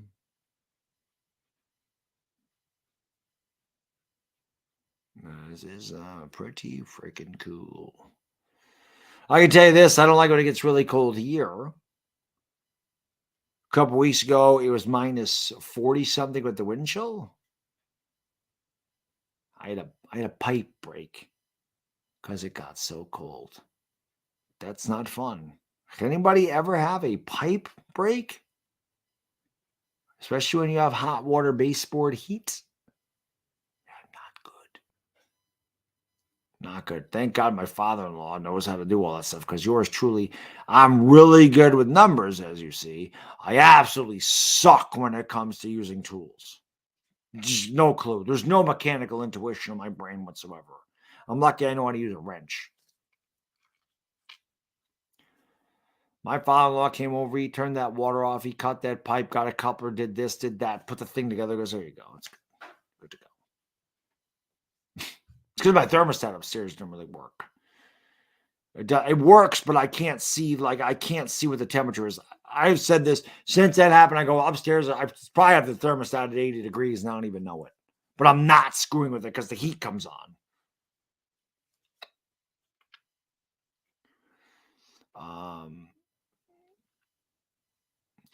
I don't think there's, you know what, Bodo, I could be wrong. I don't think there's polar bears in Antarctica. I think polar bears are North Pole. I don't think they have them in the South Pole. I could be wrong.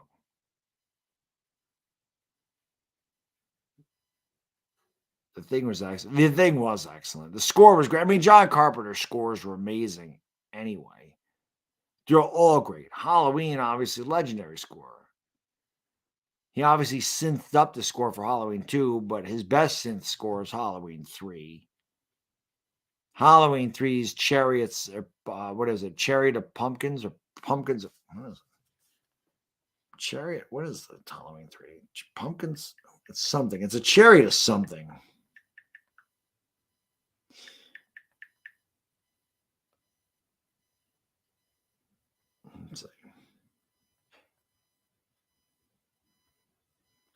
It doesn't say. Track listing. Chariots of Pumpkins. Unbelievable. But he was really good. Escape from New York. The Duke, when the Duke goes to, when the Duke arrives, that shit is awesome. That beat is incredible.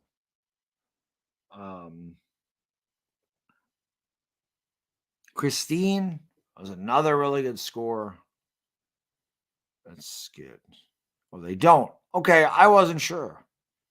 Because I thought I did. I thought I read somewhere that polar bears do not exist in Antarctica. They're just they're North Pole. Oh, Afghanistan, man, you're not alone. A lot of people don't like Halloween 3. I do. I think it's awesome, but I love the score in that film is great. But yeah, John Carpenter was amazing when it came to all that stuff. John Carpenter, he made, like I said, he is my second favorite director behind Dario Argento. He made so many good movies. I mean, Halloween is my favorite. And then you had, Escape from New York, The Fog. And The Fog is another one with a great soundtrack. But you just look at the man. I mean, Halloween, The Fog, Escape from New York, The Thing. He did Christine, Big Trouble in Little China, They Live. I mean, so many good John Carpenter movies. So many good ones. Yeah, The Fog was great. The Fog was great. I always loved how he had like I said, he had a lot of the same actors and actresses. And Jamie Lee Curtis was in Halloween. She was also in The Fog. Tom Atkins was in The Fog. He was also in Halloween 3. So he liked to do that, man. Nancy Loomis, she was in Halloween 1 and Halloween 3. She played Tom Atkins' wife in Halloween 3. Jamie Lee Curtis is actually in Halloween 3.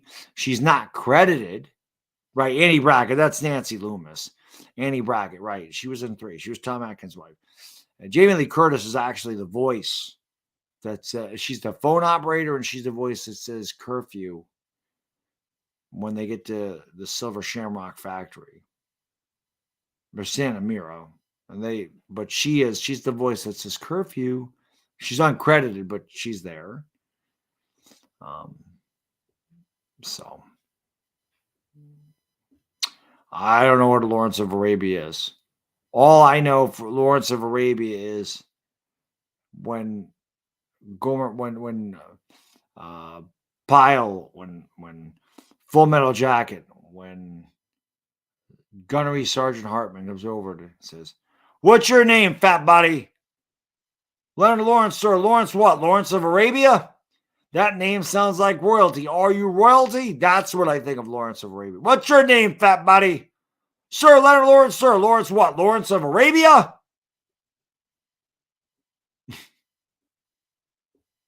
That's what I know about Lawrence of Arabia. Other than that, I don't even know what the hell it is. Well, you know what else is a really good movie? What the hell, Lawrence of Arabia? I think of this.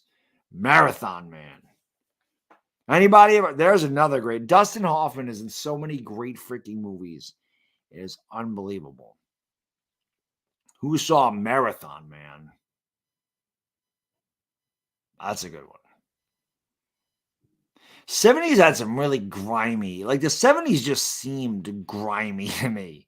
That's like a grimy, gritty feel. And I like that. Like it gives it a good feel. The Hills Have Eyes was a gritty, grimy film. Marathon Man's a good movie. No. Only two things come out of Oklahoma State. That's right. Only two things. Yeah, was that Sid Worley, Oklahoma? Louis Gossett Jr. That's good stuff. That's right. Eat them diamonds. Eat them diamonds. Yep. Agreed, Afghanistan. Agreed, brother. Agreed. The 90s it started to fall apart. Not many classics in the night. Dead Alive came out in 92. So that was a good one. But like, I'm trying to think. Some good ones came out in the 2000s. And again, I'm not big. I mean, Saw was incredible. 2004. The original Saw, the ending to the original Saw was just, I mean, it made me stand up and cheer. I never saw it coming. Never. I've seen every horror movie on the face of the planet. I know how everyone ends. I never, ever, ever got that one. I liked Hostel. I thought Hostel was good. Session 9 is really good. I think no one knows about that movie, but it came out in 2001. But there wasn't a lot of 90s. Scream was good. The original Scream was a good movie. But, oh, yeah, Bodo. Black Christmas, Texas Chainsaw Massacre, Halloween came out in the 70s. The Exorcist came out in the 70s. You know, so there was definitely a lot of good ones. No. The Gemini Kill. Yeah, that was Exorcist 3. I love that movie. So underrated. The Faculty 98. Brad Dourif was in Wishmaster, right? He was also in not Pet Cemetery, Midnight, Graveyard Shift. There's an underrated shitty, cheesy movie. Graveyard Shift. That's pretty good.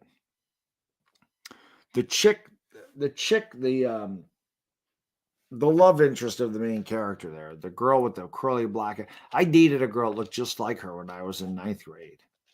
Just like her name was Teresa. Every time I see that woman, I'm like, oh my God. I mean, that was like a dead ringer.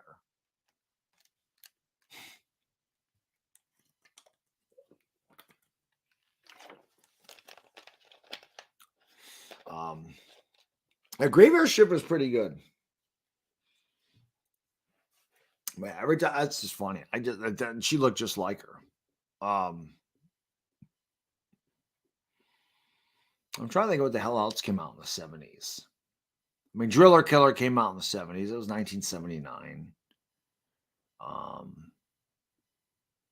really wouldn't consider Burnt Offerings a horror movie. The Exorcist 2 came out, and that sucked.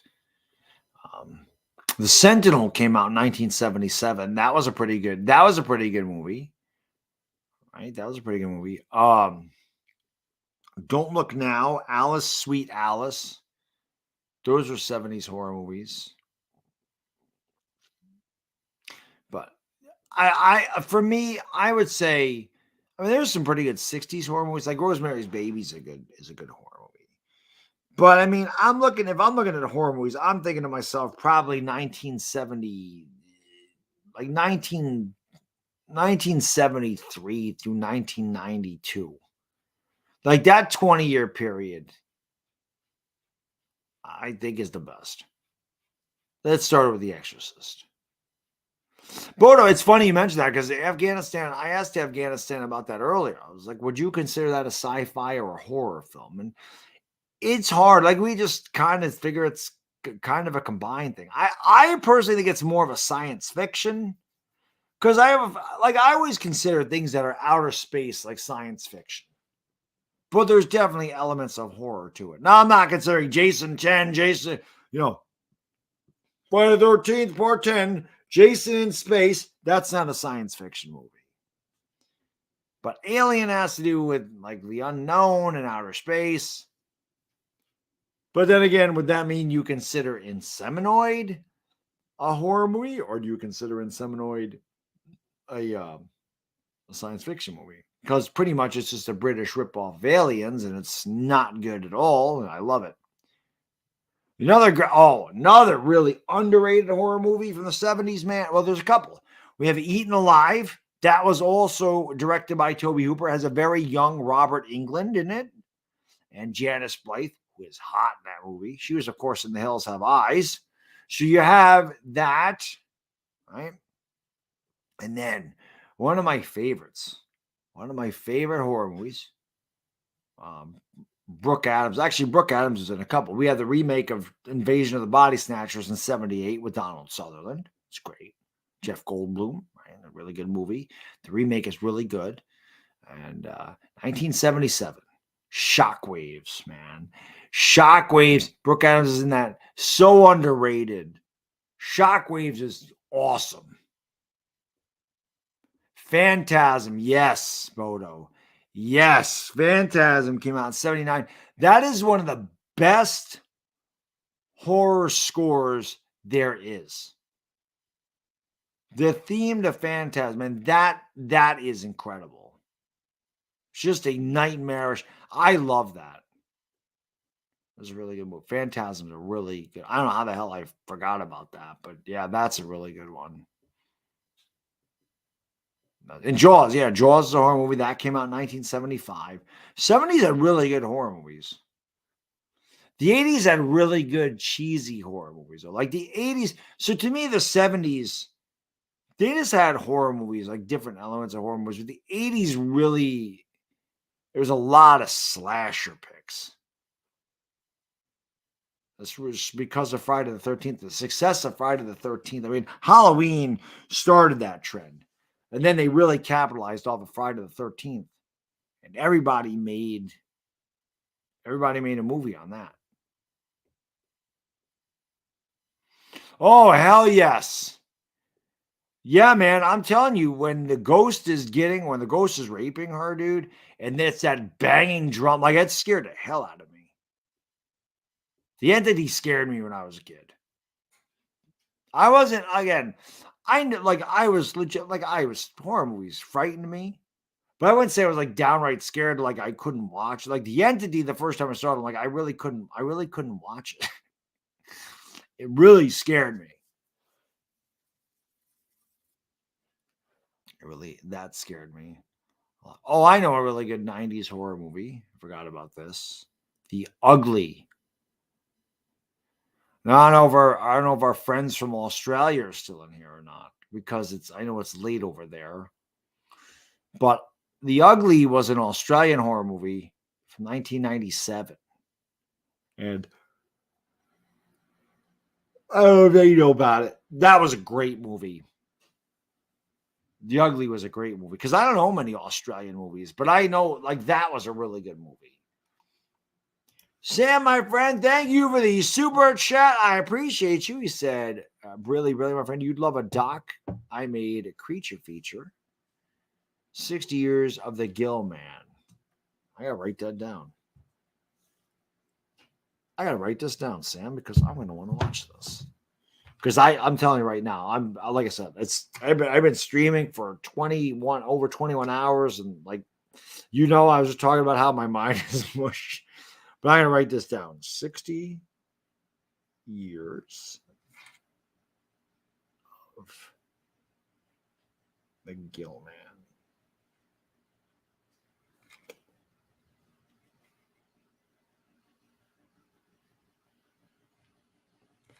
That way I remember it. That way the next time I'm down here, I can go, oh, I got to pay attention to that. So I'm definitely check that out, Sam. I'll definitely check that out. You know what another underrated 70s horror movie is? Death Dream. That's a good one. Death Dream is very underrated. I know Afghanistan, you mentioned the Toolbox Murders earlier. That's from 78.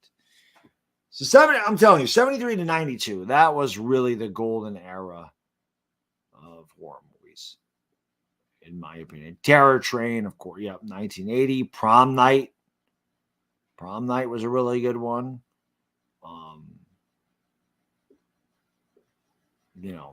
I never saw Razorback, L.A. Lou. The Ring wasn't bad. The Ring wasn't bad. The Grudge wasn't bad.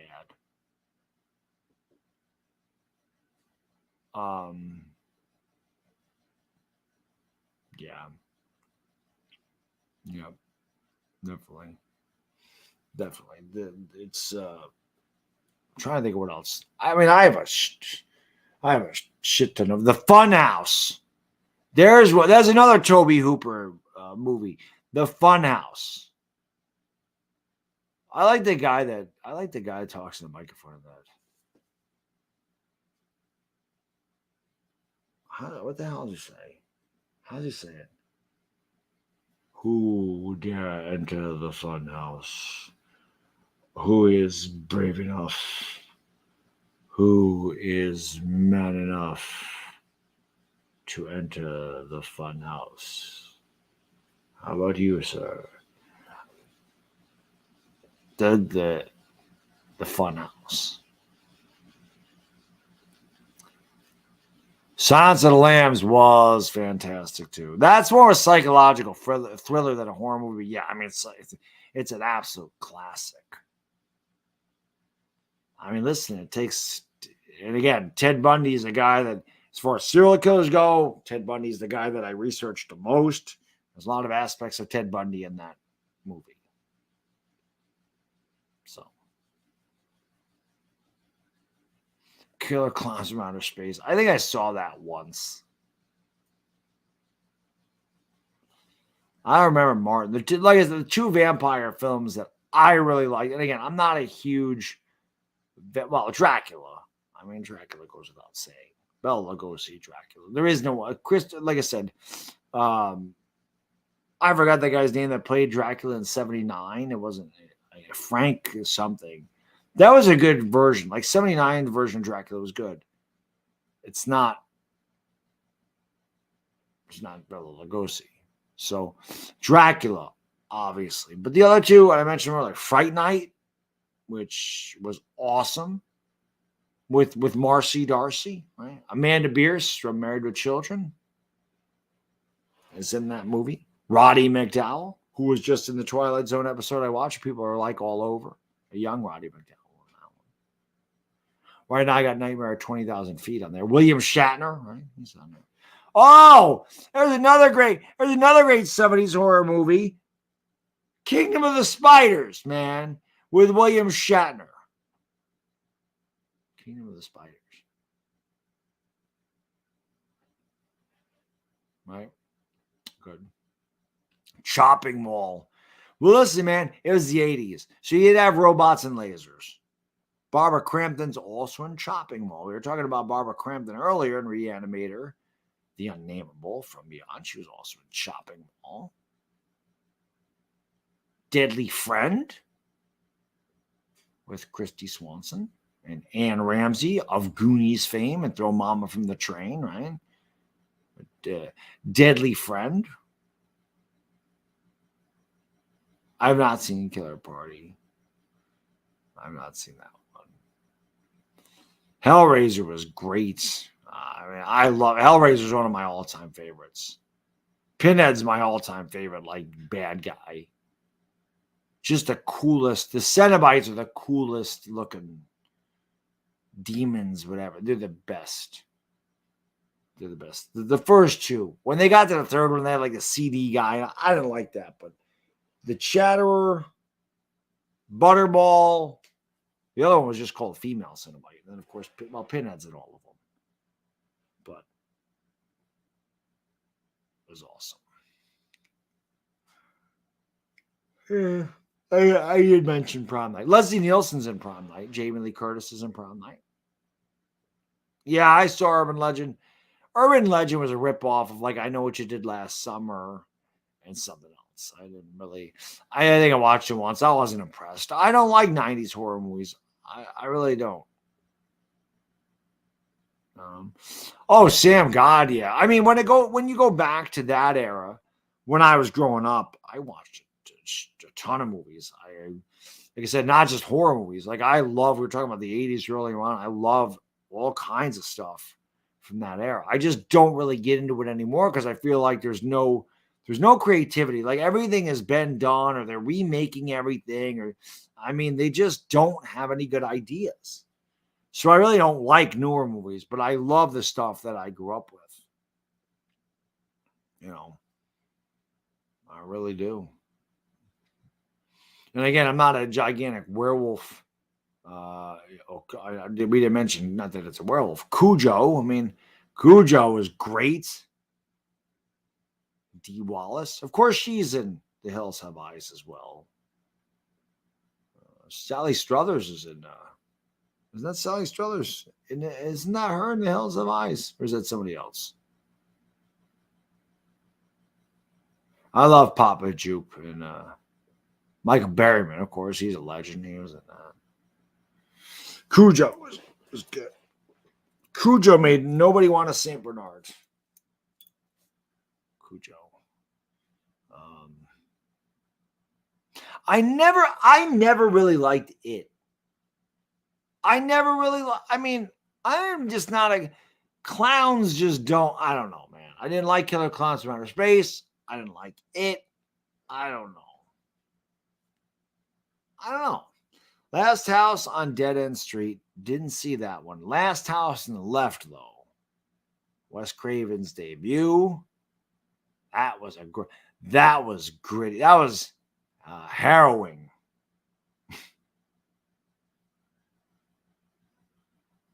The Warriors, yes. I haven't seen it in forever, though. I don't really remember it. I do remember. David Hess was. Martin Cove was in Last House Left. Of course, he's John Kreese from Karate Kid. Wrong Turn was underrated. Wrong Turn was a good one, Jay. Wrong Turn was a very good, underrated movie. And again, it was original. Then they had to go and make like 9 more of them. And I remember Jeepers Creepers. I saw Jeepers Creepers in the movie theater. It's hard to believe these movies are 20 years old. Jeepers Creepers was really good. Really good. Again, it was different. I wouldn't say it was really good. It was good. It was different. It was original. I liked it. I liked the chick in it. She was good. She was a good looking girl.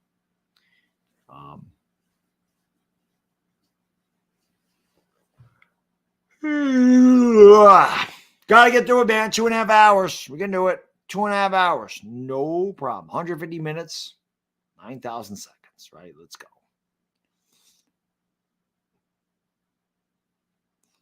Cinebites, yes. I love Cinebites, Bodo. Like they should have. Well, they do. They have Pop-Tarts, and they have the little cinnamon ones. I guess you could call those Cinebites. I do like cinnamon. Cinnamon. I like Christine a lot myself. I like Christine. I love the soundtrack to Christine. And I love Carpenter's score, and then I just love old music like that. I mean, they got Dion's I Wonder Why in that. And of course, Dion's I Wonder Why is in the Bronx Tale. Which, I mean, does it really get any better than A Bronx Tale? It's hard to get better than that one. House on Sorority Row? Yes, sir. House on Sorority Row. That's the one with the big clown in the attic, right? I mean, I gotta tell you some really shitty ones that I saw. Like boarding house was terrible. boarding house was awful. A Night to Dismember. Like, I don't even know what the hell A Night to Dismember is about. It's so choppy and just off the wall. Insane.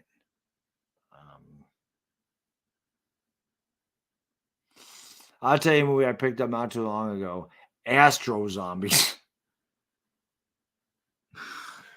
Oh, you know a good one? You know a good one from 1986 that is that's underrated or like you don't know it. Crawl Space.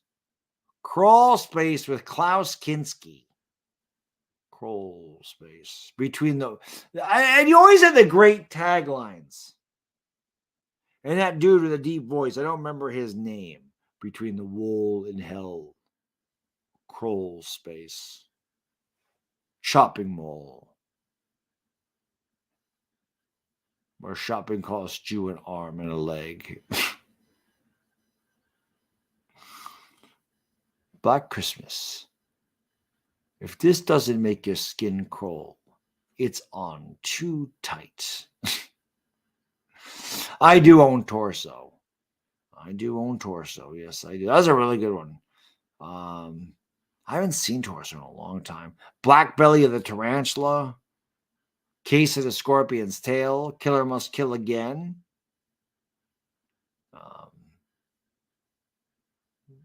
It might have been Sam. I don't know.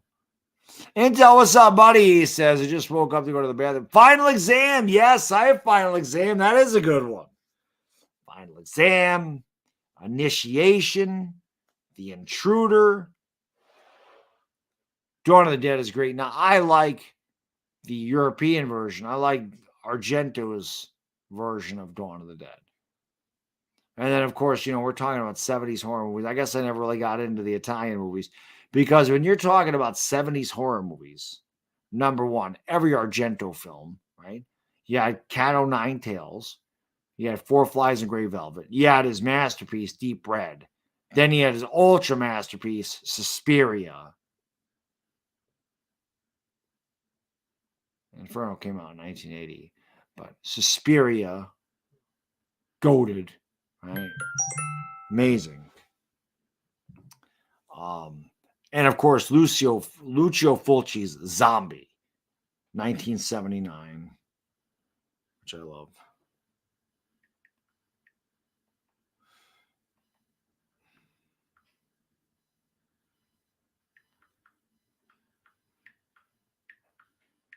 I don't know why my wife is up this early. She needs to go to sleep. Why is my wife up at 6:30 on a Sunday? She says, in the home stretch, do you need anything? I said, a C4 if possible. Wifey always looking out for me. Looking forward to going out to dinner. Looking forward to just hanging out with my wife tonight. I can't wait. That's what I'm saying. I just want to get through this. I keep saying that was my motivation. Get to 9 o'clock, get to sleep, wake up, go to dinner. Well, I'm going to wake up or shave. We're going to look presentable when we go out. Not gonna go out looking like this. I gotta get this off my face. The Night of the Living Dead, obviously. Phenomena was great. Yeah, I wasn't a big fan of Inferno either. Phenomena, yes. Tenebrae, yes. God, Tenebrae is so good. One of my favorite kill scenes is when that woman gets her freaking hand chopped off and she just squirts that blood all over the freaking wall. That's awesome. Argento kind of fell off after Opera. I think Opera was like his last good one, you know, in 1987. And then he came out with, I think Two Evil Eyes was him and somebody else. That wasn't bad. But then the Stendhal Syndrome was terrible. Trauma was terrible. Phantom of the Opera was terrible. I thought Sleepless was pretty good. Max von Sydow was in Sleepless.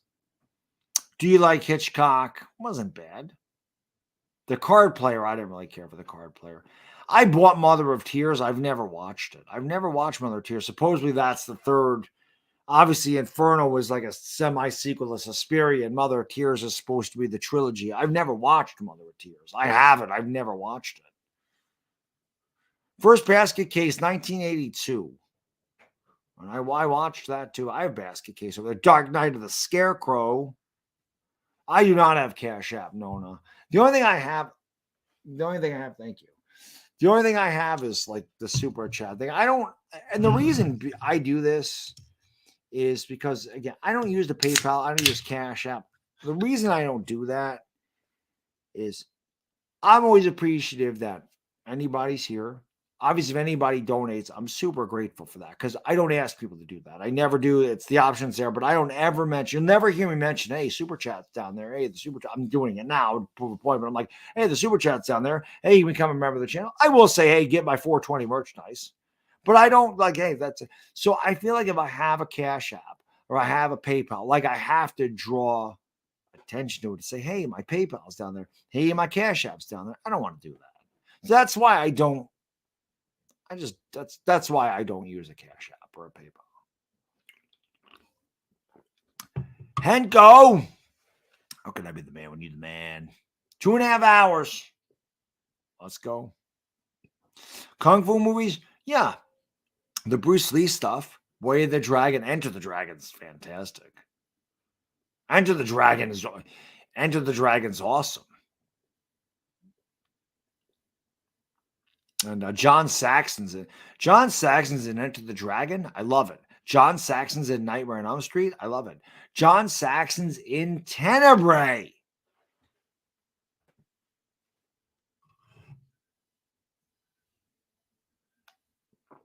John Saxon was a legend. He was. He was awesome.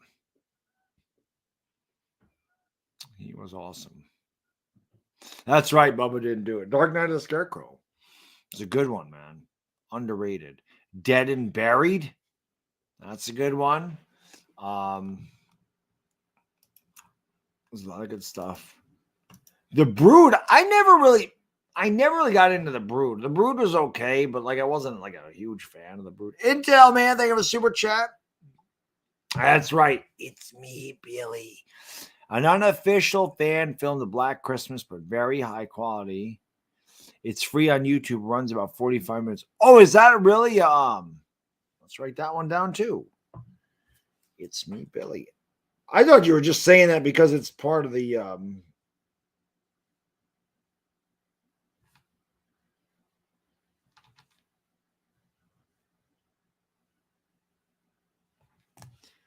didn't even know that. It's me, Billy. That was a good one. We're going Slaughter High, The Prowler. How do we forget The Prowler? He knows you're alone. Right. It was great. Great stuff. I'll have to check it out. I remember USA Network, man. They always had these, on Saturday Nightmares, if they had like an extra minute, they would play these shorts, these little short films. And I always remember The Dummy. The Dummy scared me when I was a kid. I think a film student made that. I don't remember if that was an HBO thing or a USA Network thing. I just remember it scared me. Johnny, man, thank you for super chat. Appreciate you, brother. Brilly. Bad Dog, Phillies, Yankees World Series. Are you ready for baseball? I'm ready for a Yankees Phillies World Series. I can get on board with that. Hell High was a little dumb. Well, Hell Night with Linda Blair was not dumb. Right? Hell Night with Linda Blair, that was a good one. Night of the Demons. That was a good one. Night of the Demons. Boy, I just got a bunch of them. Lucio Fulci had a great one of them too. Right? The Beyond, House by the Cemetery, City of the Living Dead, Motel Hell. That was a really good one. What else was I thinking of? Nightmare City. Lenzi zombies were way ahead of their time because Lenzi zombies were fast and smart. That was really good. Anthropophagus.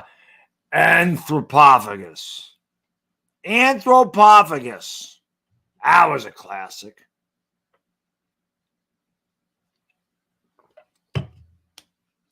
Joe D'Amato.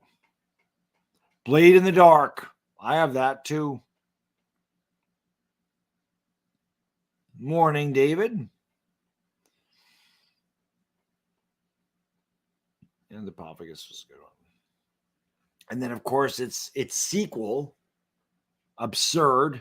That movie was terrible, but I had to have it anyway. Deep Red was amazing.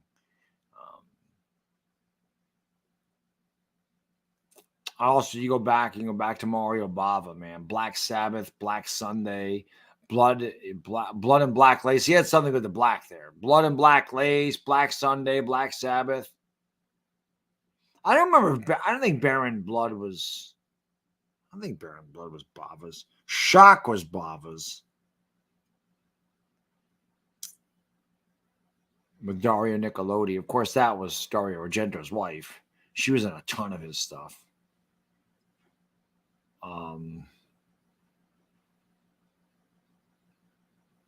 She was in a ton.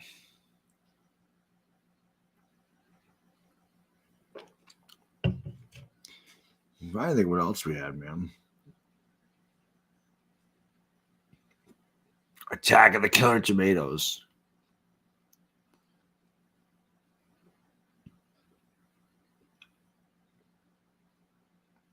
I'm trying to think. I can't think of Quentin Tarantino's films right now. I don't know why. I'm just drawing a blank. I do know why, because I've been up for freaking 22 hours. That's why. Johnny, man, thank you for the super chat, brother. I appreciate you. So salute to you, my friend. Philly loves you, buddy. Stella.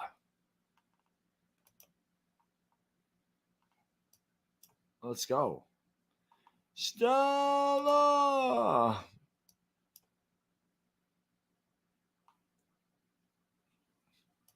Appreciate you, brother. I'm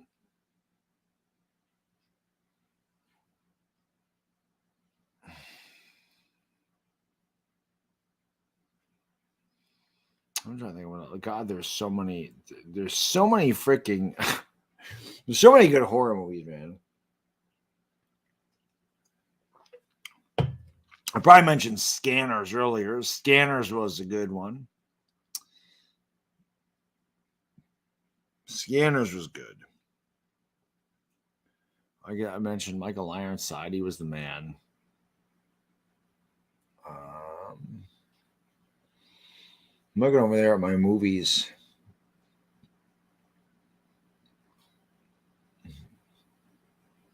Bug. Oh, man. How the hell did I forget to mention this 80s God classic? Had a great synth score, too. This did. It really did. A great score. Chud, man. Chud is an absolute classic. Chud. That's what I'm talking about. Chud was a good one. A favorite of the USA Network. I loved it. Check out foreign films, subtitle. I mean, with the way Deep Red was transferred by Dario Argento, it's like it goes from English to Italian with subtitles. I just watch it in Italian with the subtitles. It's easier. Audition was a Japanese horror film that you have to watch with subtitles. I don't prefer to read my movies, but those are two that I've definitely watched with subtitles. I think Diabolique was another one. Diabolique was from 55. I think it's French. I think that also had subtitles. I haven't seen that in forever. But... Yo, Nona, my friend, thank you so much for the super chat. I appreciate you, Brilly, my friend. Thank you for all you do, Laker Dog. Thank you for all you do, Nona. I appreciate it. I appreciate it very much. And Lakers will be here before you know it. But I'm going to tell you, I'm not hurrying this along, Nona, because I'm on vacation this week, and I don't want Thursday night to get here that fast. I want to enjoy it. I just don't want the Lakers play. We're like, shit, I got to go back to work soon. But I definitely want to enjoy this.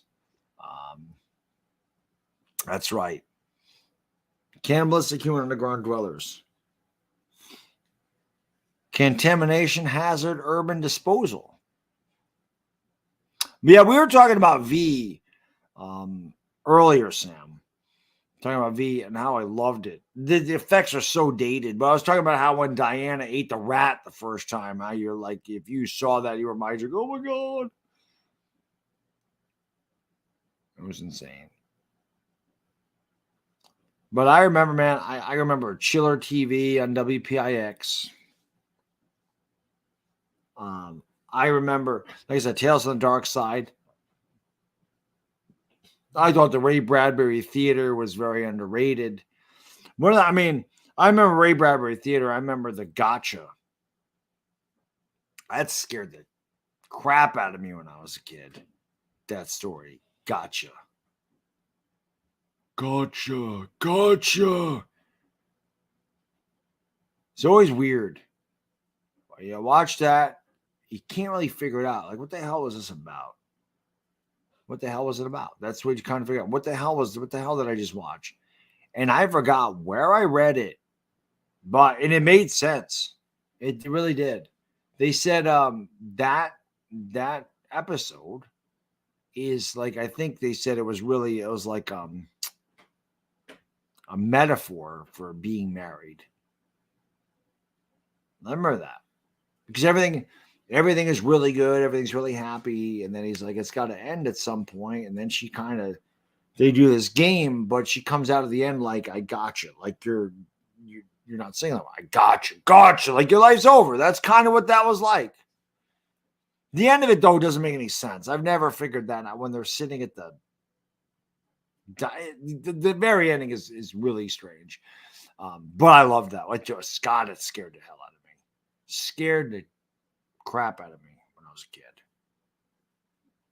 Happy birthday to me, Melissa Sue Anderson. Lawson Perry. I gotta go potty. Oh, it's 6:40. I swear to God, I'm not doing this on purpose. My bladder really is like at 6:45. Every time it's quarter of the hour, go to piss. I swear to God. I'll be right back. Gotta pee. 6:45. Sun's coming up. Little more than 2 hours away from finishing this off. Feeling good. Let's get her done. Let's finish strong. I'll be right back.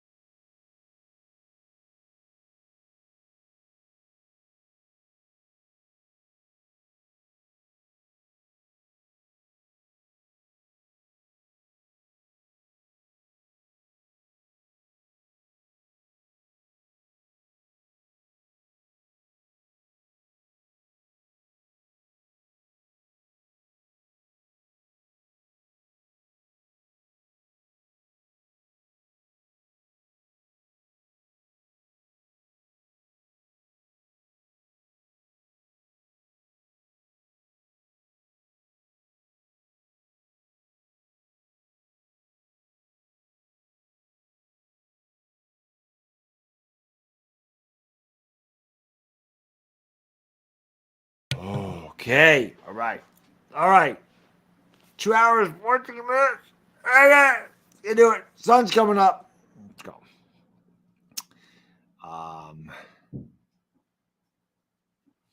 I agree, Henko or Henso. I don't like I can't get into today's horror movies.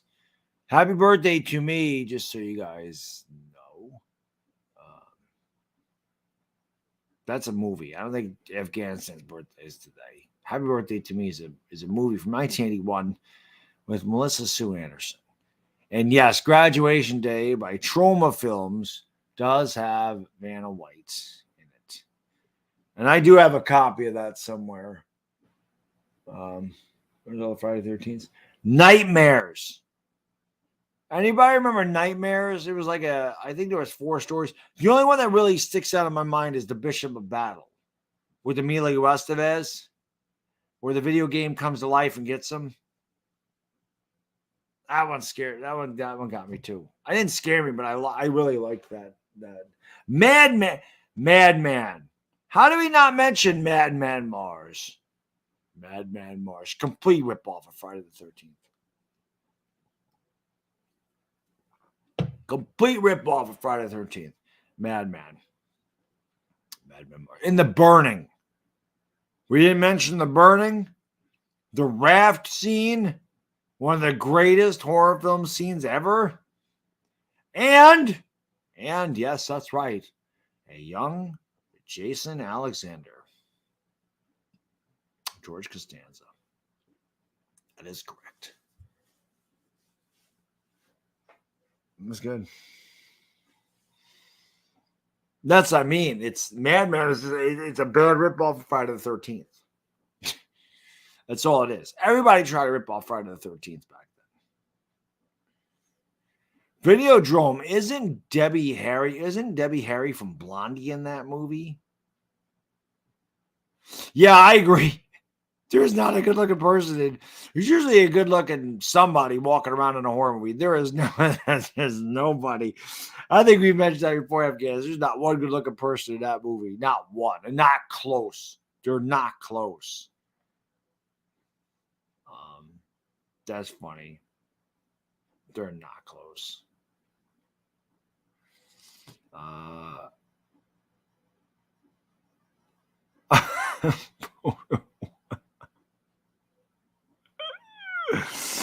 C4 energy drinks are great, man. This usually my pre-workout used to be C4, but then I went to pre-gym X. That's probably what I should have been. I probably should have taken some pre-gym X. Probably should have taken some pre-workout at this point. I never saw Tales from the Hood.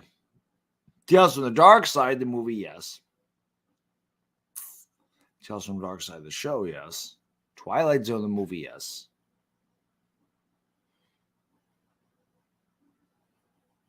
The hell else do I have over there? Like I don't see very well these days anymore.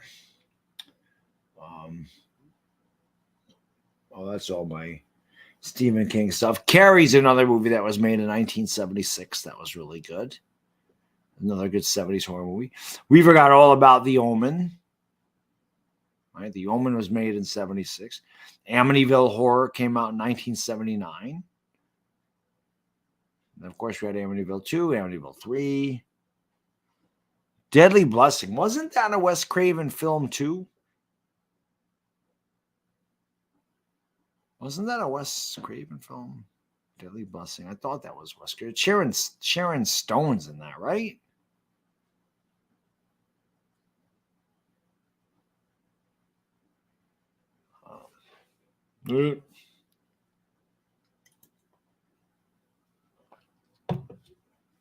They're all going to laugh at you. They're all going to laugh at you. My kid loved it. That's one of the coolest scenes ever, when that fire lights up and she starts walking down the stage and just see everything just go up into a cinder behind her. I freaking love that. My kid was a little bit. I was really into Carrie for a while.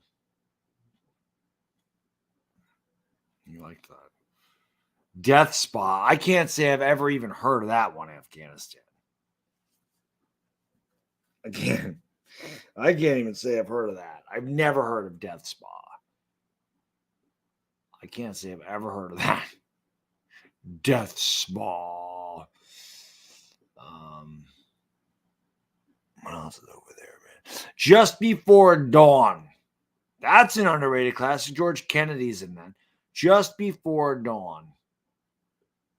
And speaking of Dawn, let's not forget the absolute garbage classic, gory but cheesier than hell, Dawn of the Mummy. Don't forget about Dawn of the Mummy. Dawn of the Mummy. I did mention the remake of Invasion of the Body Snatchers in 78. I mean, you go back farther, the Vincent Price films were great. House of Wax, that was awesome. I always like the Vincent Price movies. The Bat, I mean, that's not really scary, but I like The Bat. House on Haunted Hill, that's a really good one.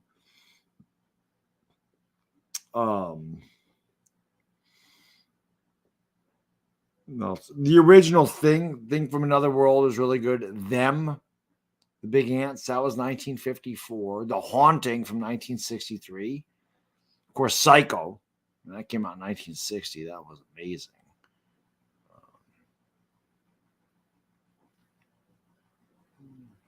That was a lot of good stuff. A lot of good stuff. A lot of good stuff. I was back in the day. Yes, I'm still watching. Let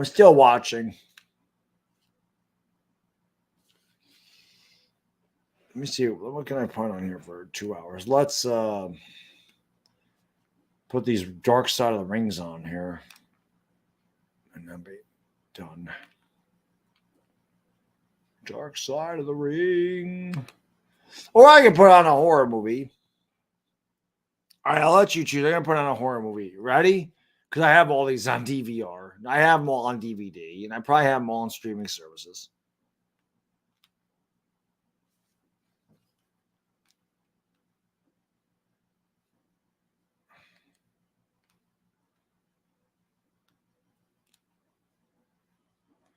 Okay.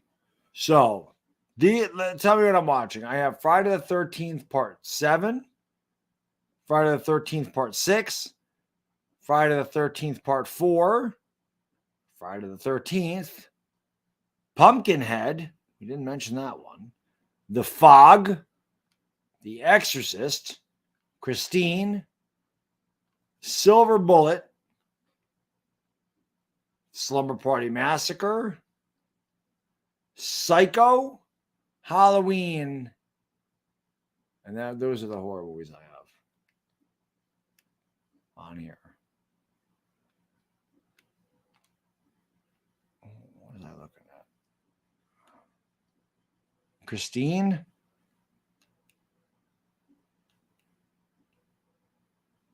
The Fog.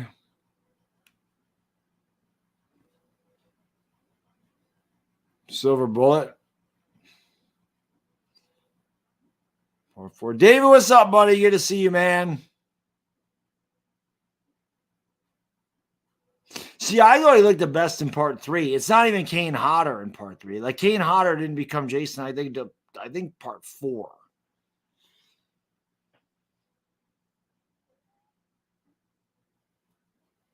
What the hell just happened there? I'll call Yankee games the way I normally do, which is like one a week if I'm lucky, hopefully. All right, let's go. I think my batteries are dying on this thing.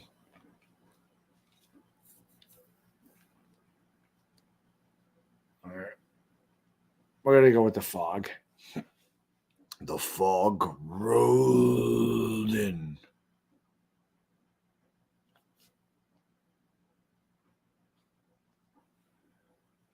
Put that on.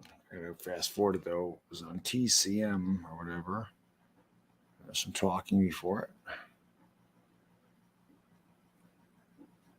There we go.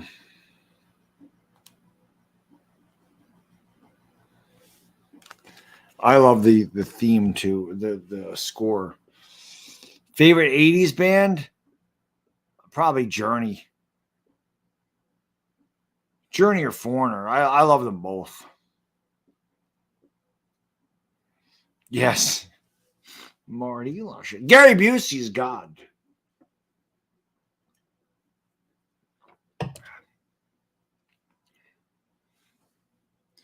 Yeah, I just threw the Fog on.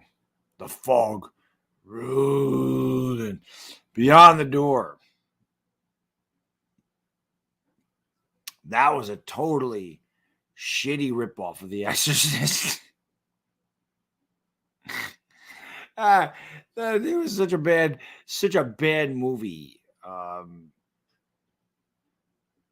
Death Dream was underrated, though. Death Dream was a good one. Death Dream.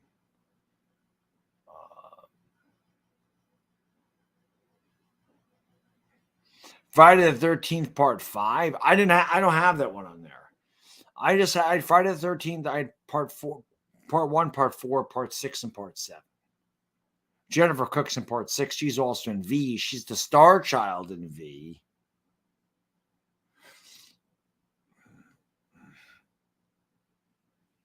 Yeah, David, I'll definitely get some good sleep today, man. Like I said, I got 2 hours to do this.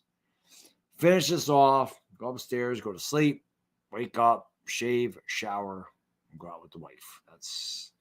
That's the order of business today. How cold does it get in New York? I mean, it ain't getting to minus teens here. I mean, I think the lowest temperature we've ever had where I'm from is like minus 35, but it doesn't ever get like that. The coldest it'll get here most of the time is it'll get to be minus 10. Like a couple weeks ago, it was minus 14, minus 17, and then it was like minus 40 with the wind chill. That's really about as cold as it's going to get here. So that's like as cold as it's going to get. Normally, it's in the 20s at this time of year. It's not our normal high, but normally that's the weather. It's actually been warm. Last week was warm. It was in the 60s a couple of days. She left. April Fool's Day. Yeah. The fog rolled in.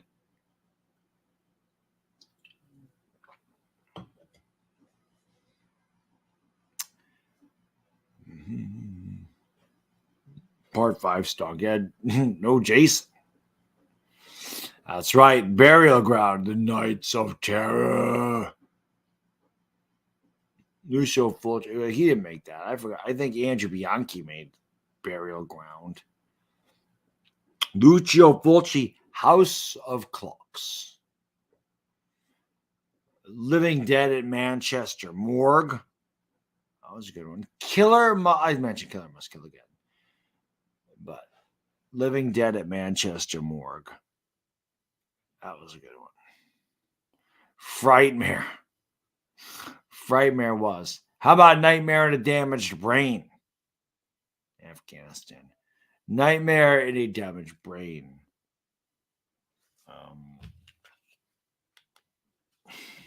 About that one. About Mario Bava's Bay of Blood. Of course, if anybody ever watched Bava's Bay of Blood, you will see the massive influence that film had on Friday the 13th. That film, that's where Sean Cunningham got his idea. Friday the 13th. From Bay of Blood.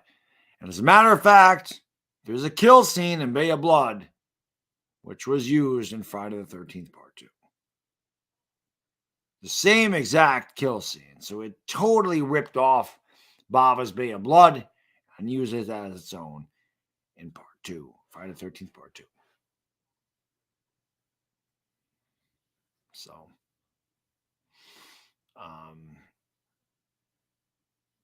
yeah, Mother's Day. You never heard of Nightmare in a Damaged Brain? It's a pretty good one. It's pretty good. It's rare. Nightmare in a Damaged Brain. You said mention Blade in the Dark. I mean, you go back to the 50s, you had Horrors of the Black Museum. That was good. What about Stage Fright? Stage Fright was a good one. I like horror movies, man. I like horror movies. But it's good stuff, man. The 80s was just it. It was good. It was good. Hey, the Giants were great in the 80s. So, I mean, how good were the 80s? Yeah, the owl mask. That was awesome. Well, I think the Lakers could do it. I think the Lakers. I was talking to somebody, I forgot who it was. And so I think they need to go 14-9 to finish 41-41. I think if they do that, they can make the playoffs, the play-in round. The Lakers have to stay healthy.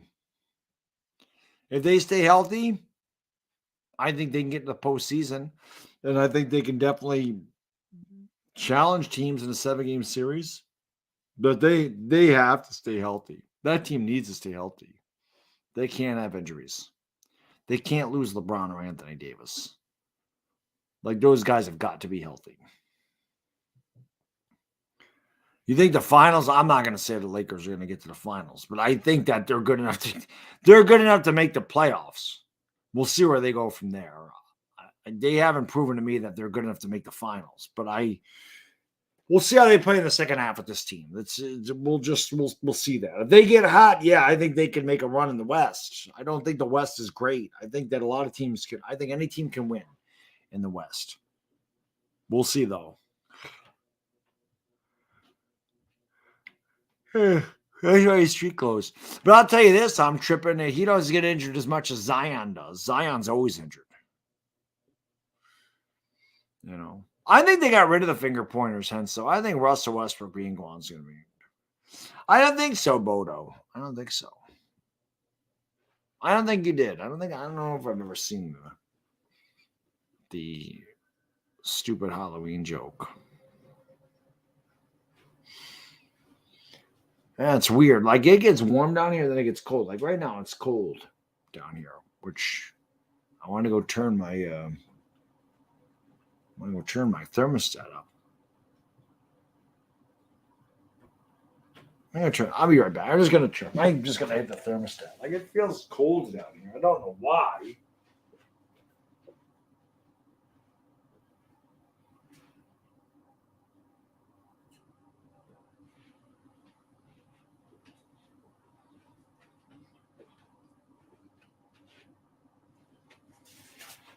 Maybe it's just where I'm sitting, man. I don't know. It's weird. You know, so Martyrs, right? That is a movie that I wanted to see. That's one that the Horror Geek reviewed was Martyrs. And he said it was one of the most depressing or whatever. And I never saw it. And it's hard to find it. Dire Giants fan, what's up, buddy? There he is. He says, you know, a show that doesn't know when to quit. It's The Walking Dead. I agree. Is that still on? There's a show that has a prequel to The Walking Dead. About 60. I thought, like I said, I mentioned this earlier. I think I don't have the attention span to make it through 4 years of a show unless it's really good. I got through like 9 seasons of Walking Dead, and then I'm like, I can't do it anymore. Like how many? I just couldn't watch it anymore. You know. I mean, I'll watch it eventually, Afghanistan. You know, I just have to find it. There was another one that I did watch. It was a German movie, and again, I forget what it was, but Mike reviewed it. And that's one thing about the Horror Geek. I mean, Afghanistan, I know you know more obscure horror movies than I do. But he might even stump you with some of these because I don't know where he gets these. I don't know how he knows some of these horror movies. So, I mean, I'm sure that I've given you his channel. I'm sure you've checked him out before. Curtains, I did forget Curtains. That's a Canadian horror movie. And the funny thing is, I have it sitting right there. I never saw a Serbian film. Like I have these. These are sitting right here. We have a ton of these. Oh, I think I mentioned it before. Forever Evil. Forever Evil is one of the worst films I've ever seen from 1987. Forever Evil is terrible, and I love it. It sucks so bad. It is like an hour. The movie's an hour and 50 minutes. It should be like 40 minutes long. I love it. Yeah, I had a couple of sitting there. Here's Madman. Madman Mars. Madman Mars. And again, I've told you before, and you open my things, you open these things. These are like immaculate. Like I don't touch any of this stuff. I'll be honest. I don't think I ever even opened this one. I didn't know there was 2 discs in here. I don't think I opened this. I don't think I've ever played this.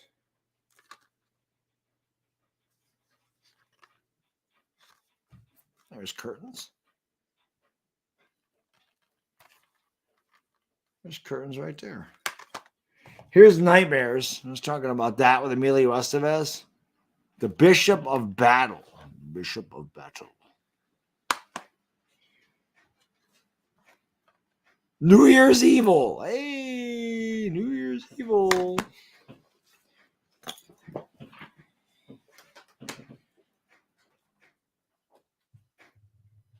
I just have them hanging around, man. I have them everywhere. Bay of Blood. There it is. Bay of Blood. Bay of Blood.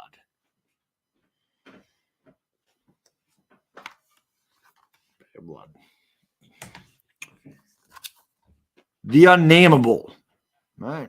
The Unnameable. I know I mentioned this because Barbara Crampton's in this. I think Barbara Crampton's in this. But The Unnameable. And I mentioned this one too. Crawl Space. With Klaus Kinski. Look at Klaus. Look at it. Look at his face. Look at Klaus. Klaus Kinski. We didn't mention the children. And how about Bloody Birthday? We didn't mention Bloody Birthday either. The children. And here's this one. Afghanistan. Nightmare on the Damaged Brain. That's just called Nightmare, but it's really, I mean, it's Nightmare on the Damaged Brain. If you are terrified by Dawn of the Dead and Friday the 13th, you must see Nightmare. And then here's another one I mentioned that just absolutely blows. A Night to Dismember. There's a porn, this woman's a porn star. Is it Samantha Fox? Who the hell is a woman in this thing?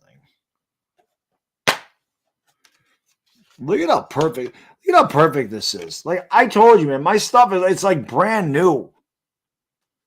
Why are the things? It's Samantha Fox. Who the hell is? It doesn't even show. Doris Wishman, man, this was freaking terrible. God, what terrible fit. Those are some really bad films. What the hell else do I have over here? What the hell else do I have? There's Stage Fright. Wait Until Dark. Oh, it's just.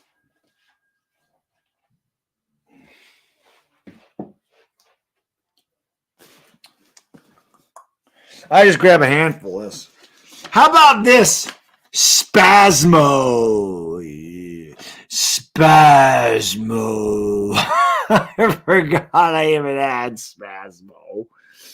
Susie Kendall's in this. Susie Kendall was in a lot of this. This isn't a horror movie, but I mentioned this before. Nighthawks, man. If you have not seen this movie, seriously, this is a damn good film. It's not a horror movie. It's Sylvester Stallone's in it. Billy D. Williams, Rutger Hauer. Like I said, Joe Spinell. I mentioned this in the first part of this 24-hour stream. This is a really good movie, though. Amityville Horrors. You got one, 2, and 3. Right? Amityville Horror 1, Amityville Horror 2, Amityville Horror 3. I know we showed these all in the Halloween stream years ago. What's up, Asia? Let's scare Jessica to death. Death. I mean, I just don't know why the Psycho's over here. I have Psycho 2 and Psycho 3 over there. I don't know why this is here. Here's what we forgot to mention. Cameron's Closet. How about Witchboard? We forgot to mention Tawny Katane in Witchboard. Witchboard. Cameron's Closet. And how about, we were talking about Richard Mall earlier, Night Court. We mentioned William Kett. He was the great American hero, whatever it was, the last American hero. William Kett was also in the house. And George Wint is also in the house. 1986. 1986. What other things do I have over here? I mentioned Bug. There's the Funhouse. Black Sunday. Oh, shoot.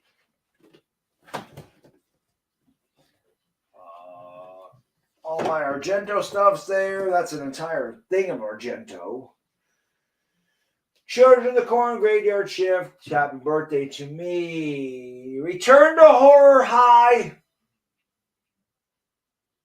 There's all my Tales from the Dark Side stuff. The Thing, Carrie, The Shining, Cujo, The Dead Zone. There's all my Friday the 13th and Halloweens.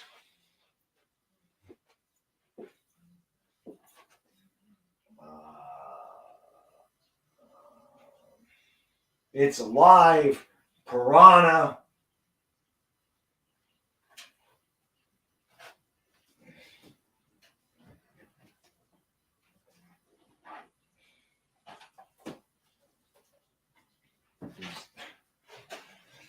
Here's just another stack of classic horror films. Chopping Mall. There it is. Chopping Mall. Or shopping cost you an arm and a leg. L.A. Lou, my friend. Thank you for the super chat. Really. Check out Of Unknown Origin. Peter Weller fights a giant rat in this brownstone with Shannon Tweed. I remember Shannon Tweed was a good one back in the day. Directed by George P. Cosmatos of Tombstone fame. Unknown Origin. I might have to look it up. I might have to look it up. Afghanistan mentioned a lot of these. The House on Sorority Row. That is correct. The House on Sorority Row. Again, these are like brand new. I hate when they didn't put the inserts in it, but they should. Is there an insert in Shopping Mall? Well, I realized this one isn't like brand new. Like the label ripped part of the thing off there. I've got it. And look at, I haven't even opened this. This is the 2018 Halloween. I haven't even opened this thing. It's still sealed.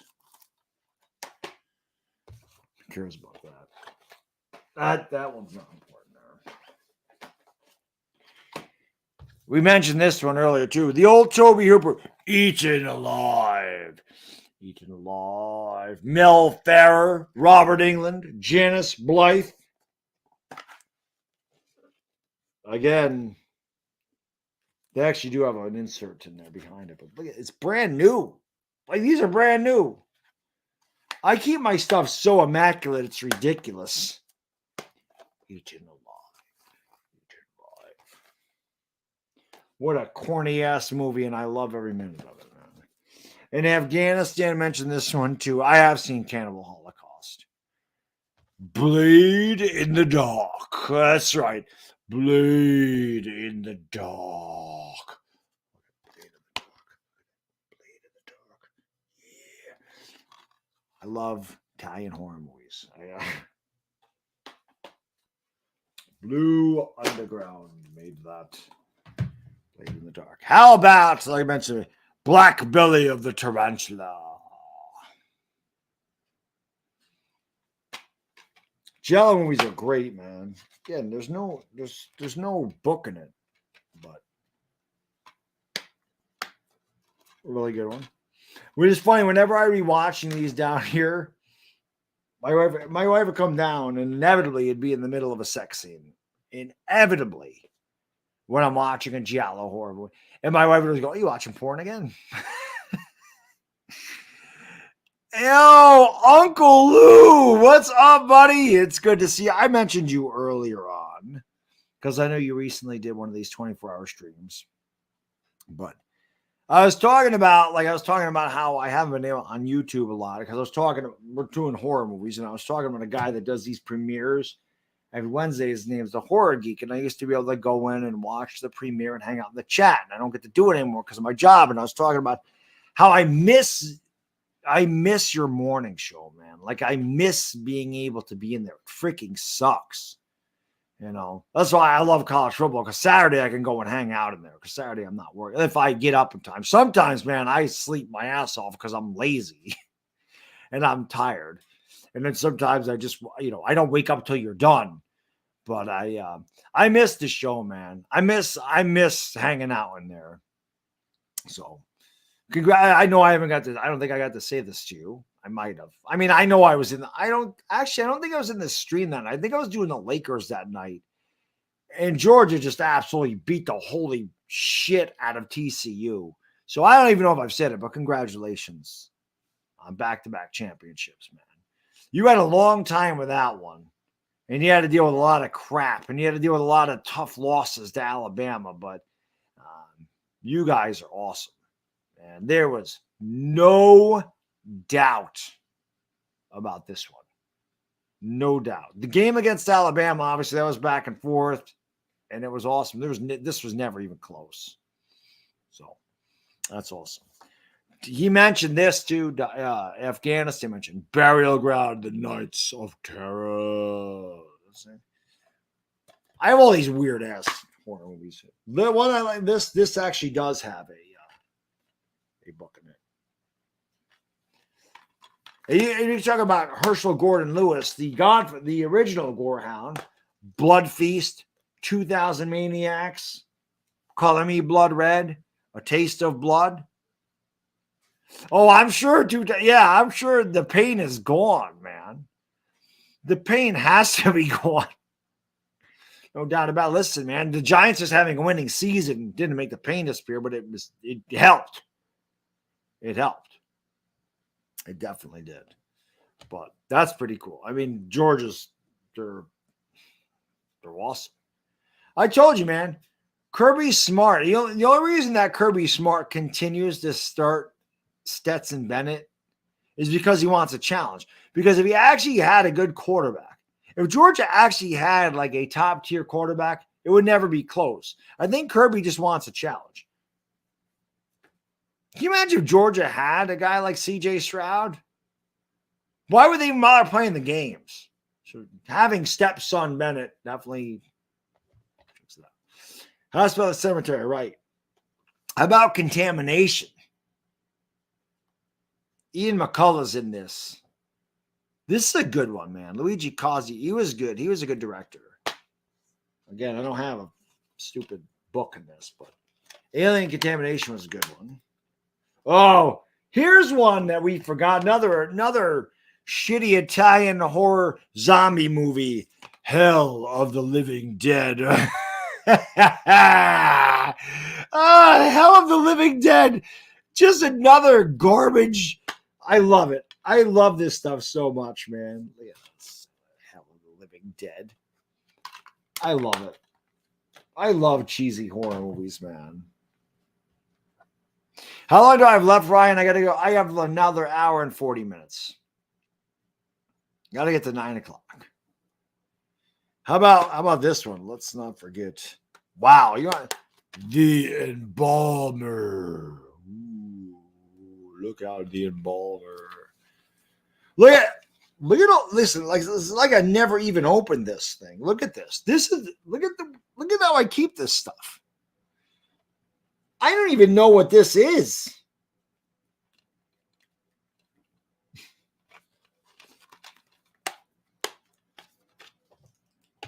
But it's there. Yo, Roderick, my man. Thank you for the super chat. I appreciate you, brother. Brilly, my friend. He says, R square to the house. Bad dog, you the best. And how can I be the best when you the best? He says, speaking of movies, my girlfriend's favorite XXX midget flick is Small Fry with a large hot dog.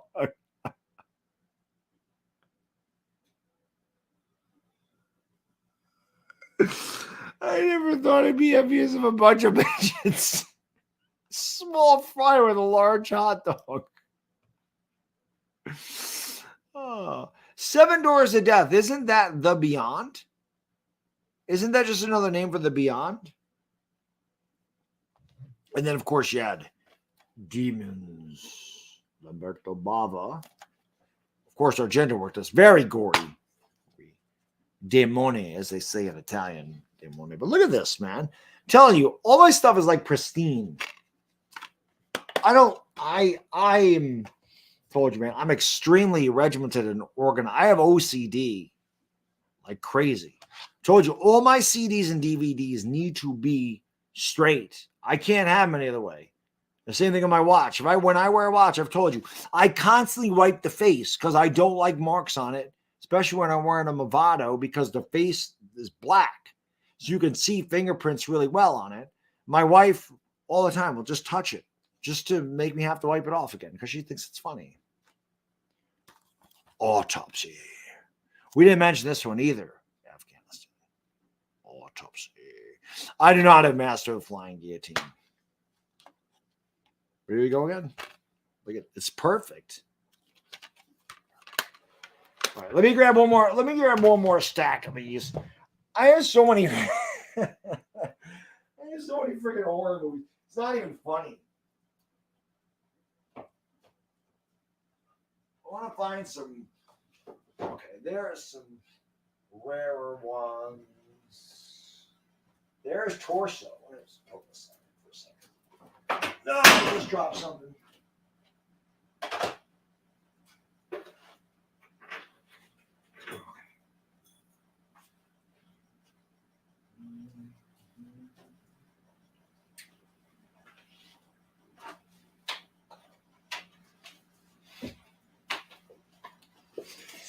Wow, it's not even quarter of, and I gotta pee again. Let me go. Let me go piss again. This gotta be like pissing at break number 20. I'll be right back. Right back. Hour and a half. I'll be right back.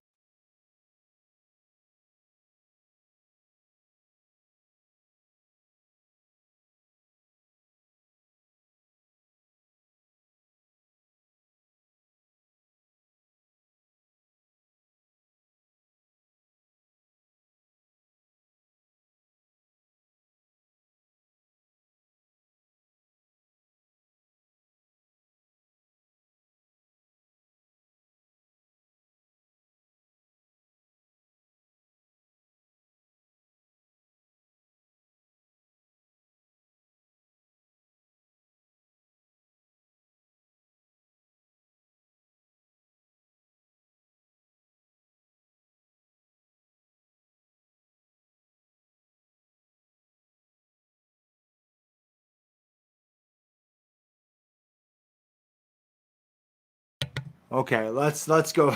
Let's go through a few more here. Dawn of the Mummy, and I know I'm a mummy. This movie freaking sucks. I don't know how the hell I found half of this stuff. Oh, let's go out and get Dawn of the Mummy. But look at man, I'm telling you, all this stuff is perfect. And this one I mentioned before, and again, I don't think our friends from Australia are here because it's like in the middle of the night. They're like sleeping now. But this film is awesome. This is really good. I found this because of the Boogeyman compilation. I never heard of The Ugly before.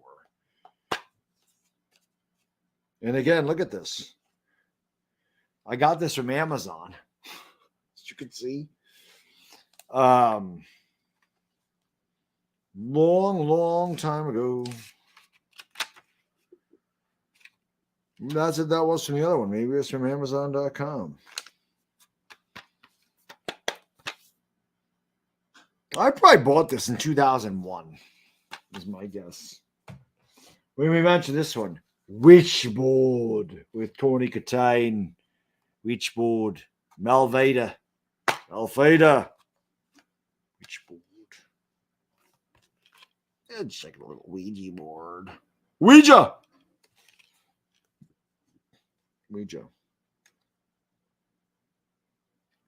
Punch out, pointer to play. I never even knew that was in there. They really do have a little Ouija board. Look at this. Look at this thing. I never punched it out, obviously, but you can play with a Ouija. I forgot I even owned this. You mentioned The Grudge. I didn't even know I had this movie. I didn't even know I was over there. I just grabbed up a handful of movies, and there's The Grudge. I probably just opened this. I've never watched this. Never watched it. I've never watched this. This is brand new. It's brand new. I didn't even know I had this.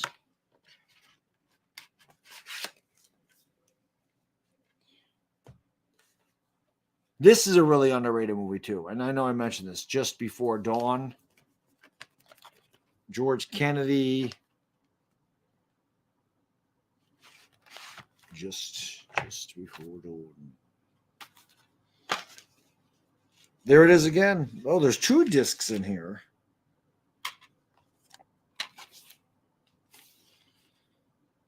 And I still have this Media Blasters Inc. thing.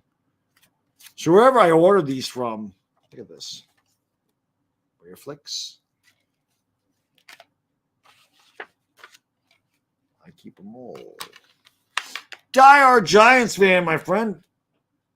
Are you going to close just before dawn? They're going to fit in there.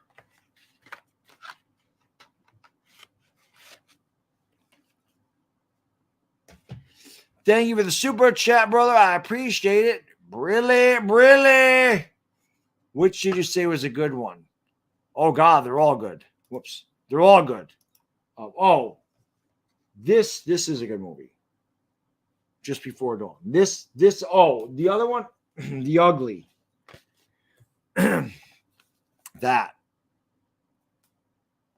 This is a good movie. It's Australian. But this is pretty much about a serial killer that like hears voices. And he has some psychologist like talking to him, and she kind of falls for him, and he plays these mind games and stuff. This is a psychological thriller, but I really like this. It was different. Like, this is a different movie. So yeah, that's what it was. It was The Ugly.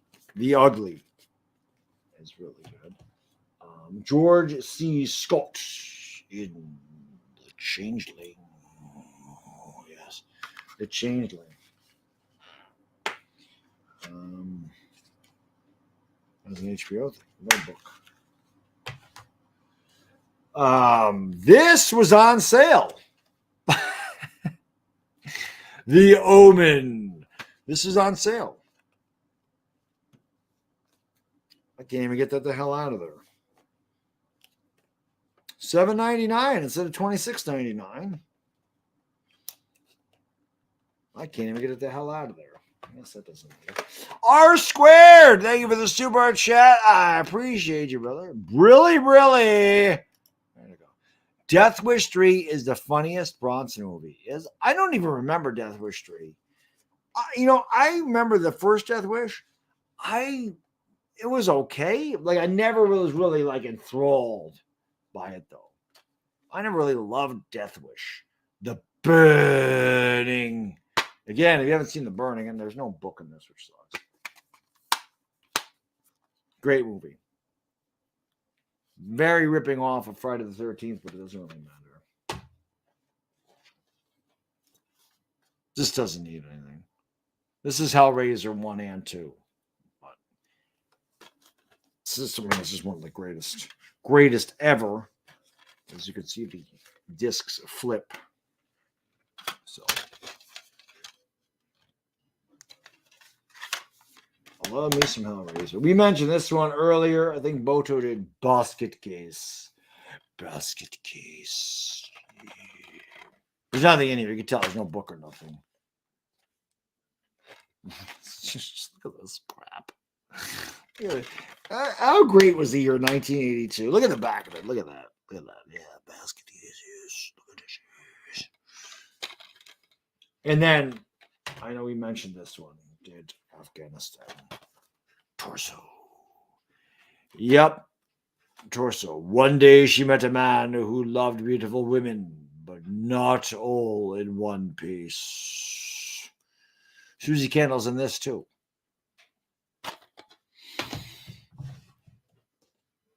Yes, R squared. I do. Again, my CDs are like this too. Like I'm so like I said, OCD about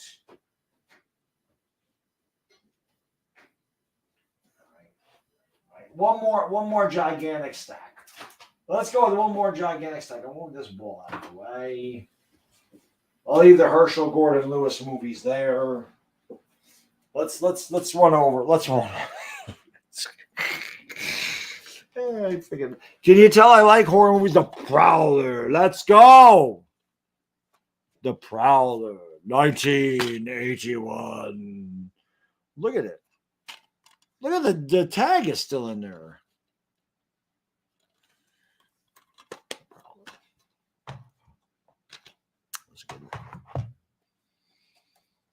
Tom Hanks, film debut.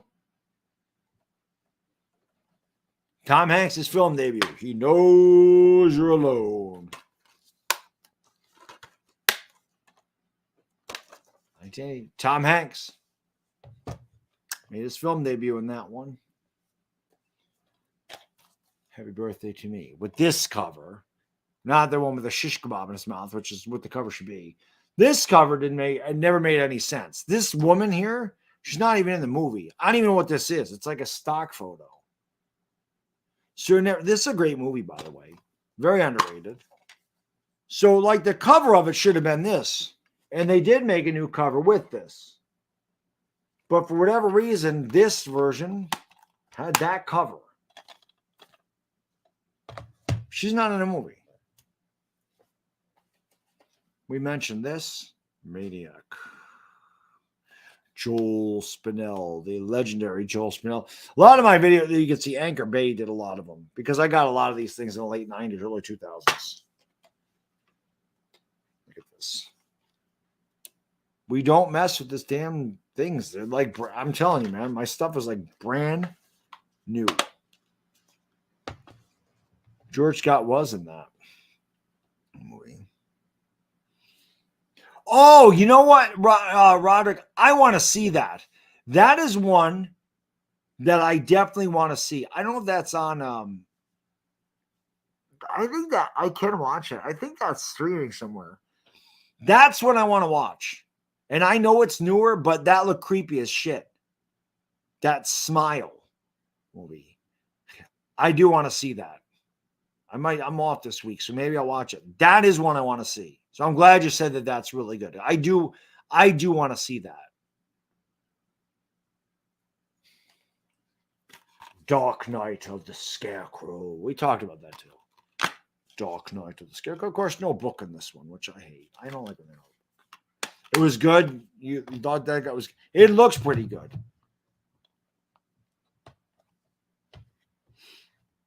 It was. We didn't do it. You mentioned this one earlier too. Dead Alive.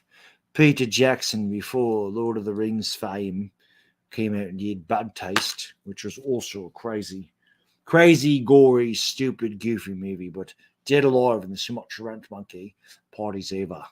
There it is. Lionsgate Film Entertainment. Party's Over.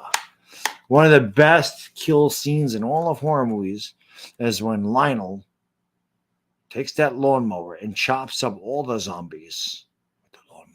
Dead Alive.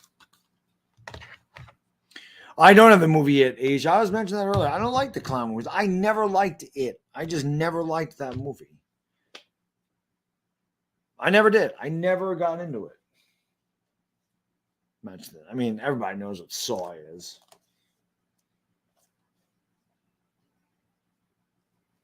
Oh, I was going to say, how do you do it? There's no opening. It's like that. Saw. The ending to this was God. It's one of the greatest endings I've ever seen. The twist is unbelievable. April Fool's Day. With the guy from Back to the Future, Biff Tannen. And again, you can just see everything is absolutely perfect in these things. I take good care of my stuff, man. I always have. Has to do with my prom night. They're all perfect. Prom night. Everything is all right.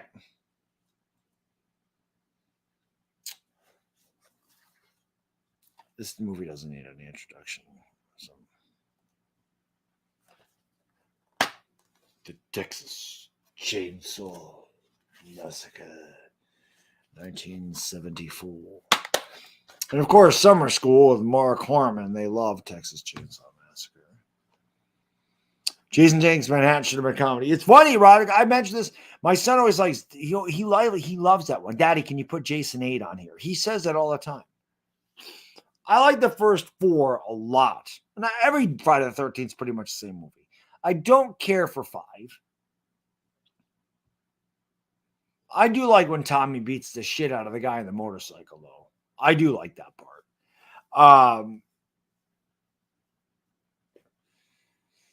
Part 6 I like. Part 7 I like. Part 8. Part 9 is useless. Part 9 is the dumbest shit ever. Jason in Space isn't good either.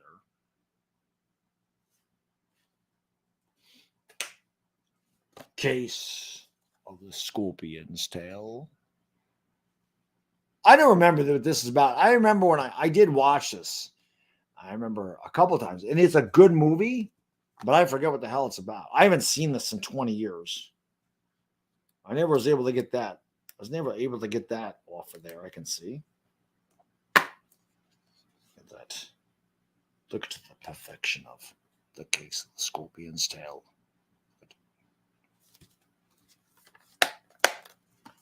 Summer School does have one of the best horror scenes. Yes, it does. Yes, it does. Nightmare City. Again, you talk about little obscure things. Umberto Lenzi. Nightmare City. Look at that. Look at that. How do you not want to watch Nightmare City? Bunch of zombies get off a plane. They're like human beings. They wield axes and guns, and they run. This is Anthropophagus. Well, this is part 2 of Anthropophagus. I don't think there's a book. Nope, there's not. No book.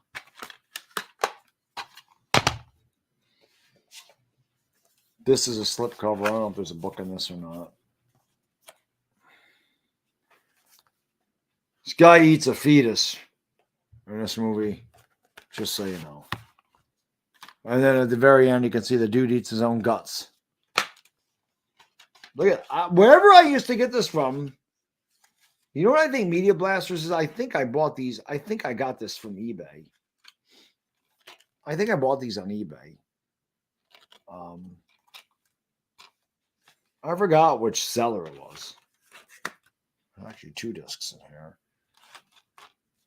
Because you see me get things from Media Blasters, and I'm thinking there used to be somebody on eBay I bought a lot of these from, and they get their DVDs. I never had a problem with this guy. Blue Underground did have some great releases. Them and Anchor Bay, they were really it. Afghanistan, but. Yeah, they had all the Herschel Gordon Lewis stuff over here. I have every episode. Oh shoot! I forgot I had a whole other shelf down here. There's Toxic Avenger, Class of Nukem High, Fright Night. When a Stranger Calls and Tourist Trap. We didn't mention those. Silent Night, Bloody Night. We didn't mention Redneck Zombies.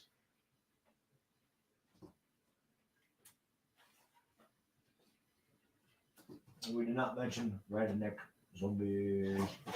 Redneck Zombies. Zombies. Just get a couple more. A couple more quick ones. Best movie ever made as far as a serial killer goes was this one. Deliberate Stranger. Mark Harmon played Ted Bundy. It's 2 discs. All the made-for-TV serial killer movies are the best. To Catch a Killer about John Wayne Gacy's the best one. All the other Gacy movies suck. This is also a made-for-TV film back in 1986. All the other Ted Bundy films are absolute trash. They're not accurate. They suck hard. They're terrible. This is by far the best Ted Bundy movie there is. By far. I wish it actually had 3 parts. I didn't feel like it was long enough. Of course, I mean, you got to have the biography on Ted Bundy. Why wouldn't you? And I think there was a Green River Killer movie that was really good too. But why wouldn't you? Biography on Ted Bundy. I don't read many. There's no book in there either. I don't read many books ever. I'm not a reader. I don't have time and I don't have patience. But I've read 2 books on Ted Bundy. Like Ted Bundy's like the guy that for whatever, the serial killer that I'm like, very intriguing. Well, they're all intriguing to me, but that was really good. There it is, Afghanistan, Alone in the Dark. Look at that. Martin Landau, Jack Palance, Donald Pleasance. And an extremely underrated horror film from 1982. It's a great one. This was another one they played on USA Saturday Night Nightmares. Survivor Sam, thank you for the super chat, brother. I appreciate you. Really. Says, got to hand it to you. Good going. Well, thank you. We got another hour and 50. I'm going to make this easily. I'm not even tired now. Hour and 15 minutes away. I'm not feeling it. This is like the last February. I made it through without a problem. We talked about Michael Ironside, Visiting Hours, 1982. Every movie, 1982. No book.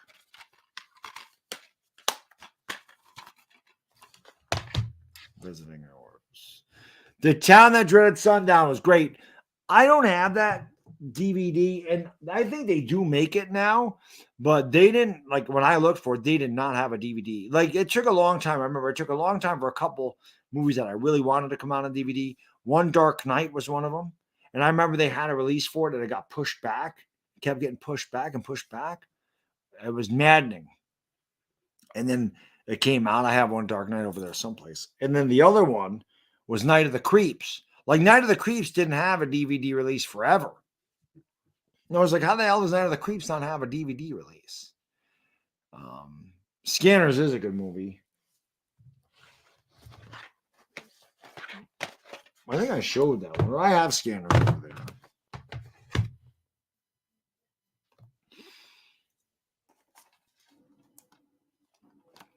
Eli Roth, I didn't like Cabin Fever. I thought Cabin Fever sucked ass. Didn't like it. Was like, I don't like Eli Roth. I think he's an overrated director. And then I saw this. It's one of the very few horror movies from the 2000s that I love this. This is definitely it's a 2-disc thing. This is definitely a grungy ass, grimy, gritty kind of throwback. Gory as hell, dark, eerie. Like he did a good job with this because everything that I like in a horror movie, except maybe the music, like I don't remember the music, but the way this was done, and I don't know if Sam is still in here. Sam's a filmmaker, obviously. Sam Borowski. I don't know if he's still here. As the situation in this film starts to deteriorate, this was made in 2006, I think, Dire Giants fan. 2005, 2006. Oh, it says 2007 on the back. So as the situation with these guys start, I'm not going to ruin it for you if you haven't seen it. All I'm going to say is as the situation begins to deteriorate, you'll notice at the beginning when everything is happy, and this film is all happy and go lucky and all whatever, and it just takes a hard left turn. But as this starts to turn, when they first get there, it's bright, it's colorful, it's all this stuff. The girls look the best they look, and then you can see the color starts to go out of the film. And it becomes dark, it becomes gray and pale. And the girls kind of let them see, they become gray, like there's no makeup, they don't do their hair. You can just see it's as the situation starts to deteriorate, the film deteriorates, which I thought was the coolest thing. That was great attention to detail. This by far is Eli Roth's best work. I don't think Eli Roth has another great work, honestly. This is it. Eli Roth knows his shit. Don't be wrong. He's a horror, he's a horror historian. He knows his stuff. He's not a great director. Like Rob Zombie knows his stuff. Dude, Rob Zombie's a hack. The guy sucks. He can't make a horror movie to save his life. Okay? Trash. All of it's trash. The Devil's Rejects was trash. Whatever the hell else he had was trash. I don't remember the hell his other movies. His Halloween movies were a disgrace to what John Carpenter did. Do not like it. I have a DVD player over here, Asia. I usually use a Blu-ray player now, but I have a DVD player over here. Yeah, House of the Thousand Corpses. I don't like that either. Trash. Dude sucked. You want to talk about an underrated movie, man? I know Sixth Sense came out the same year. I don't really know if this is a horror movie. I wouldn't really consider Stir of Echoes a horror movie, but that is amazing. Psychological thriller. And if I'm not mistaken, at some point, H.R. Huffenpuff makes makes an appearance. And I watched H.R. Huffenpuff when I was a kid. Night of the Creeps is great. I love Night of the Creeps. Rosemary Baby. You can't see it because it's green. It's Rosemary's Baby. But you can't see it because it's green, but it is Rosemary's Baby. And again, no, that'll disappear because it's green, but it's Rosemary's Baby. Mia Farrow. Rosemary's Baby. And then House of Wax. House of Wax. Vincent Price. Charles Bronson's in this movie. He's Igor. All right, that's like 20% of my horror movie collection. I'm not gonna break out anymore. But as you can see,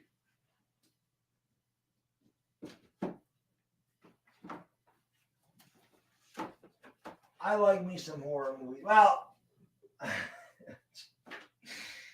let's grab a couple. Let's grab a couple more. We'll show you a couple more. They Live is upstairs, but I got like this 4-pack from John Carpenter. They Live is upstairs because I remember I watched that with my kid because I thought he would like it. But Village of the Damned, the original Village of Children of the Damned is really good. But again, you can see like these are like brand freaking new, man. I mean, even this box is like, and this is like 20 years old. Village of the Damned. I mean, I'm watching this right now. It's on TV. The Fog. Everything is perfect. John Carpenter is a legend. I absolutely love it. Rosemary's Baby was sickening. That's what makes it great. And then this is one of the greatest horror movies ever made. The funny thing is, so this movie, tell you a little story about this. Again, you got to go back 20 years, maybe longer. 25, maybe it was 22, 23. Remember at the time I met my wife. We still had video stores, right? You could rent stuff from Netflix at this time, I believe, but they still had video stores, right? This DVD is actually a little beat up because I watched the hell out of this. So I remember going to my video store. No, this is longer than this. I wasn't with my wife yet. I remember going to the video store. I saw this when I was with my wife, but before I met my wife, I would go to the video store. I mean, there was no DVDs, there was VHS. And I always remember looking at this thing going, this looks stupid. The front of it, I'm like, this looks dumb. What the hell is it? I don't care. It looks stupid. I always passed it by. And then I watched Terror in the Aisles. I need a copy of Terror in the Aisles. I don't know if they make a DVD of Terror in the Aisles, but I need it. Terror in the Aisles is like when I first started collecting horror movies, it was because I found the Boogeyman compilation and they showed some of the best horror movies on the Boogeyman thing. That's how I found The Ugly. But they had like Nightmare on Elm Street, all this stuff. And I'm like, I want to collect horror movies. My wife said you should. So I remember seeing the scene from The Thing where the dogs kind of turn into an alien and attack the people. And I was like, what the hell? I'm like, in Terror in the Isles, it doesn't tell you what the movies are. So I remember, like, I'm like, oh my God, I want to see that. What the hell is that? What the hell is that movie? Like, I didn't know what it was, but it looks so awesome. Like, what is that? What is that movie? I got to see this. What the hell is this? And I forgot how I found it. I didn't know it was the thing. I remember Kurt Russell having a beard because I didn't know Kurt Russell to have a beard in any other movie that I saw Kurt Russell. He had the big beard, like he was in the winter. So it's, he was in the Antarctic. He has the big beard. And I remember, for whatever reason, I took this thing out and I looked at the back. I'd never looked at the back of it before because I always saw the front. I'm like, I look so dumb. And when I saw that, I go, oh my God, that's the movie. That's the movie. I was not disappointed. This took a bad rap because it came out the same year as E.T. And E.T. was all, Elliot, E.T. phone home. So they got mad because they had a little booger-looking alien that was all sweet and crap. And E.T. sucked, by the way. E.T. was trash. E.T. sucked. That's right, I said it. Garbage. E.T. sucked. Okay. So The Thing comes out in 82 and they have killer aliens and they didn't like it. So they killed the movie and now everybody loves it because they all know E.T. is trash and they all know that The Thing is great. I do not have Mountaintop Motel Massacre. I looked for that and I think that was expensive or something. I think I wanted to watch it. Maybe I'm trying to think Afghanistan. If I started to stream that and something happened, I never finished it.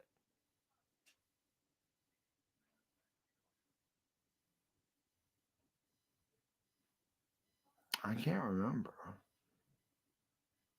I forget what it was with that. Yeah, I hear you, Dire Giants fan. I hear you. The Unseen. This is another one I loved on USA Network. Oh, look at there's 2 discs in this. I didn't even know. Features. Yeah, I should go back and watch the features.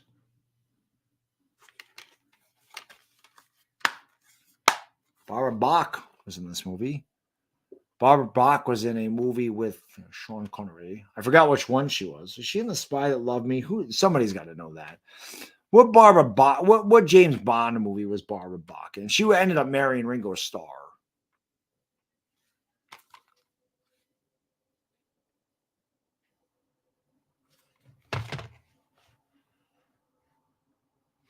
Am I really going 24 hours? I'm about an hour away. I started at 9 a.m. yesterday. We're 1 hour away. In Seminole. You got to be a damn lunatic to know what the hell this is. Afghanistan's a damn lunatic. He knows what this is. As I mentioned before, this is a British ripoff of Alien, and it's terrible. And I love it.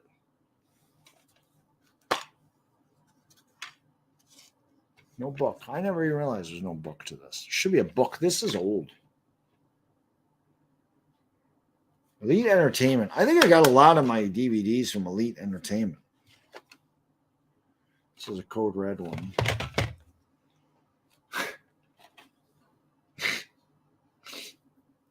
The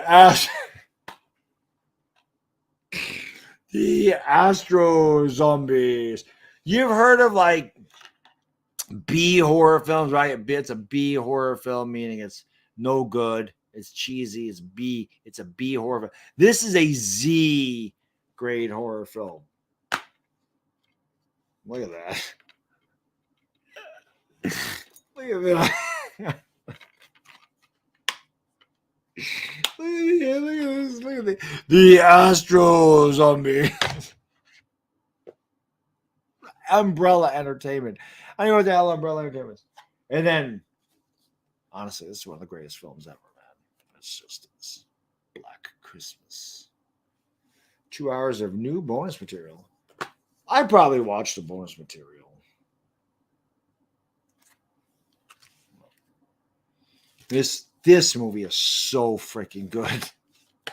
I tell you, I've said this a bunch of times. Every Christmas, I watch 2 movies. I watch A Christmas Story. I watch A Christmas Story probably 10 times during Christmas. And Black Christmas. And as I've said before, the ironic thing about Black Christmas and A Christmas Story is Bob Clark directed both of them. He directed both. Bob Clark directed this, and he directed A Christmas Story.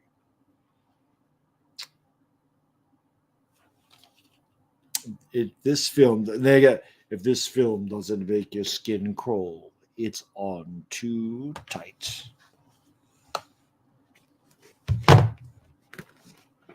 Those are some of my horror films, man. I am a big time horror film guy, as you can tell.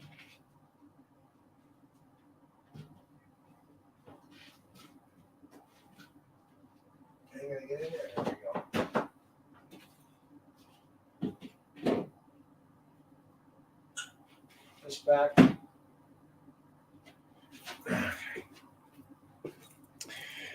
All righty, we're about an hour away, ladies and gentlemen. We're going to kill this one off. We didn't get tired at all. I'm not telling you I'm not going to go upstairs and crash, because that's what's going to happen. So, yes. The Spy Who Loved Me. Thank you, L.A. Lou. I knew she was in a Bond movie, but I couldn't remember what it was. That's what it was. The Spy Who Loved Me. Barbara Buck. What's going on, Lord Commander Mandy?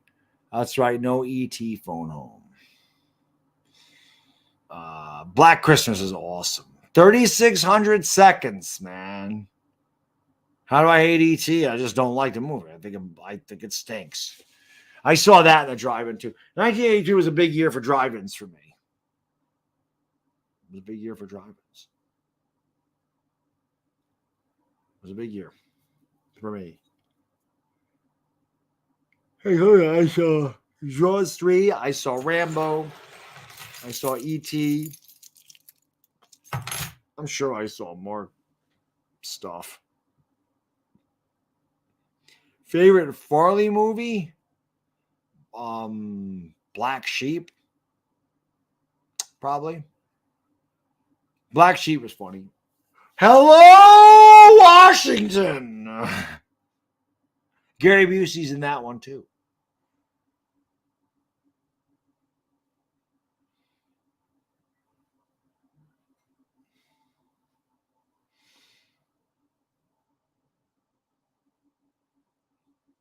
Home stretch indeed. Did I like Forrest Gump? Yeah, not really. Not really. Not one of my I definitely remember Tales on the Dark Side. It's definitely not one of my favorite Tom Hanks movies, I can tell you that.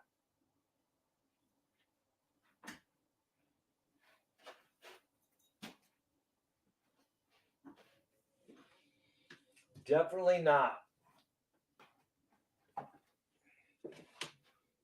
My guy Roderick asks me if I remember Tales of the Dark Side. Season 1, Season 2, Season 3. Oh, it's actually the final season. There's the 3rd season. They were backwards. I had the whole series. 1, 2, 3, 4. That's from Inside the Closet right there. That's probably, like I said, there was like 4 episodes that really scared the bejesus out of me as a kid. Inside the Closet. Trick or Treat was good. That was the pilot. That was good. Not really scary though. Inside the Closet scared me. That was really good one. Halloween Candy. Another one that scared me. I want to say that was the 3rd season. The last season, Cuddy Black Sal.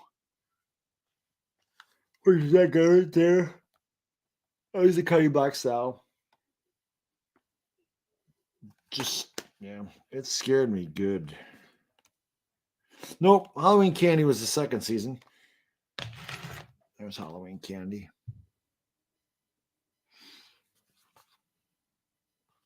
And yeah, Trick or Treat and Inside the Closet.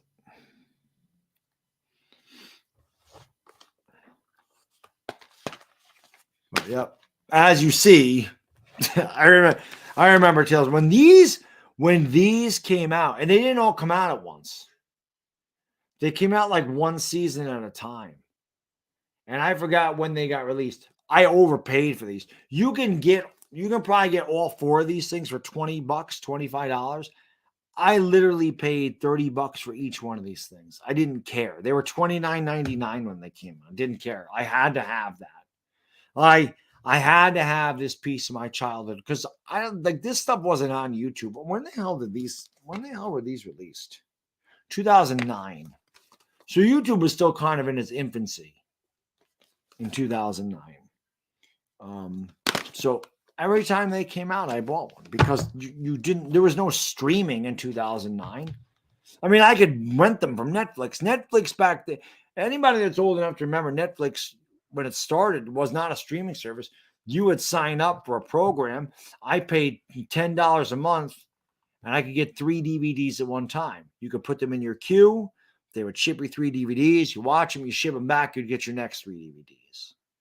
So I could rent them. But again, I don't even think I could rent these because these were not on CD. You could not find this stuff. It was not on VHS. These were like obscure.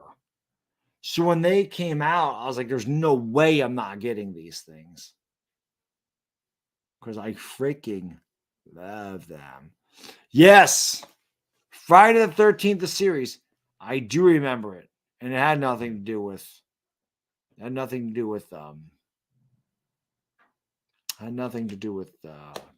the 13th. Same thing with Freddy's Nightmares. Freddy was in it, but it really had nothing to do with Nightmare on Elm Street. But Freddy was there. So that was in the 80s. Oh, I tell you a story. That had to be late 80s. That had to be 1988, 87, 88, 89. And I always hung out with my cousins when I was younger. We were like inseparable. You always fought like brothers, you know. And there was 3 of us that were around the same age. My cousin Dan, he's a couple months older than me. And then my other cousin, Steve, he's like 10 months younger than me. So we were like within a year, the 3 of us. And inevitably, when the 3 of us get together, there'd always be 2 of us that teamed up on the other one, like picking on them. I don't know what the hell we did, but it's just boys being boys. So I remember we were staying at my cousin's, we were staying at Steve's house. And his dad said we all had to take a shower. We all had to go take a shower. Friday the 13th, the series is getting ready to come on. And my cousin Dan goes first. He's done. There's like 10 minutes, 8 minutes before the Friday the 13th comes on. So I go upstairs and I shower really fast. I shower fast anyway. I'm in and out of the shower in 5 minutes. You can ask my wife, like, what am I doing there? I have no hair. Back in the day, I actually did have hair to shampoo. Well, I don't have hair to shampoo anymore. And it's not like I had my hair long, so it was quick. I shampooed it quick. You wash your body, you're done. What is a guy doing? I'm not putting moisturizer on, nothing. I'm washing my body with soap, wash my face, wash my hair. I'm done. 5 minutes. Even back then, same thing. 5 minutes, done. Maybe it took me an extra minute to wash my hair because I actually had hair to wash. Whatever, done. Changed, went downstairs. Thing was just starting. And he wanted to watch Friday the 13th. He wanted to watch it. And his dad would not let him. His dad made him go up and take that shower. And he took forever. I don't know why. He missed like the whole episode. I remember me and my other cousin Dan were just like, oh my God. He came down like right at the end of the episode. And we're just like, oh my God, that was the greatest Friday the 13th episode ever. Oh my God, man. Can you believe they did this? Can you believe they did that? Can you believe what happened at the end? Oh my God, it was the greatest. So we just teased him about that. And then he got mad at his dad. It was so funny. That's the type of shit you do when you're 12 years old. But I'll never forget that. That's like the only Friday the third. I don't even really remember that series, but I remember that happening as a kid. It was great. It was awesome. I also remember he got in trouble. He got in trouble because he wanted to rent again from the video store VHS, mind you, because this is like 1986. We always would get horror movies. We loved horror movies. Always. That was the thing. You went to school, you spent the night at your friend's house, or whatever. We played outside all day. We rented a video or two from the video store, and you went inside night and you watched your movies at night. You didn't do it during the day. You were outside doing all kinds of stuff. When it got dark and you had to come in, so he wanted Silent Night, Deadly Night, and I wanted it too. I mean, I didn't mean to get him like in trouble. I wanted to watch it too. I never saw Silent Night, Deadly Night, but this is when the video nasties thing hit. They had this list of movies that were really bad and they were too violent. So they made a list of video nasties and they wanted them eliminated. And I remember Silent Night, Deadly Night got pulled out of the movie theater because these people complained about a killer Santa Claus. And I remember my cousin getting that. And I said, well, and I wasn't trying to get, because I wanted to watch it. And I remember saying, didn't they pull that out of the movie theater? And his mother got so pissed. I don't know why. I mean, we watched Texas Chainsaw Massacre. I mean, could Silent Night, Deadly Night be any worse than Texas Chainsaw Massacre? Didn't care about that. But when I mentioned that got pulled out of the movie theater, she turned around, brought that thing back. My cousin was crying. It was pretty funny, to be honest. But I was mad because I wanted to see it too. Well, the ironic thing is, I think we ended up renting Silent Night, Deadly Night 2 or 3. I think it was 3, where they showed flashbacks. They pretty much showed part 1. So it didn't matter. But I remember, those are the good old days, man. Those are the good old days. Like I said, renting a freaking movie for 99 cents for a weekend was pretty awesome. That was a lot of fun. It's good stuff. 50 minutes away, baby. How many times do I got to pee here at the end? Why do I got to pee again? I'm going to pee again. Stupid. I think my body's like, get every bit of liquid out of your body so that when you go to sleep, you don't have to wake up and pee at noon. So here we go again. This has to be a pee break like number 30 by now. I hope you've been keeping track. I haven't. Hit the like. Hit the subscribe. Ring the bell. Where we at? Let's go. All right. I'm right back.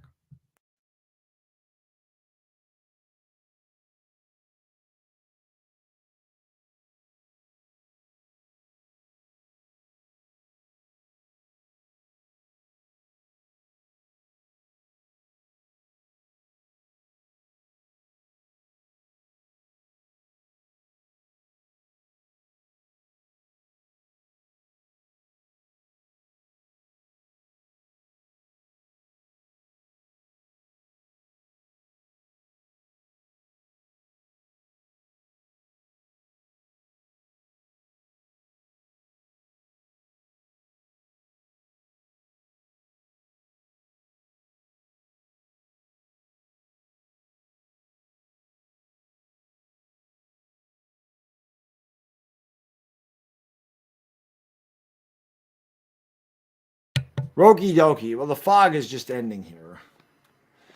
So, what am I going to put on here now? Let's put. Let's put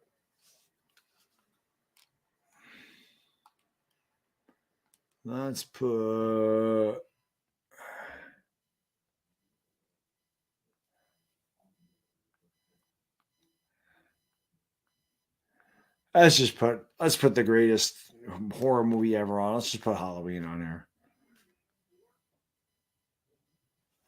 Let's just put it on there. Oh shit. It went there. Bob and Linda just got done. Let's not do that. Let's put Let's do Friday the 13th.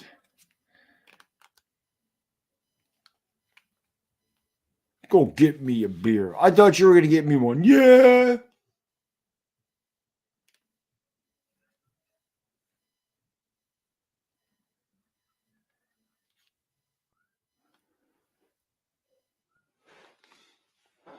Yeah. The Exorcist is long. The Exorcist is long. Yeah, I agree, Afghanistan. I want to say there was the third one that happened with. I don't remember. I know part 2, they talked to his brother.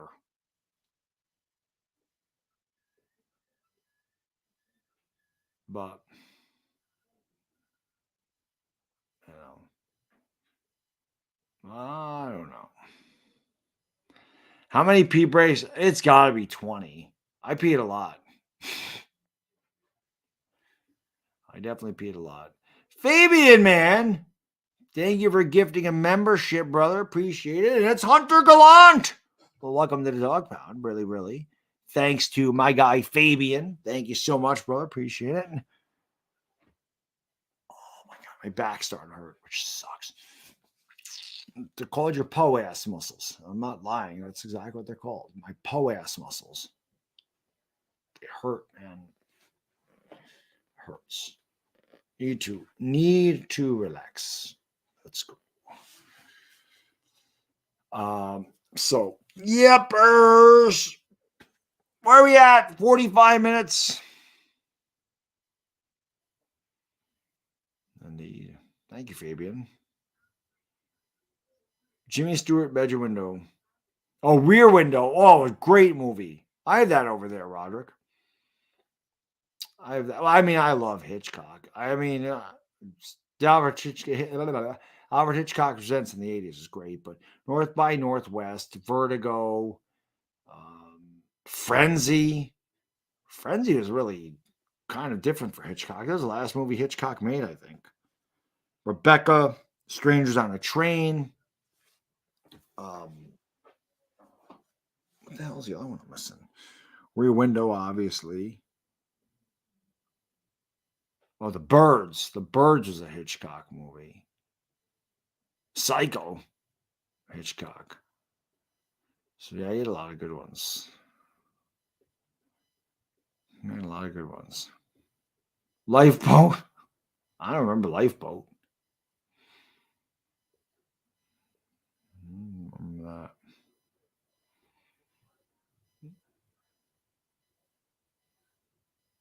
Was that a full length movie? For some reason, I thought Frenzy was the last one he made.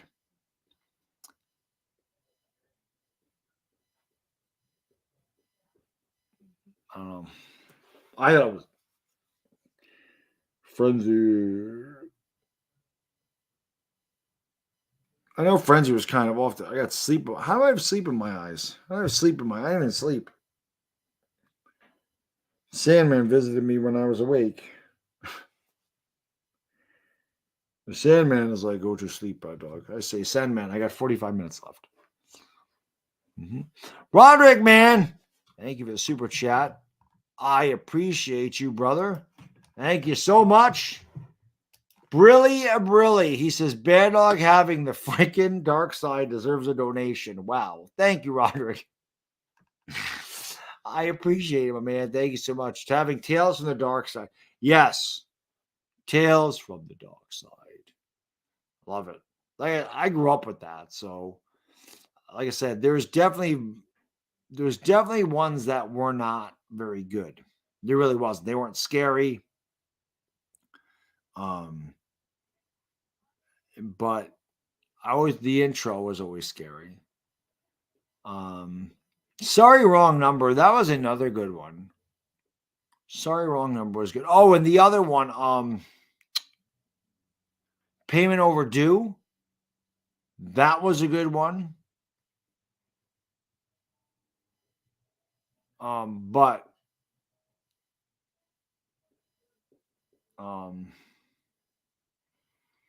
like Mookie and Pookie sucked. That was not a good one. I think Justine Bateman was in that one. They had a few that were like unforgettable. Forgettable. They had a few that were unforgettable too. Said Inside the Closet was a good one, man.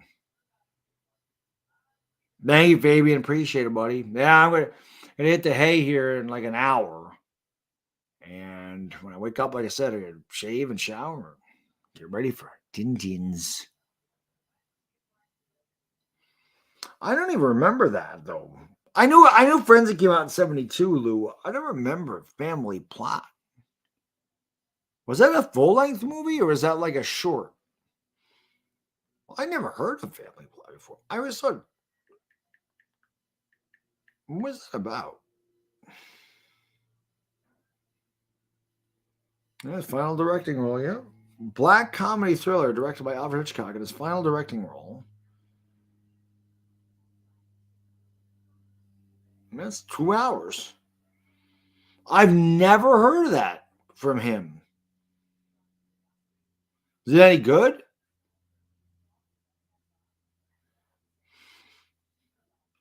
Lou, is that one any good?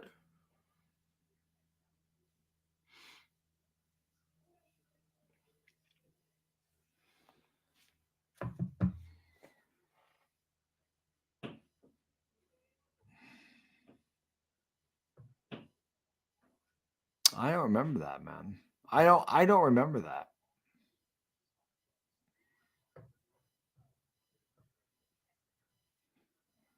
No.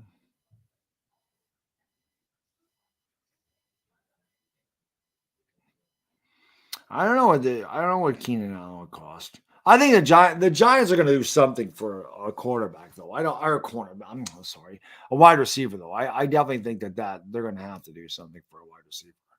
No question about it. No question about it.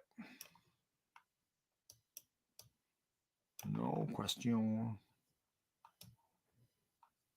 Yep. No question, man. It's 420 someplace. 420 Creed, you know what to do. Smoke them because you got it. 420 somewhere in the world.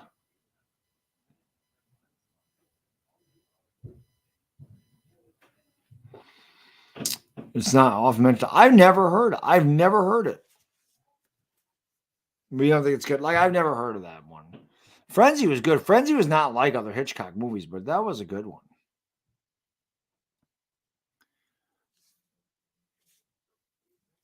Strangers. I only knew there was one Strangers. I actually own that too. The Strangers. I have that over there. It's over there someplace. I don't know, but I do have the Strangers. I have some newer, like not newer, but like from 2000. I don't have many. I didn't even know I had The Grudge. Excuse me. I didn't even know I owned that. I have The Grudge. I have Hostel. I have Saw. I have Session 9. Those are from the 2000s. I have Orphan. I have that. I have The Strangers.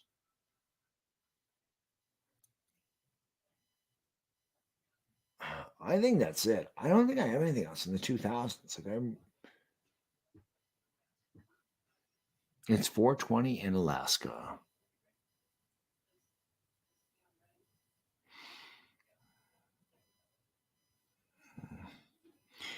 Of course, it's sort of forgot. Yeah, I mean, at that time, I think Alfred Hitchcock is probably done. You know what I mean? Like, I'm pretty much people forgotten about Alfred Hitchcock at that point. Asia, Roderick says Lifeboat. What is that? Does Alfred Hitchcock appear in the car? What he said, Lifeboat. What is Lifeboat? Because Bodo mentioned Lifeboat too.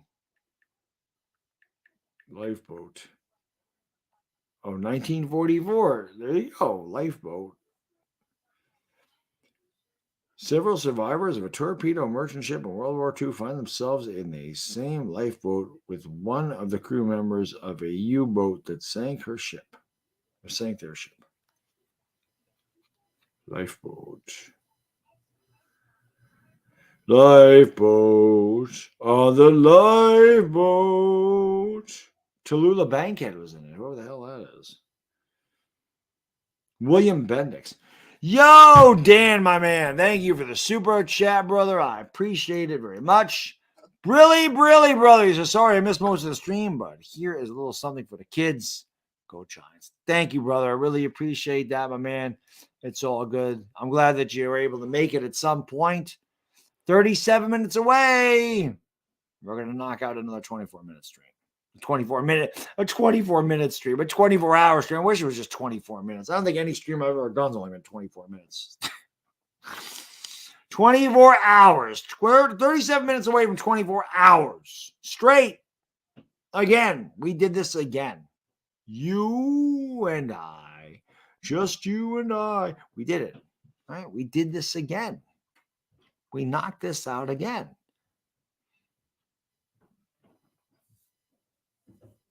Yep.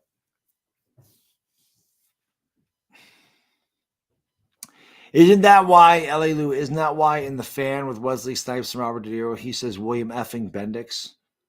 Isn't that what he's talking about when they say Babe Ruth and he says William effing Bendix? Am I getting tired, Asia? Oh, yeah, I'm tired. I'm not getting tired. I am tired. We're still going to do this. I'm in way better shape than I was last year.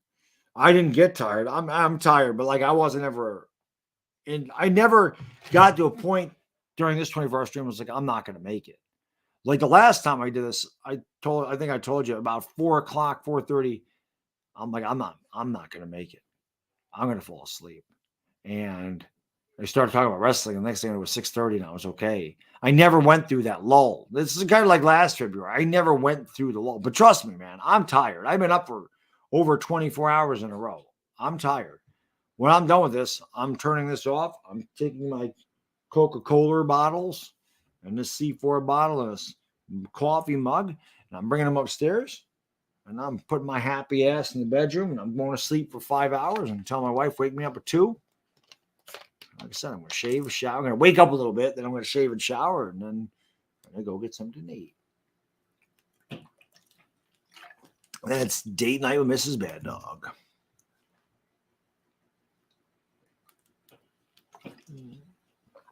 So, looking forward to it. Looking forward. Feeling generous. I get my wife a soda. No. Janice isn't here. If Janice was here, I'd say I'm feeling generous. I'm gonna go take my wife to Panera and get her an iced tea.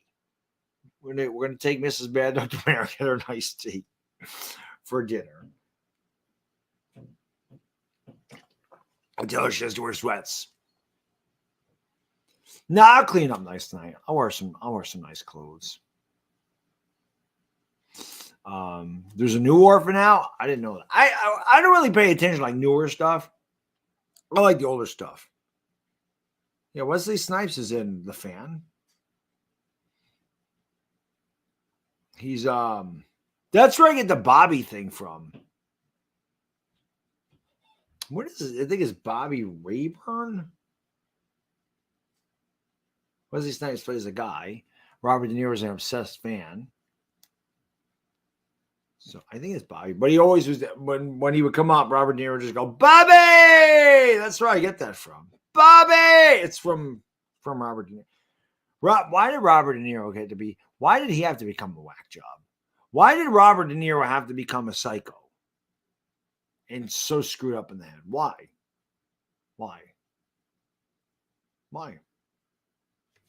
Somebody tell me why? Yes, no, maybe so. Dude's my favorite actor. Was, still is. He's a lunatic. God, I love De Niro. There's so many great De Niro films. It's unbelievable. Taxi Driver. Goodfellas. Casino. The Score. The Fan. Bronx Tale.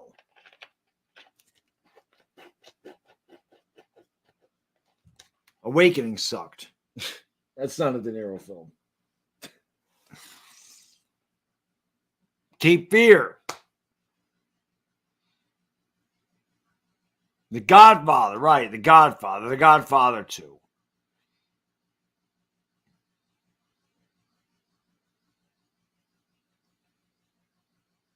Incredible, man. Raging Bull. That's true. Bodo, that's a really good point. When you played a lunatic so many times, maybe you become one. That is a really good point because he did play a lot of lunatics. He did. You assaulted him a little bit. No. You got a little out of hand yourself. You assaulted him a little bit. Not insult nobody. You insulted him a little bit.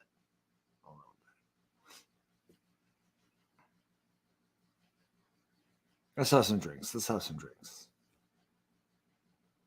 Let's have some drinks. No, Billy, drinks are on. You got to drink at me. No. Billy, drinks are on the house. Break a my effing party. The Score, I tell you something. The Score is a really good movie. Very, very underrated. If you haven't seen The Score, Edward Norton's in that. And Edward Norton is another actor I really love, man. Edward Norton was in some. I know everybody always thinks of Fight Club. But it's not that is not close to the first movie I think of with Edward Norton. Actually, the first one's American History X. American History X is extremely powerful, to say the least. He's also in Rounders, which I love. I love Rounders. Love it. A movie about freaking poker, and I absolutely love it. And then The Score. You know, Edward Norton was good, man.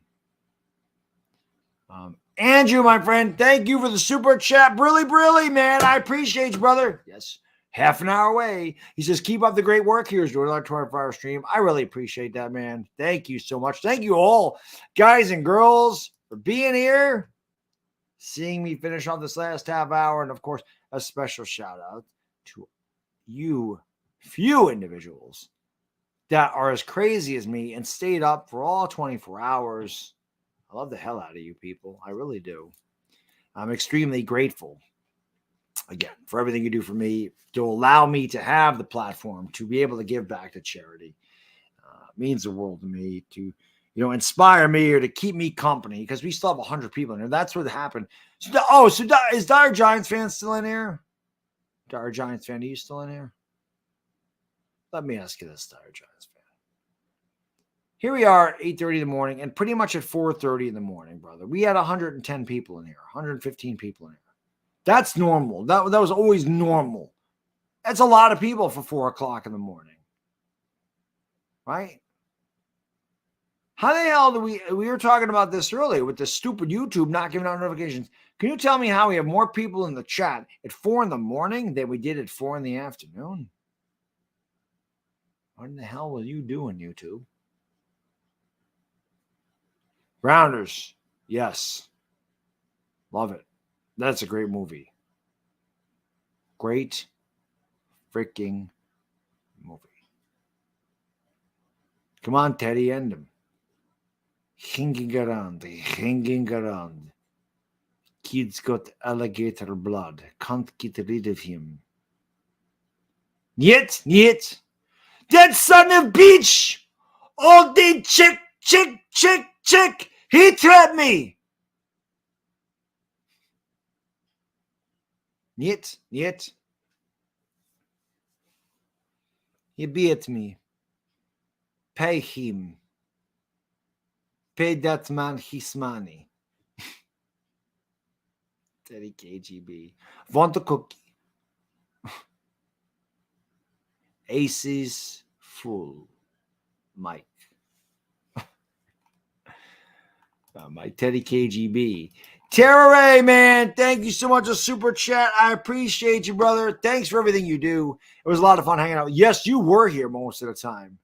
That's all right that you had to take a nap. You were here pretty much the whole time, man.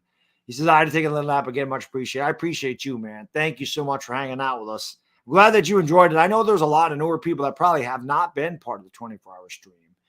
And I appreciate you guys and girls that did get to hang for quite a bit. Like I said, we do 24-hour streams, and I'm probably not going to do another. I won't do another one for at least a year. I'm not going to do it in the summer. I can't do it in August. Again, I don't have a vacation. But when I've done these, I told you the topics are everywhere. We talk about everything. And it is amazing how sometimes I get on tangents. Like I start talking about movies and it just flies. Like it just goes. whatever. We get stuck on a topic we start talking about. It's great. And then one topic leads to another. And it's awesome. Like the fix, one thing leads to another. And it was awesome, man. It is BS sometimes. It is. It definitely is. De Niro made De Niro. He did. I love that he won by flipping a non-straight and a complete control. That's right, he did. He did. The one thing I don't understand about it, though, is so Teddy KGB, Mike. So when Mike learns Teddy KGB's tell, which is when he eats the middle of the Oreo, that he's got it, that he's got the nuts. And when he doesn't, he puts the Oreo back. Take it down. Like with the Kings, take it down. He knew he didn't have pocket aces. So he sees that he has it. Mike flops top two pair. And he says, I'm laying that down, Teddy. I'm laying that monster down because you got 2-4 and I'm not drawing against the made hand. This is what he says. And Teddy KGB says, the hell did you, how the hell did you lay that down? You should have paid me off on that. And then he throws the cookies. Mr. Son of Beach, let's play some cards, right? So he's not going to draw against the made hand.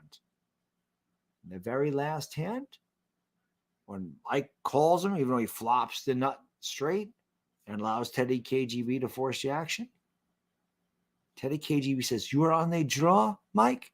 So it doesn't make any sense. If Teddy KGB is supposed to be this great player, and Mike already laid down a monster, lays down a monster. Should have paid me off on that. The fact you laid that down, right?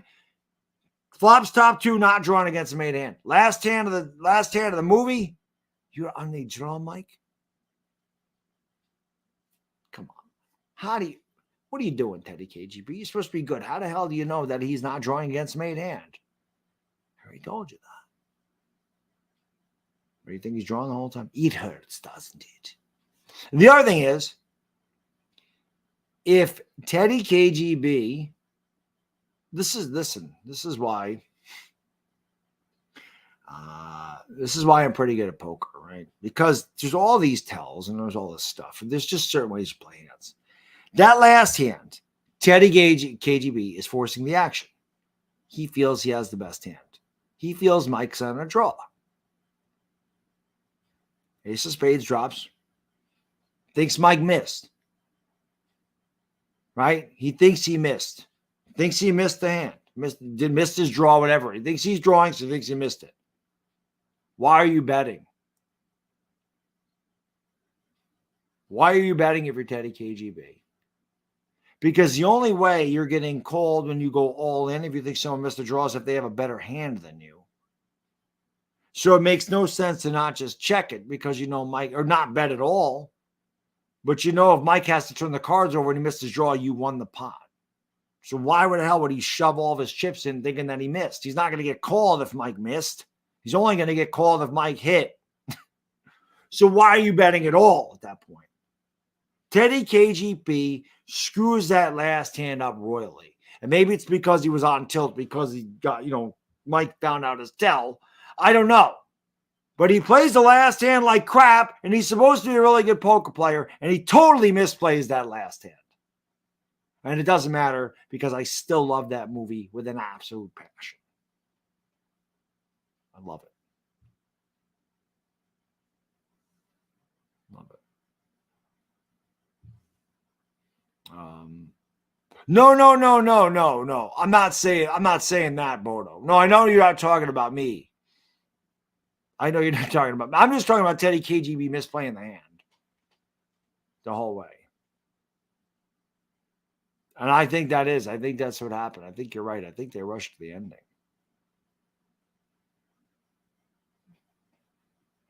How can, but yes, they is down a monster. It's pretty funny. I like it. Yepers, you're not too far away now. 23 minutes, man.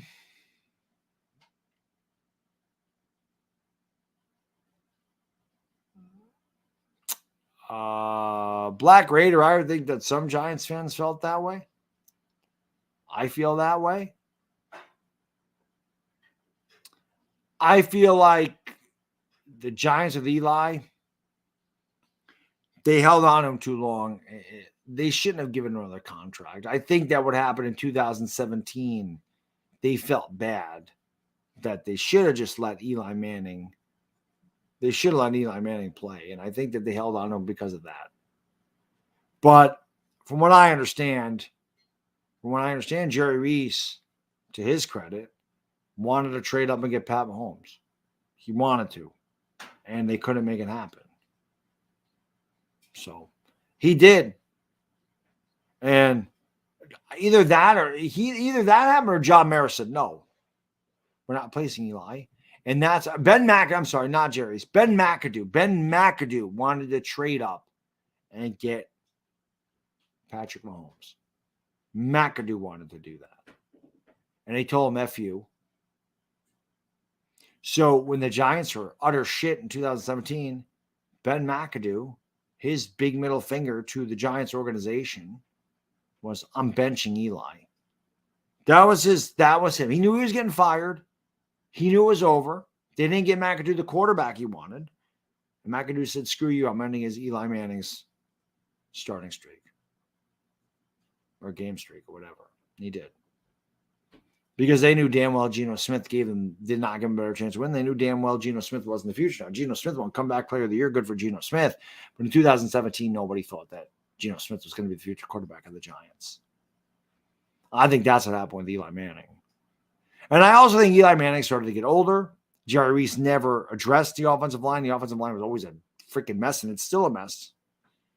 And, Eli was just getting older. And I do believe that when they fired Tom Coughlin, I really do believe that it took a part of Eli Manning with them. I really do. I don't think Eli was ever the same after Coughlin left. I mean, it was the only quarterback, only coach he ever played for.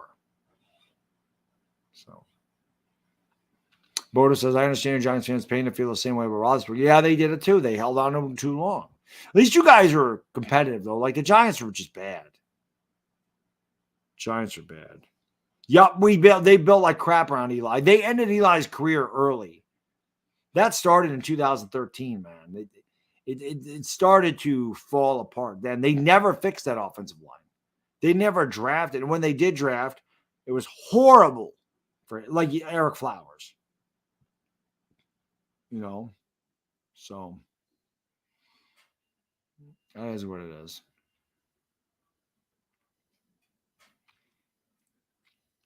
How to play the mic straight up. Taylor said how to play the mic. Oh, gotcha. Cards he was drawing were cards that couldn't help Mike. He didn't figure on him flopping away. Oh, I know. I know. But like I said, he said, are you on a draw? And Mike already told him he wasn't going to draw against the hand. And like I said, Lou, the very end of that, if you are pushing the action and you think a guy has missed a draw, if I have 3 of a kind and I think a guy is drawing to a flush, say, okay, say there's 2 spades out on the board,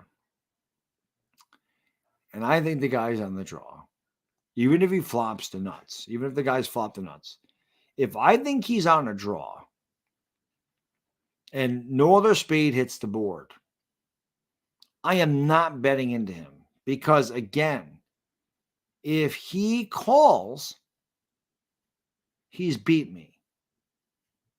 There's no reason to push your chips. Because if he's really on a draw, he's folding. He's not calling you. So you have nothing to gain there. I guess that's the way I looked at it. If Teddy KGB thought he was on a draw, certainly isn't going to put him on the nut straight. I get it. But that's my point. If he thinks he's drawing and he missed, there's no reason to bet into him at that point. Because the only way Mike is calling him at that point is if he already had him beat. You're only getting called by a better hand there. So that's why I was like, why the hell does he shove all of his chips in there? So And I'll be honest, at the end of that thing, I do think that Teddy KGB has pocket aces. That's what I think he has in that last hand. So when he hit the third, he had 3 aces. He thought he had the nuts. He had second best, like Mike did the first hand. But you don't ever see Teddy. I just assume they're aces. I don't know. I don't think you don't know. Nobody knows. They don't ever show it. But I think he has pocket aces in that last hand. Quinn, thank you for being here, man. I appreciate it.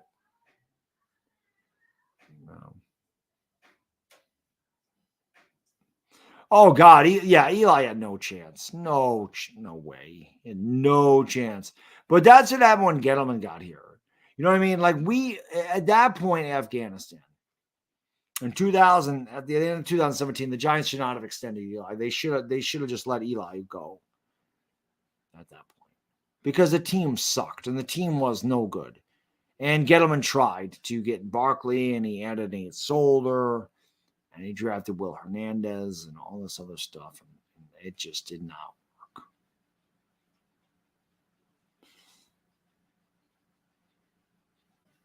Yeah, but Lou, see, that's my point. You try to get him to fold, but for what? Like if you check, Mike's checking. Or Mike's betting, and then maybe you could call him. But to bet into him, if you check and Mike missed Mike's not betting. Mike's checking. And then you just flip the cards over and they read.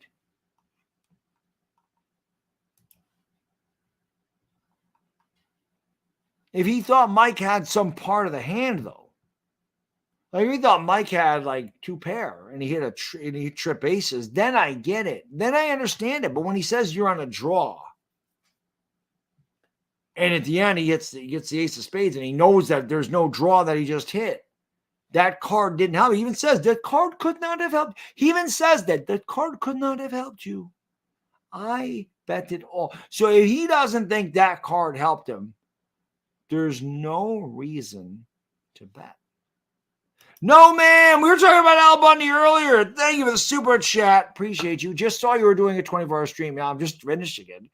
No notification BS. As we talked about, YouTube didn't notify anybody. We had a very low crowd. They ended up being really good. Actually, I had the most people in here overnight because YouTube probably gave notifications at that point. They certainly didn't do it throughout the day. He said, I wanted to get you before you got off. I'm about to slam a C4. I slammed like 4 of these tonight. Get a workout in. Looking forward to John's content. Keep up the great work, bro. Thank you, my friend. I appreciate it. I appreciate it very much. And I'm definitely looking forward to getting some sleep in. No question about that. Roderick, man, yes, we're gonna get there, man. 14 more minutes. 14 minutes.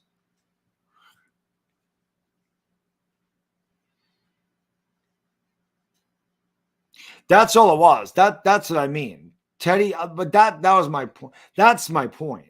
Teddy's not supposed to do that. That was my point. Like Mike, the only thing I can say is Mike put him on tilt. And that's why he did that. He was aggravated. So, like you said, he was kind of showboating. But if he's supposed to be such a great player, I mean, and then again, Mike does say at the beginning of the freaking, a strong player get a strong hand crack, go on tilt, and lose every chip along with his mind. So, I mean, I guess it could all tie into it. I guess the way I look at it, man, it's a movie, so whatever. But I also always look at that last hand and go, man, I would not have played it like that.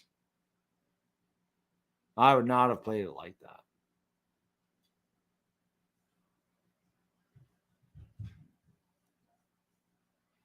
And also, at the beginning, I can be extremely aggressive, but I'm passive sometimes. I also think at the beginning of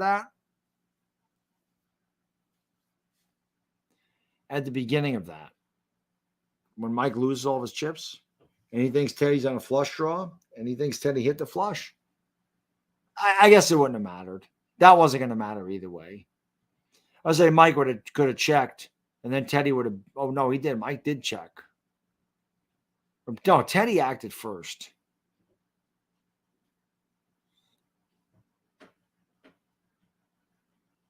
So never mind that. Mike thought he hit a flush. Even though Mike tells him, I don't think he got the spades. You're right. I don't have spades. I do remember Dash, Jimmy Johnson won a lot of titles. It's the whole reason I stopped watching NASCAR. You're right. I don't have spades. 720 seconds. So we done. 720 seconds. We do some. Am I worried about the Yankees pitching staff? I'm more worried about their lineup than the pitching. I am crazy, Sifter. I am, man. We're going to get through this shit. 12 minutes to go. I'm tired, but never at any point during the stream that I feel like I was going to fall asleep, which is a good thing because I felt like that the last time I did it. Tonight, no. Never had that, which is awesome. Got through those tough hours pretty easily. So, that's good, man. Good.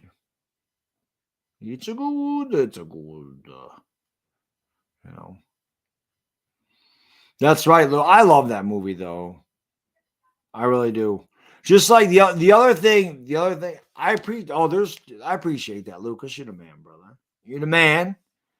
Just like the other thing I always say about that movie, Lou, when Worm sits down with them when they're playing 2040 stud with the cops, and he gets caught dealing off the bottom of the deck. The first hand he deals to Mike is 3 kings. I always sit there and go, Mike should have played that hand. Should have played the hand. And then won that hand.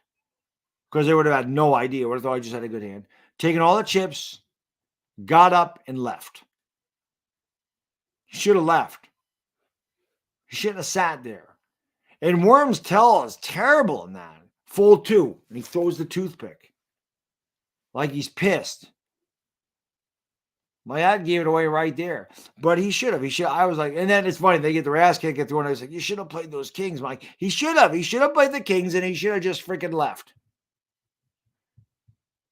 Or maybe that's why everyone kept base stealing, because he wanted him to play a big hand. And if he would have played the kings, he would have stopped. Should have played the kings. They would have never been on it with the first hand that the guy dealt him, whatever. So, 10 minutes left. That's right. That's right.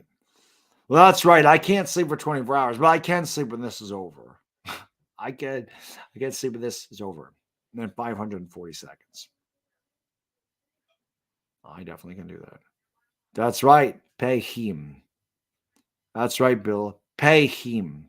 He beat me. Straight up. Pay him. Pay that man his money. That's what he does, KGB.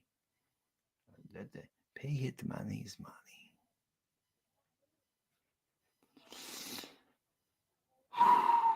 Love it. Yes, sir. Mm-hmm. Round and third. Oh, yeah. We're almost in the dugout, Flyboy. Almost in the dugout. But they may just expand to Seattle. They need to get the Supersonics back. I say that all the time. Seattle Supersonics need to come back. They need to come back. I agree. I agree. Wholeheartedly, I agree.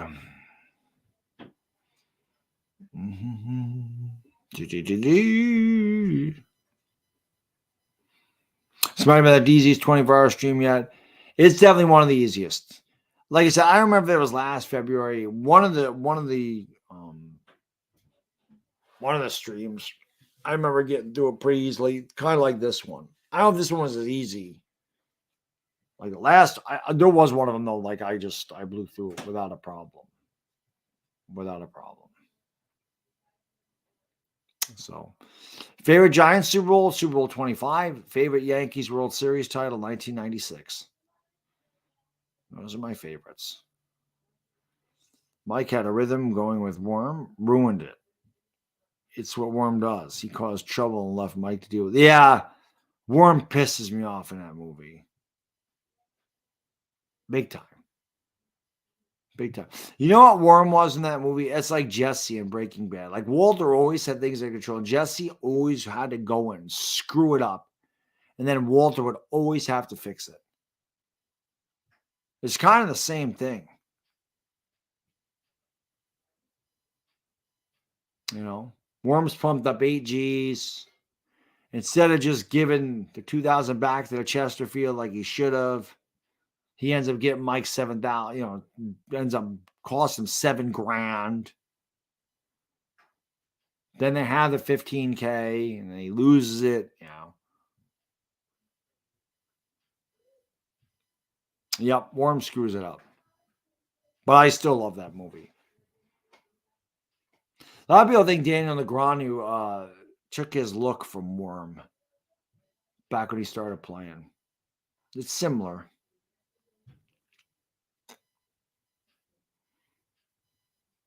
Crazy Sifter. Yeah, I mean, I have the Giants Super Bowls on DVD. Well, I have Super Bowl 20. What do I have? I have a lot of Giants games on DVD. Like, I have a lot of 80 games from 86. I have the 86 divisional play of 86 NFC Championship game, the 86 Super Bowl. I have the NFC Championship game from 1990. I have the 90 Super Bowl. Like I said, I have a bunch of games from 86. I think I have 86 against the Packers, 86 against the Broncos.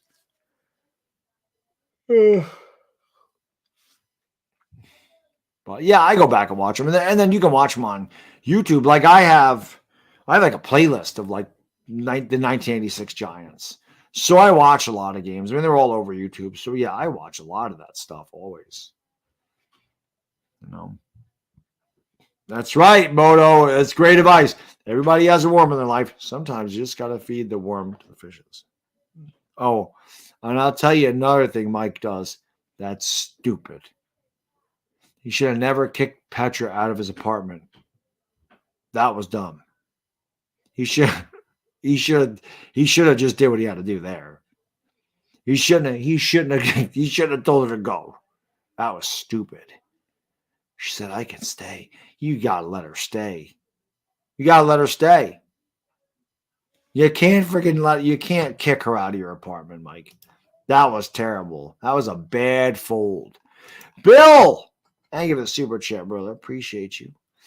Growing up, the scariest scene was Nicky getting whacked in casino. Gave me chills seeing that. Oh, when he gets hit with the bats. Yeah, that is a brutal scene. That is a brutal scene. There's no question about it. Thank you, Pachengus. I appreciate that. I appreciate all you guys and girls, like I said, that hung out with me this entire time. Another 24-hour stream in the books, 4 minutes away. Could have never done this without all right, municipal workers. They work for this. They work for the state, you idiot. But thank you guys and girls so much, man, for, like I said, all the support you show my channel all year long, but especially during these 24-hour streams where it is extremely difficult to get through it, and I could never get through it without all you guys and girls. So again, man, I don't know the next time I'll do one of these.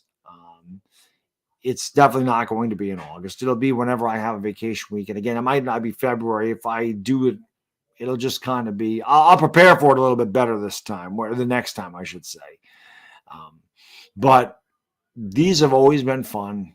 I always love doing these things for a good cause. I love being able to hang out with you guys and girls and just talk about whatever for 24 hours. Because obviously when I'm streaming a game, you don't really get to converse. When I do live streams about the Giants, it's usually we're talking about the Giants, we're talking about the Yankees. You don't just get to talk about movies and food and music and whatever. Wrestling, NASCAR, whatever. Just completely off the wall, off topic stuff. And, I appreciate it because, again, I'm couldn't do this without you guys and girls. Thank you for giving me the platform to do things like this. It means a lot. So, appreciate it. Always appreciate it. It is, Lucas. It is. It's fun. I mean, it's fun just to just talk about whatever. It's fun to kind of not have a topic. You know what I mean? Just to whatever. Freestyle, as it were. But it is cool to talk about everyday stuff and just whatever. I think it's awesome. I think it's cool, man.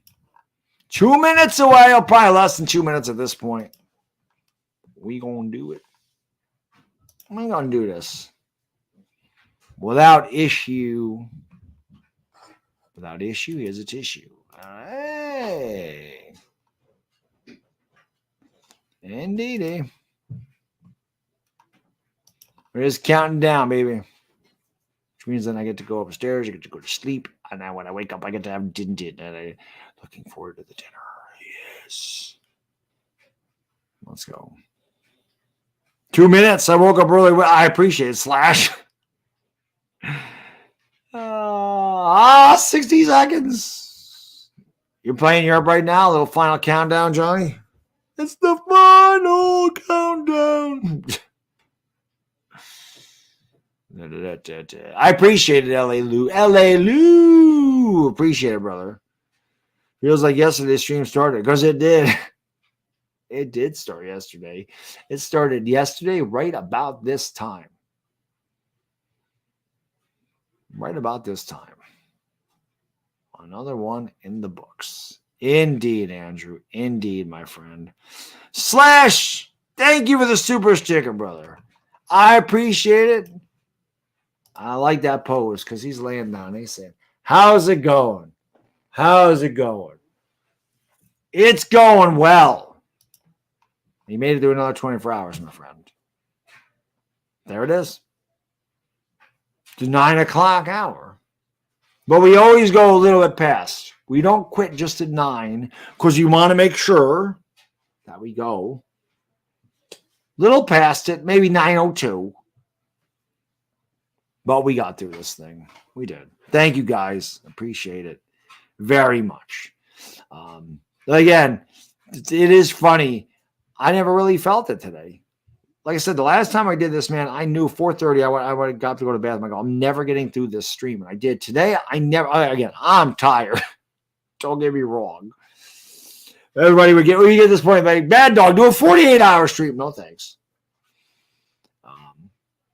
Bodo, how can I be the man when you're the man? And you are the man, brother. You are the man. That's right. Party. There you go, Terra. You got it. Party's Ava. Party's Ava.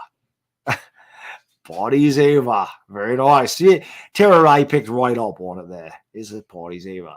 Beautiful. Thank you, Crazy Sifter, man. Appreciate it. This one was easier. Not easy, but yeah, that's a great way to look at it. It seemed easier. I think these helped, man. I really do. I think these are a big key to me getting through this. I had 4 of these. I had 4 of those. I had 2 of these.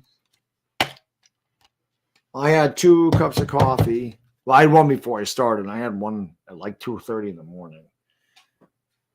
But we got through it.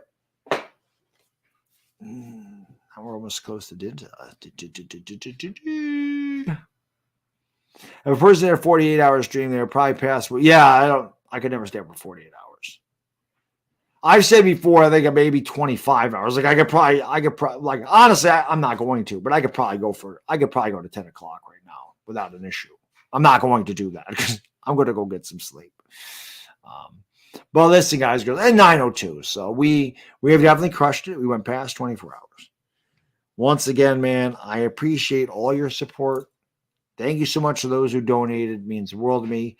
Thank you guys and girls for hung out with me for 24 hours, 20 hours, 10 hours, 4 hours, 2 hours, 30 minutes, 30 seconds. I appreciate each and every one of you guys that took any time out of your day, the last 24 hours, to come in and say hello, comment, hit the like button, support the stream. Appreciate it very much. It means the world to me. Couldn't do this without you. We will do it again in the future. I don't know when. There will not be a scheduled time. But like I said, whenever this happens again, I will make sure to prepare better. I'll try to get some guests on here. I missed having guests. But, I appreciate it. So Thank you, guys, girls, once again. Another 24-hour stream is in the books. I'm going to go upstairs. I'm going to go pee again. It's ridiculous. And I'm going to get some sleep. And I will see you guys on Tuesday for the members only stream. That's going to happen. And then Thursday for the Lakers. Till the next time, it is your boy, the Bad Diggity Dizzle. Enjoy the rest of your weekend, everybody. I go. Peace.